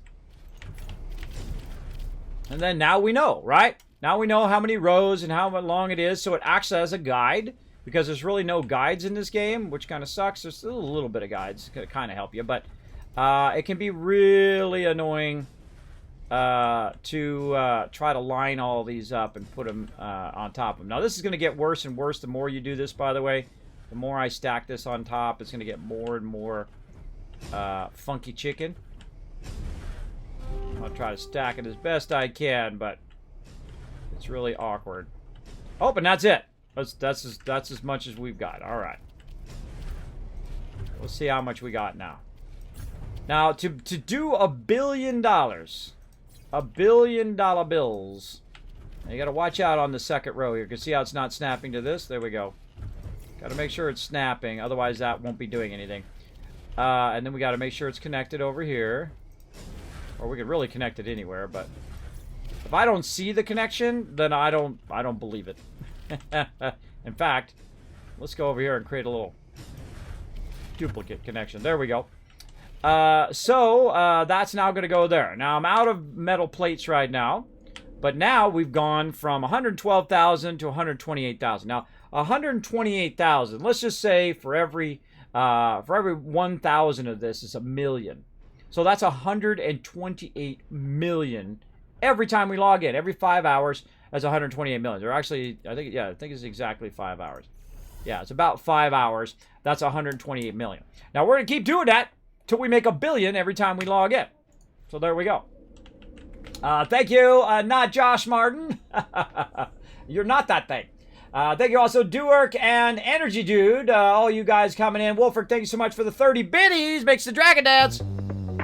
Thanks so much for dropping the dragon hammer, crushing that follow button, becoming part of the Wasteland Tycoons. Welcome. Welcome to the stream. If you're new to my stream, my name is Kismet. They call me the Wasteland Tycoon. We play a lot of games up in here. I love to crush games. I love to make them beg for mercy. That's what we're doing right here in No Man's Sky. It's begging for mercy. It's like, Kismet, too many thingies. Too many thingies. Ah. Now, just like I suggest in Satisfactory and other games, the more you do this, the more your graphics card is going to hate you, right? So eventually, when you have this done, we'll go ahead and enclose this so we don't have to look at it every time we come in here. My graphics card doesn't have to calculate it all because it's going to be behind a wall where we can't see it. So we'll enclose this just to help our frame rate. If you're having trouble with frame rates, start to enclose stuff so you can't see it. Big time. Big time, big time. Get that going. Now, one of the things I also like about this game is the fact that I can be inside here in the safety of no storms or whatever inside my little base, but I can still build out another place. Plus, I can also run a separate pipe to a storage unit that's inside the base right here that I can just pop in through my portal, grab the loots, and pop the heck out of here, because that's what I like to do. Speaking of things I like to do, Stream Raiders, let's go! Get you guys some loot. Get that gold. Get it, get it, get it, get it. Get that. This is going to be the fastest battle ever. Get that mimic. Look at the little mimic down there. Get him. Oh, couple dudes way up there at the top. Who's going to get him? Who's that little rogue with the...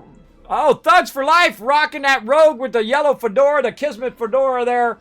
Nice job. Wiped them out. Wipe them clean out. Scroll over there, grant some rewards going to Zachareth, Panda, and Googles, all getting some extra love. Sticks coming in overall MVP with Moose with the most kills. And we're going to say Shift with the most assists because I'm not going to count myself. There you go. All right, a little bit closer to that boss love. Let's keep going. See what we can get done here. Holy moly, right here. That's where I'm going. I'm a tank, so I got to get into the thick of it. Get in the thick of it. Come and join me. StreamCaptain.com. Super fun. Free game. It's a free game. We play right here on the stream. Just you guys. Did you farm stasis devices in any of your previous saves? No, I did not. I typically like doing ore. That's the way I like to do it. I've also done chlorine and things like that. I feel like it takes too much of my personal time to sit there and do chlorine. And all of that. I just like it when it does it on its own, right? It's just making me money while I'm not even online. That's industrial level. That's the Kismet level right there, where you're making it make you money. I like that. Let's see if we got any more plates hiding in here. Let's use those up first. Got tons of ferrite dust. Let's get our ferrite dust out too, while we're at it. Let's see. Any more extra plates we have laying around that I might have missed as we go here. More ferrite dust.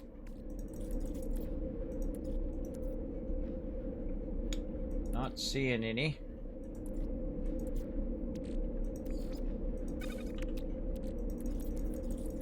I really despise this thing right here because it's so small, right? You got all this stuff in there. You got this little small thing. Why isn't it like this? Just pop up on the right side and be this size so I can see all the stuff in there. Yeah, it sucks. It sucks. Really, this really needs to be reworked, I think. That's just me and my crazy thoughts. Tons of rusted metal. Oh, there's my plates. I thought I had some more in there. Way at the bottom. All right. Let's get some more. Let's get some more, and then we'll make some more. Get some more, make some more.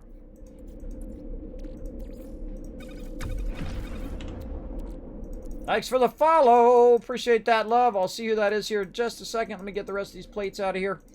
Bing, bing, bing. Oh, has one plate. All right, well, we'll make 9 more just to even that out. What the heck? Let's do it. Bam. All right, we're going to make some plates, everybody. That's why we've been collecting tons and tons of stuff, except for I've got to press the button over and over and over for as many times as I want plates. Now, if I could just hold down the button and it would just go brrrr, that would be awesome. But since it's making me press the button every single time I want a new plate, I'm just going to keep doing that while I'm talking to you guys. Kalana, thank you very much for that follow. Appreciate you becoming part of the Wasteland Tycoons. Appreciate you coming in. This is false advertising. I clearly see a man there. See a man where? What are you talking about? What are you talking about? You clearly see a man there. People are so weird. People are so weird. What the heck is that guy talking about?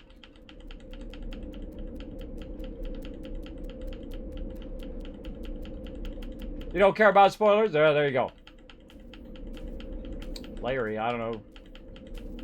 Looks like a Larry. I'm not a Larry. I I am very much not a Larry. I'm probably the furthest away from a Larry. Bam! That's as many as I can make. Fills up my entire inventory. Let's go. Back to it. Come on, we only got so much time. We got 30 minutes. We got to build this up as much as we can. Let's keep going. You saw how many I built before. Now we're going to build about the same. Let's go. And I do it row by row, too. Don't hit E. E does not build. That's Fallout. That's Fallout that does the E building. We've got to do the left-click building. Bam.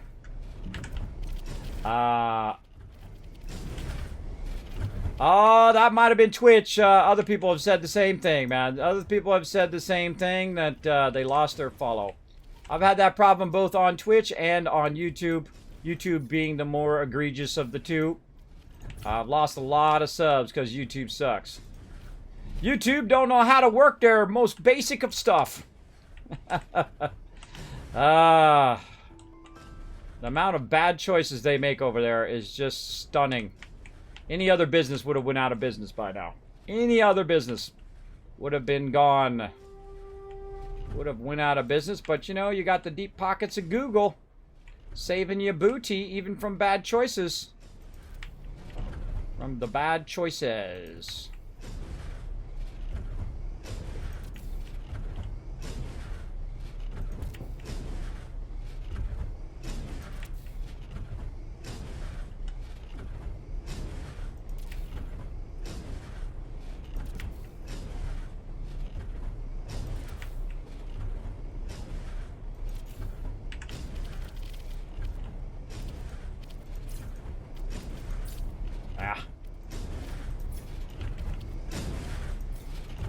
Gotta be real specific or it attaches it down below. And that's okay, except for the one next to it doesn't get attached. If I attach it to that one and I attach down, it can get messed up. So, good to be watching nice and close when you're attaching this stuff. Also notice when I'm using the fly around camera that it doesn't make the whole screen shake. Which can get really annoying, which is why I have my base way back in the corner, is so that it doesn't shake like that. Now I do it row by row, so I don't forget to put a pipe or something in, and then I put it down for no reason. And this is going to get really off. I can see it already. It's going to get really, really far off here. We'll just go this way. We'll just do the best we can do.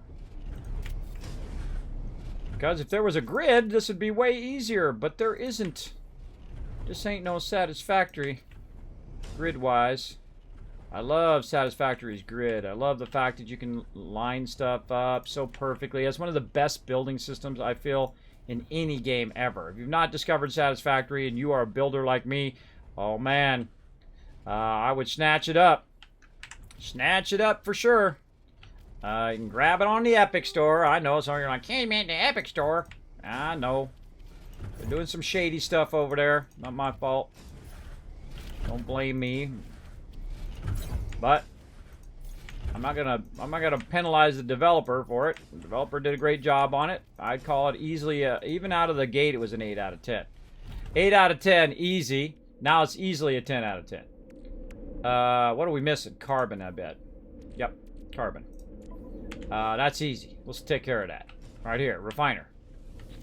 Do my thing. Okay, that's enough ferrite dust for now, bro. But thank you for the ferrite dust. Alright, let's do some converting. We gotta, I don't know why I can't also convert from my cargo. That's another thing they need to add to this game. Give the ability to grab your, because I gotta put it on me first. Then I go to the converter. Seems kind of lame, but that's just me. Bam! I'm gonna have a little touch of carbon. You're like, Kismet, using up all your oxygen. That's okay. I have 20,000 more coming in the next few hours.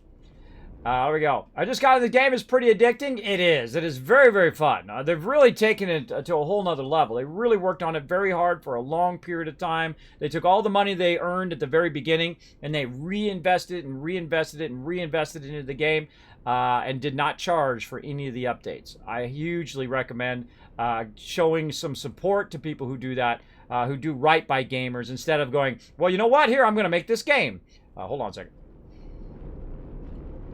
I'm going to need my hands for illustration. I'm going to make this game. And you know what I'm going to do? I'm going to cut it up into little parts. And then I'm going to charge you $60 for this part. And then I'm going to charge you another $60 for this part. And then another $60 and another $60. And then you know what else I'm going to do? I'm going to give you a game pass. And I'm going to do microtransactions. And then I'm going to do subscription. And then that game just cost you $1,000 for a game that should have cost you $60. Right? That's when you've gone too far right there, bro. That's when you've gone too far.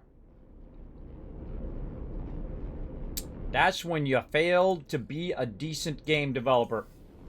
There's nothing wrong with making money. You got to make money to keep the whole thing going. It's when you're doing egregious stuff like that, when you're just like screwing people over. That's not cool, bro. That's not cool. Get out there and make a great game. People will buy a great game. You're like, Kismet, nobody likes a first-player game anymore. Oh my God, remember when they said that? Oh yeah, nobody likes playing first-player games. God of War, Horizon Zero Dawn, Spider-Man, Last of Us. I go on and on and on, right? Witcher 3. I just keep going, right? Nobody likes single-player games. Fallout 4, Fallout New Vegas, Fallout 3, Fallout 1, Fallout 2, Fallout Tactics. I can say all those all day long, right? All right, there ain't nothing like somebody who doesn't know what the heck they're talking about and they're the leader of a gigantic company, right? You're like, does that guy even play games? Has he played games lately? Does he know what he's talking about? I'm guessing no. I'm guessing no on that one. I'm guessing he doesn't know what he's talking about. Because you know what? I've played games my entire life and I can tell you that people love single-player games. They absolutely do. And they'll pay big money for it. Absolutely. I don't even mind cosmetic stuff. I don't mind. You know, a great one that did a great job on their game, Guild Wars 2. I bought like several $100s worth of stuff out of their store. Because you know what? They made a great game. They didn't charge me nothing else. It was an optional cosmetic purchase. You know, like a katana or something cool like that for my character. Boom. Never even second thought. Bam. Great game. I'll buy it. I don't mind it. All right. They're not throwing it in my face every 2 seconds. Lord of the Rings Online. I'm watching you. Not throwing it in my face every 2 seconds to give me the option to buy or not buy. Right? They're not trying to push it off on me. They didn't make half a game and then try to do it. Now, I wasn't a big fan of their expansion, though. Expansion wasn't that great. But their base game is even worth a playthrough now. I should highly recommend it. Guild Wars 2, great game. Really, really good. Good storyline, good characters in there, great customization of your characters as well. Fun running when you're running with your crew, right? You're running MMO, you're running all the dungeons and all of that stuff. Very, very fun. Still recommend it to this day. Very, very fun. Played a lot of Guild Wars 2 back in the day. Very, very fun. Also recommend Lord of the Rings Online, just not their cash shop. I feel like that's where they went wrong, and they lost 300 subscribed members. You're like, Kismet, how do you know they lost 300 subscribed members? They lost way more than that. I'm sure they did. But I know about 300. You know what? They were my 300 members. I'm the one that brought them to the Lord of the Rings Online in the first place. That's how it goes. Yeah, like I said, I'm the leader and founder, one of the longest running gaming guilds. Kismet Ring of Destiny is one of our names, but the Kismet BP. If you ever wonder where the Kismet BP comes from, it comes from Lineage way back in the day. Lineage was over-the-shoulder isometric game. Incredibly fun game, by the way. It's like, you know, you have your people, and you have your wizards, and you have your princes, and you have your ranged classes, and all of that, your elves and whatnot. And you run around, and, you know, it's the same old MMO stuff. You run around, you grab your loot, you try to upgrade your guys, and try to upgrade your armor and whatnot. And you also got to siege castles, which was really, really fun. In fact, we went in and we sieged and took all the castles. All of them. Back in the day. That's how my crew was. We want something, boom, we just go and take it. Like, hey, what do you feel like doing today? I don't know, I feel like taking that castle. All right, let's go get it. Bam. Ours now. Back in the day, my crew is the best. My crew is the stuff. What are we doing? Oh, we're out. We're out again. All right, we gotta make some more. Yeah, this is getting more and more off the rails here.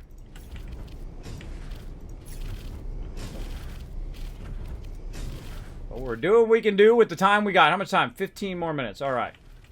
Come on, you. Come on. There we go. Make sure you see it. I always make sure I see it. I don't trust it at all. All right. All right, we got to make some more, everybody. Let's go. We got some ferrite dust. Metal plating. Let's make some more. This is what we've been working so hard for. We've been working all this stuff and kicking some butt. There we go. It's called No Man's Sky. He's saying he sees a man. It's false advertising. Dad joke. Oh, okay. I totally didn't get it. Even though I'm a dad. I should have got it. I should have got it. I know why that's called that, by the way. Because I've done the main storyline. Some of you know why it's called that, too. Because you did the main storyline, too. Now you guys got to go do the main storyline to find out why it's called that. There you go. There's a reason to play right there. Just to find out why it's called No Man's Sky. I know. Oxygen combined with condensed carbon yields a bunch. Haven't done the math, but it's pretty sure it's a good scheme. Yes, you can do a lot of things with oxygen. Oxygen plus other things equal a lot more of that particular thing. Absolutely. I've done it many, many times. Many, many times, but I usually just convert my oxygen to carbon because I need the actual carbon itself, and I just throw a stack in there and let it run, as opposed to fooling around with all of that. I literally get 27,000 oxygen every few hours, so no problems there. All right, let's make our... Wait, did it do it? All right, got to click. There we go. And we're literally making all of our basic resources by it farming. And right now we're doing activated idiom. We're trying to get 200,000. I think we're going to get 200,000 today. 200,000 storage here, though our storage is looking pretty crooked. And I just don't have the time to sit here and make it straight. It's going to drive me crazy, but then I'm going to cover it up and not have to look at it.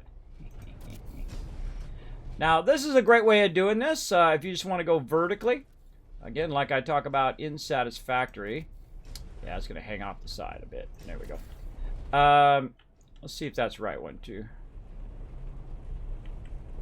9, 10. Oh, actually, it's a little bit closer. 1, 2, 4, 5, 6, 7, 8, 9, 10. Oh, that's our 10th one. Well, hey, let's not waste a row. Let's not waste a row. Boom. I'll try to put them in groups of 10 just because it's easier math-wise.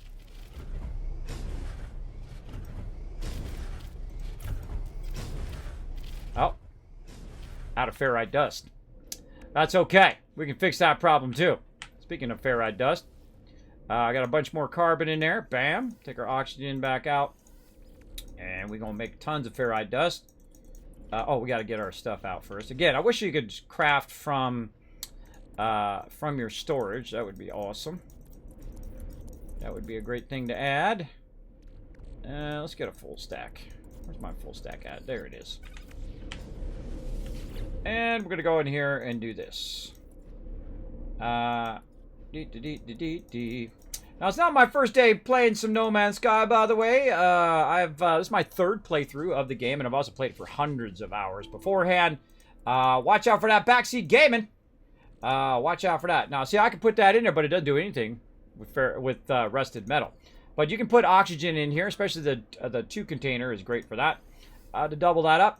But I'm going to basically make 4,000 ferrite dust right there. And the thing is even this is 10,000, roughly 10,000 ferrite dust. But because it's rusted metal, it's 10,000 rusted metal. But because it converts 1 to 2, it's actually 20,000 ferrite dust is what's converting right there. So it'll convert 4,000, and then we have to do that 3 more times, roughly. And then we'll have enough. Or actually... Yeah, 3 more times. We'll let that run. That's going to take 21 minutes. That takes a while to convert that. But that's okay. We can get a whole bunch of them in a row like we do at our main base and somewhere else, which we're going to go here in a second once we get this done. We just need a little bit of ferrite dust to finish up what we've got. And I think we might call it there. And we'll come back. We'll let all of our ferrite dust convert. We'll get some more plates and we'll work on it little by little. See, I could sit here and grind out plates. I can grind out ferrite dust. I could go buy some. I could do all of that. But I feel like if you grind it too much, you know, it just sucks away the fun, right? So I'll kind of switch stuff, right? Like we did cargo slots a lot today. We've now expanded this massively. We went from 75,000 to, I think we've almost doubled it. We've more than doubled it. There we go. So we've more than doubled. Instead of it being 150,000, it's now 172,000. So in 6 hours, we're going to get $172 million worth of activated idiom. And guess what? I'm not even going to be playing this game in 6 hours. I'm not even going to have probably my computer on in 6 hours from now. I'll be asleep. And while I'm sleeping, you know what's going to be doing? Collecting me money. All night long. Give me that 9,000 too. I'll take that as well. Oh, it's going to be collecting me money. Now, one of the fun things to do also when you have a big farm like this is just to grab it and just keep grabbing it and putting it away. And then you grab it all at one time and then sell it.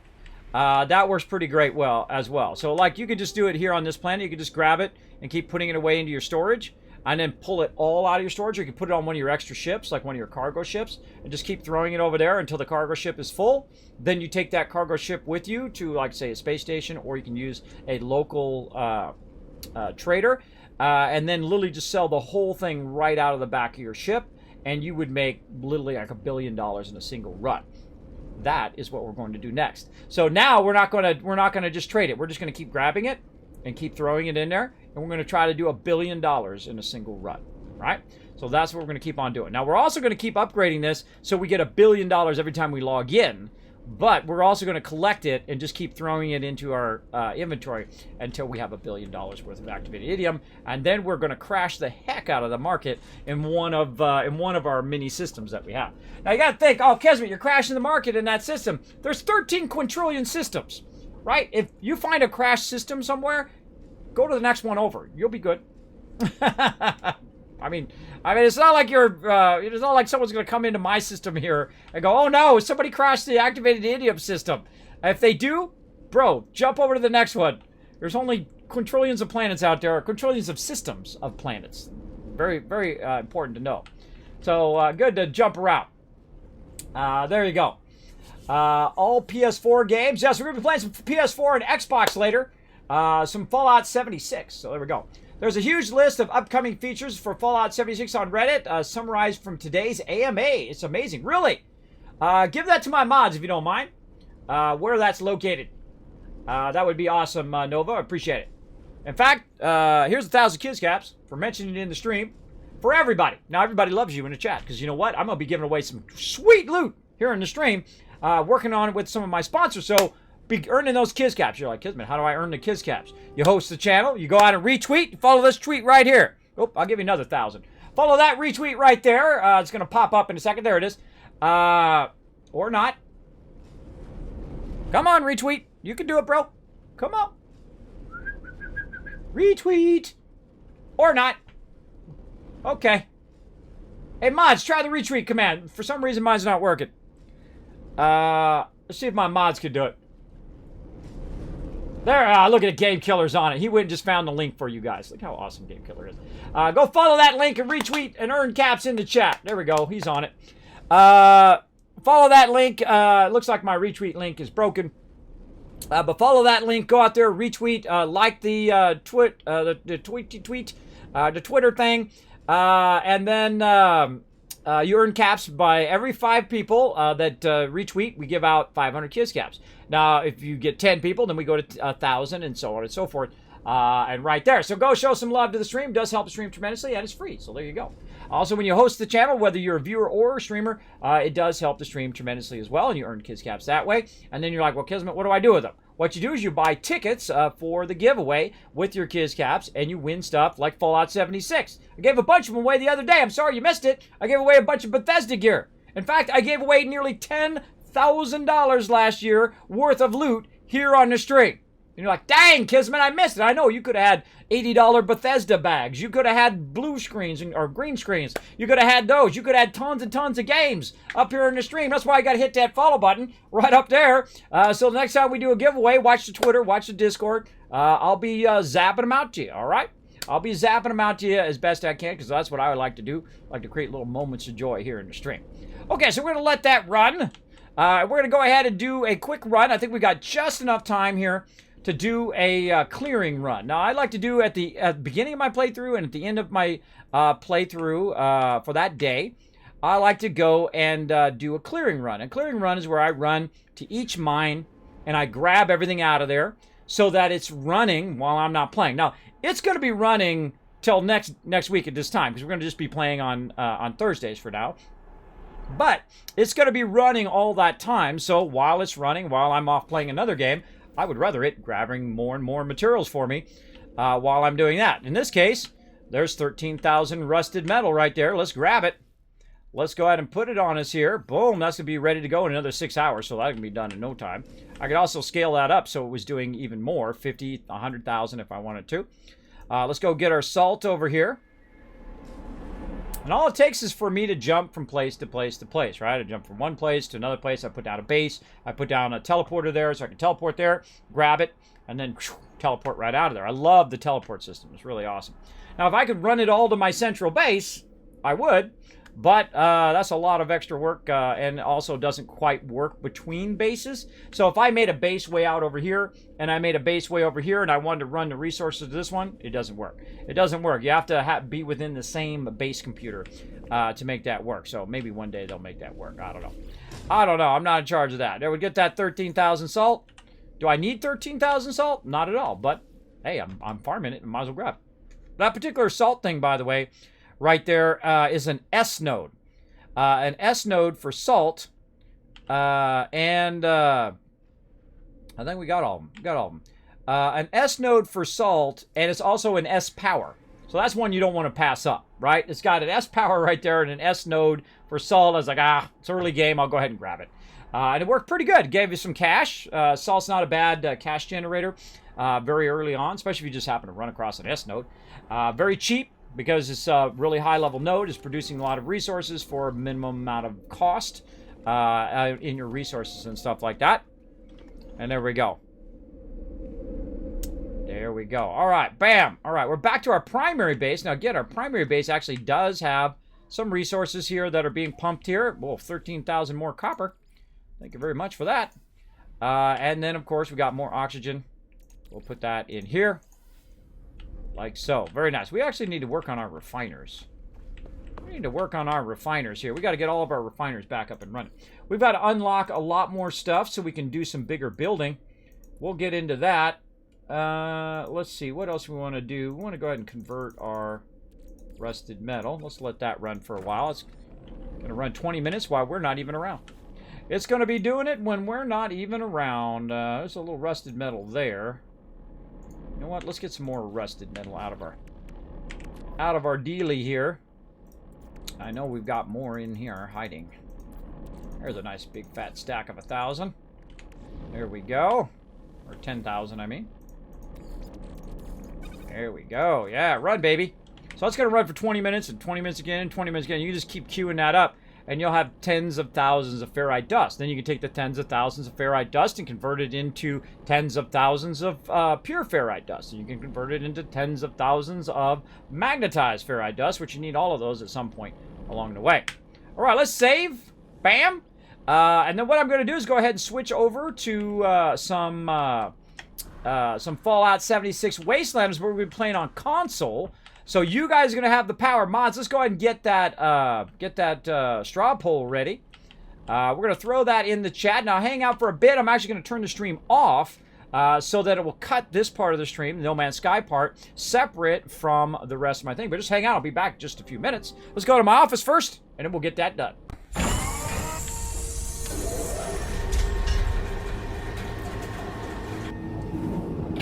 All right, everybody, I shall be right back. So again, hang out in the stream, talk amongst yourself. Feel free to talk to my mod, Gwen. I see her in the chat there. Also, if you would like to help us out, we do need some mods to help us out during battle modes and other things like that. Feel free to apply. Go ahead and talk to Gwen. You can talk to her via Whisper here on Twitch or via Discord, kismet.gg/ or discord.gg/ yeah, Kismet. Because mine's kismet.gg. So I get it confused. All right, I'll be right back, everybody. Hang out in the stream.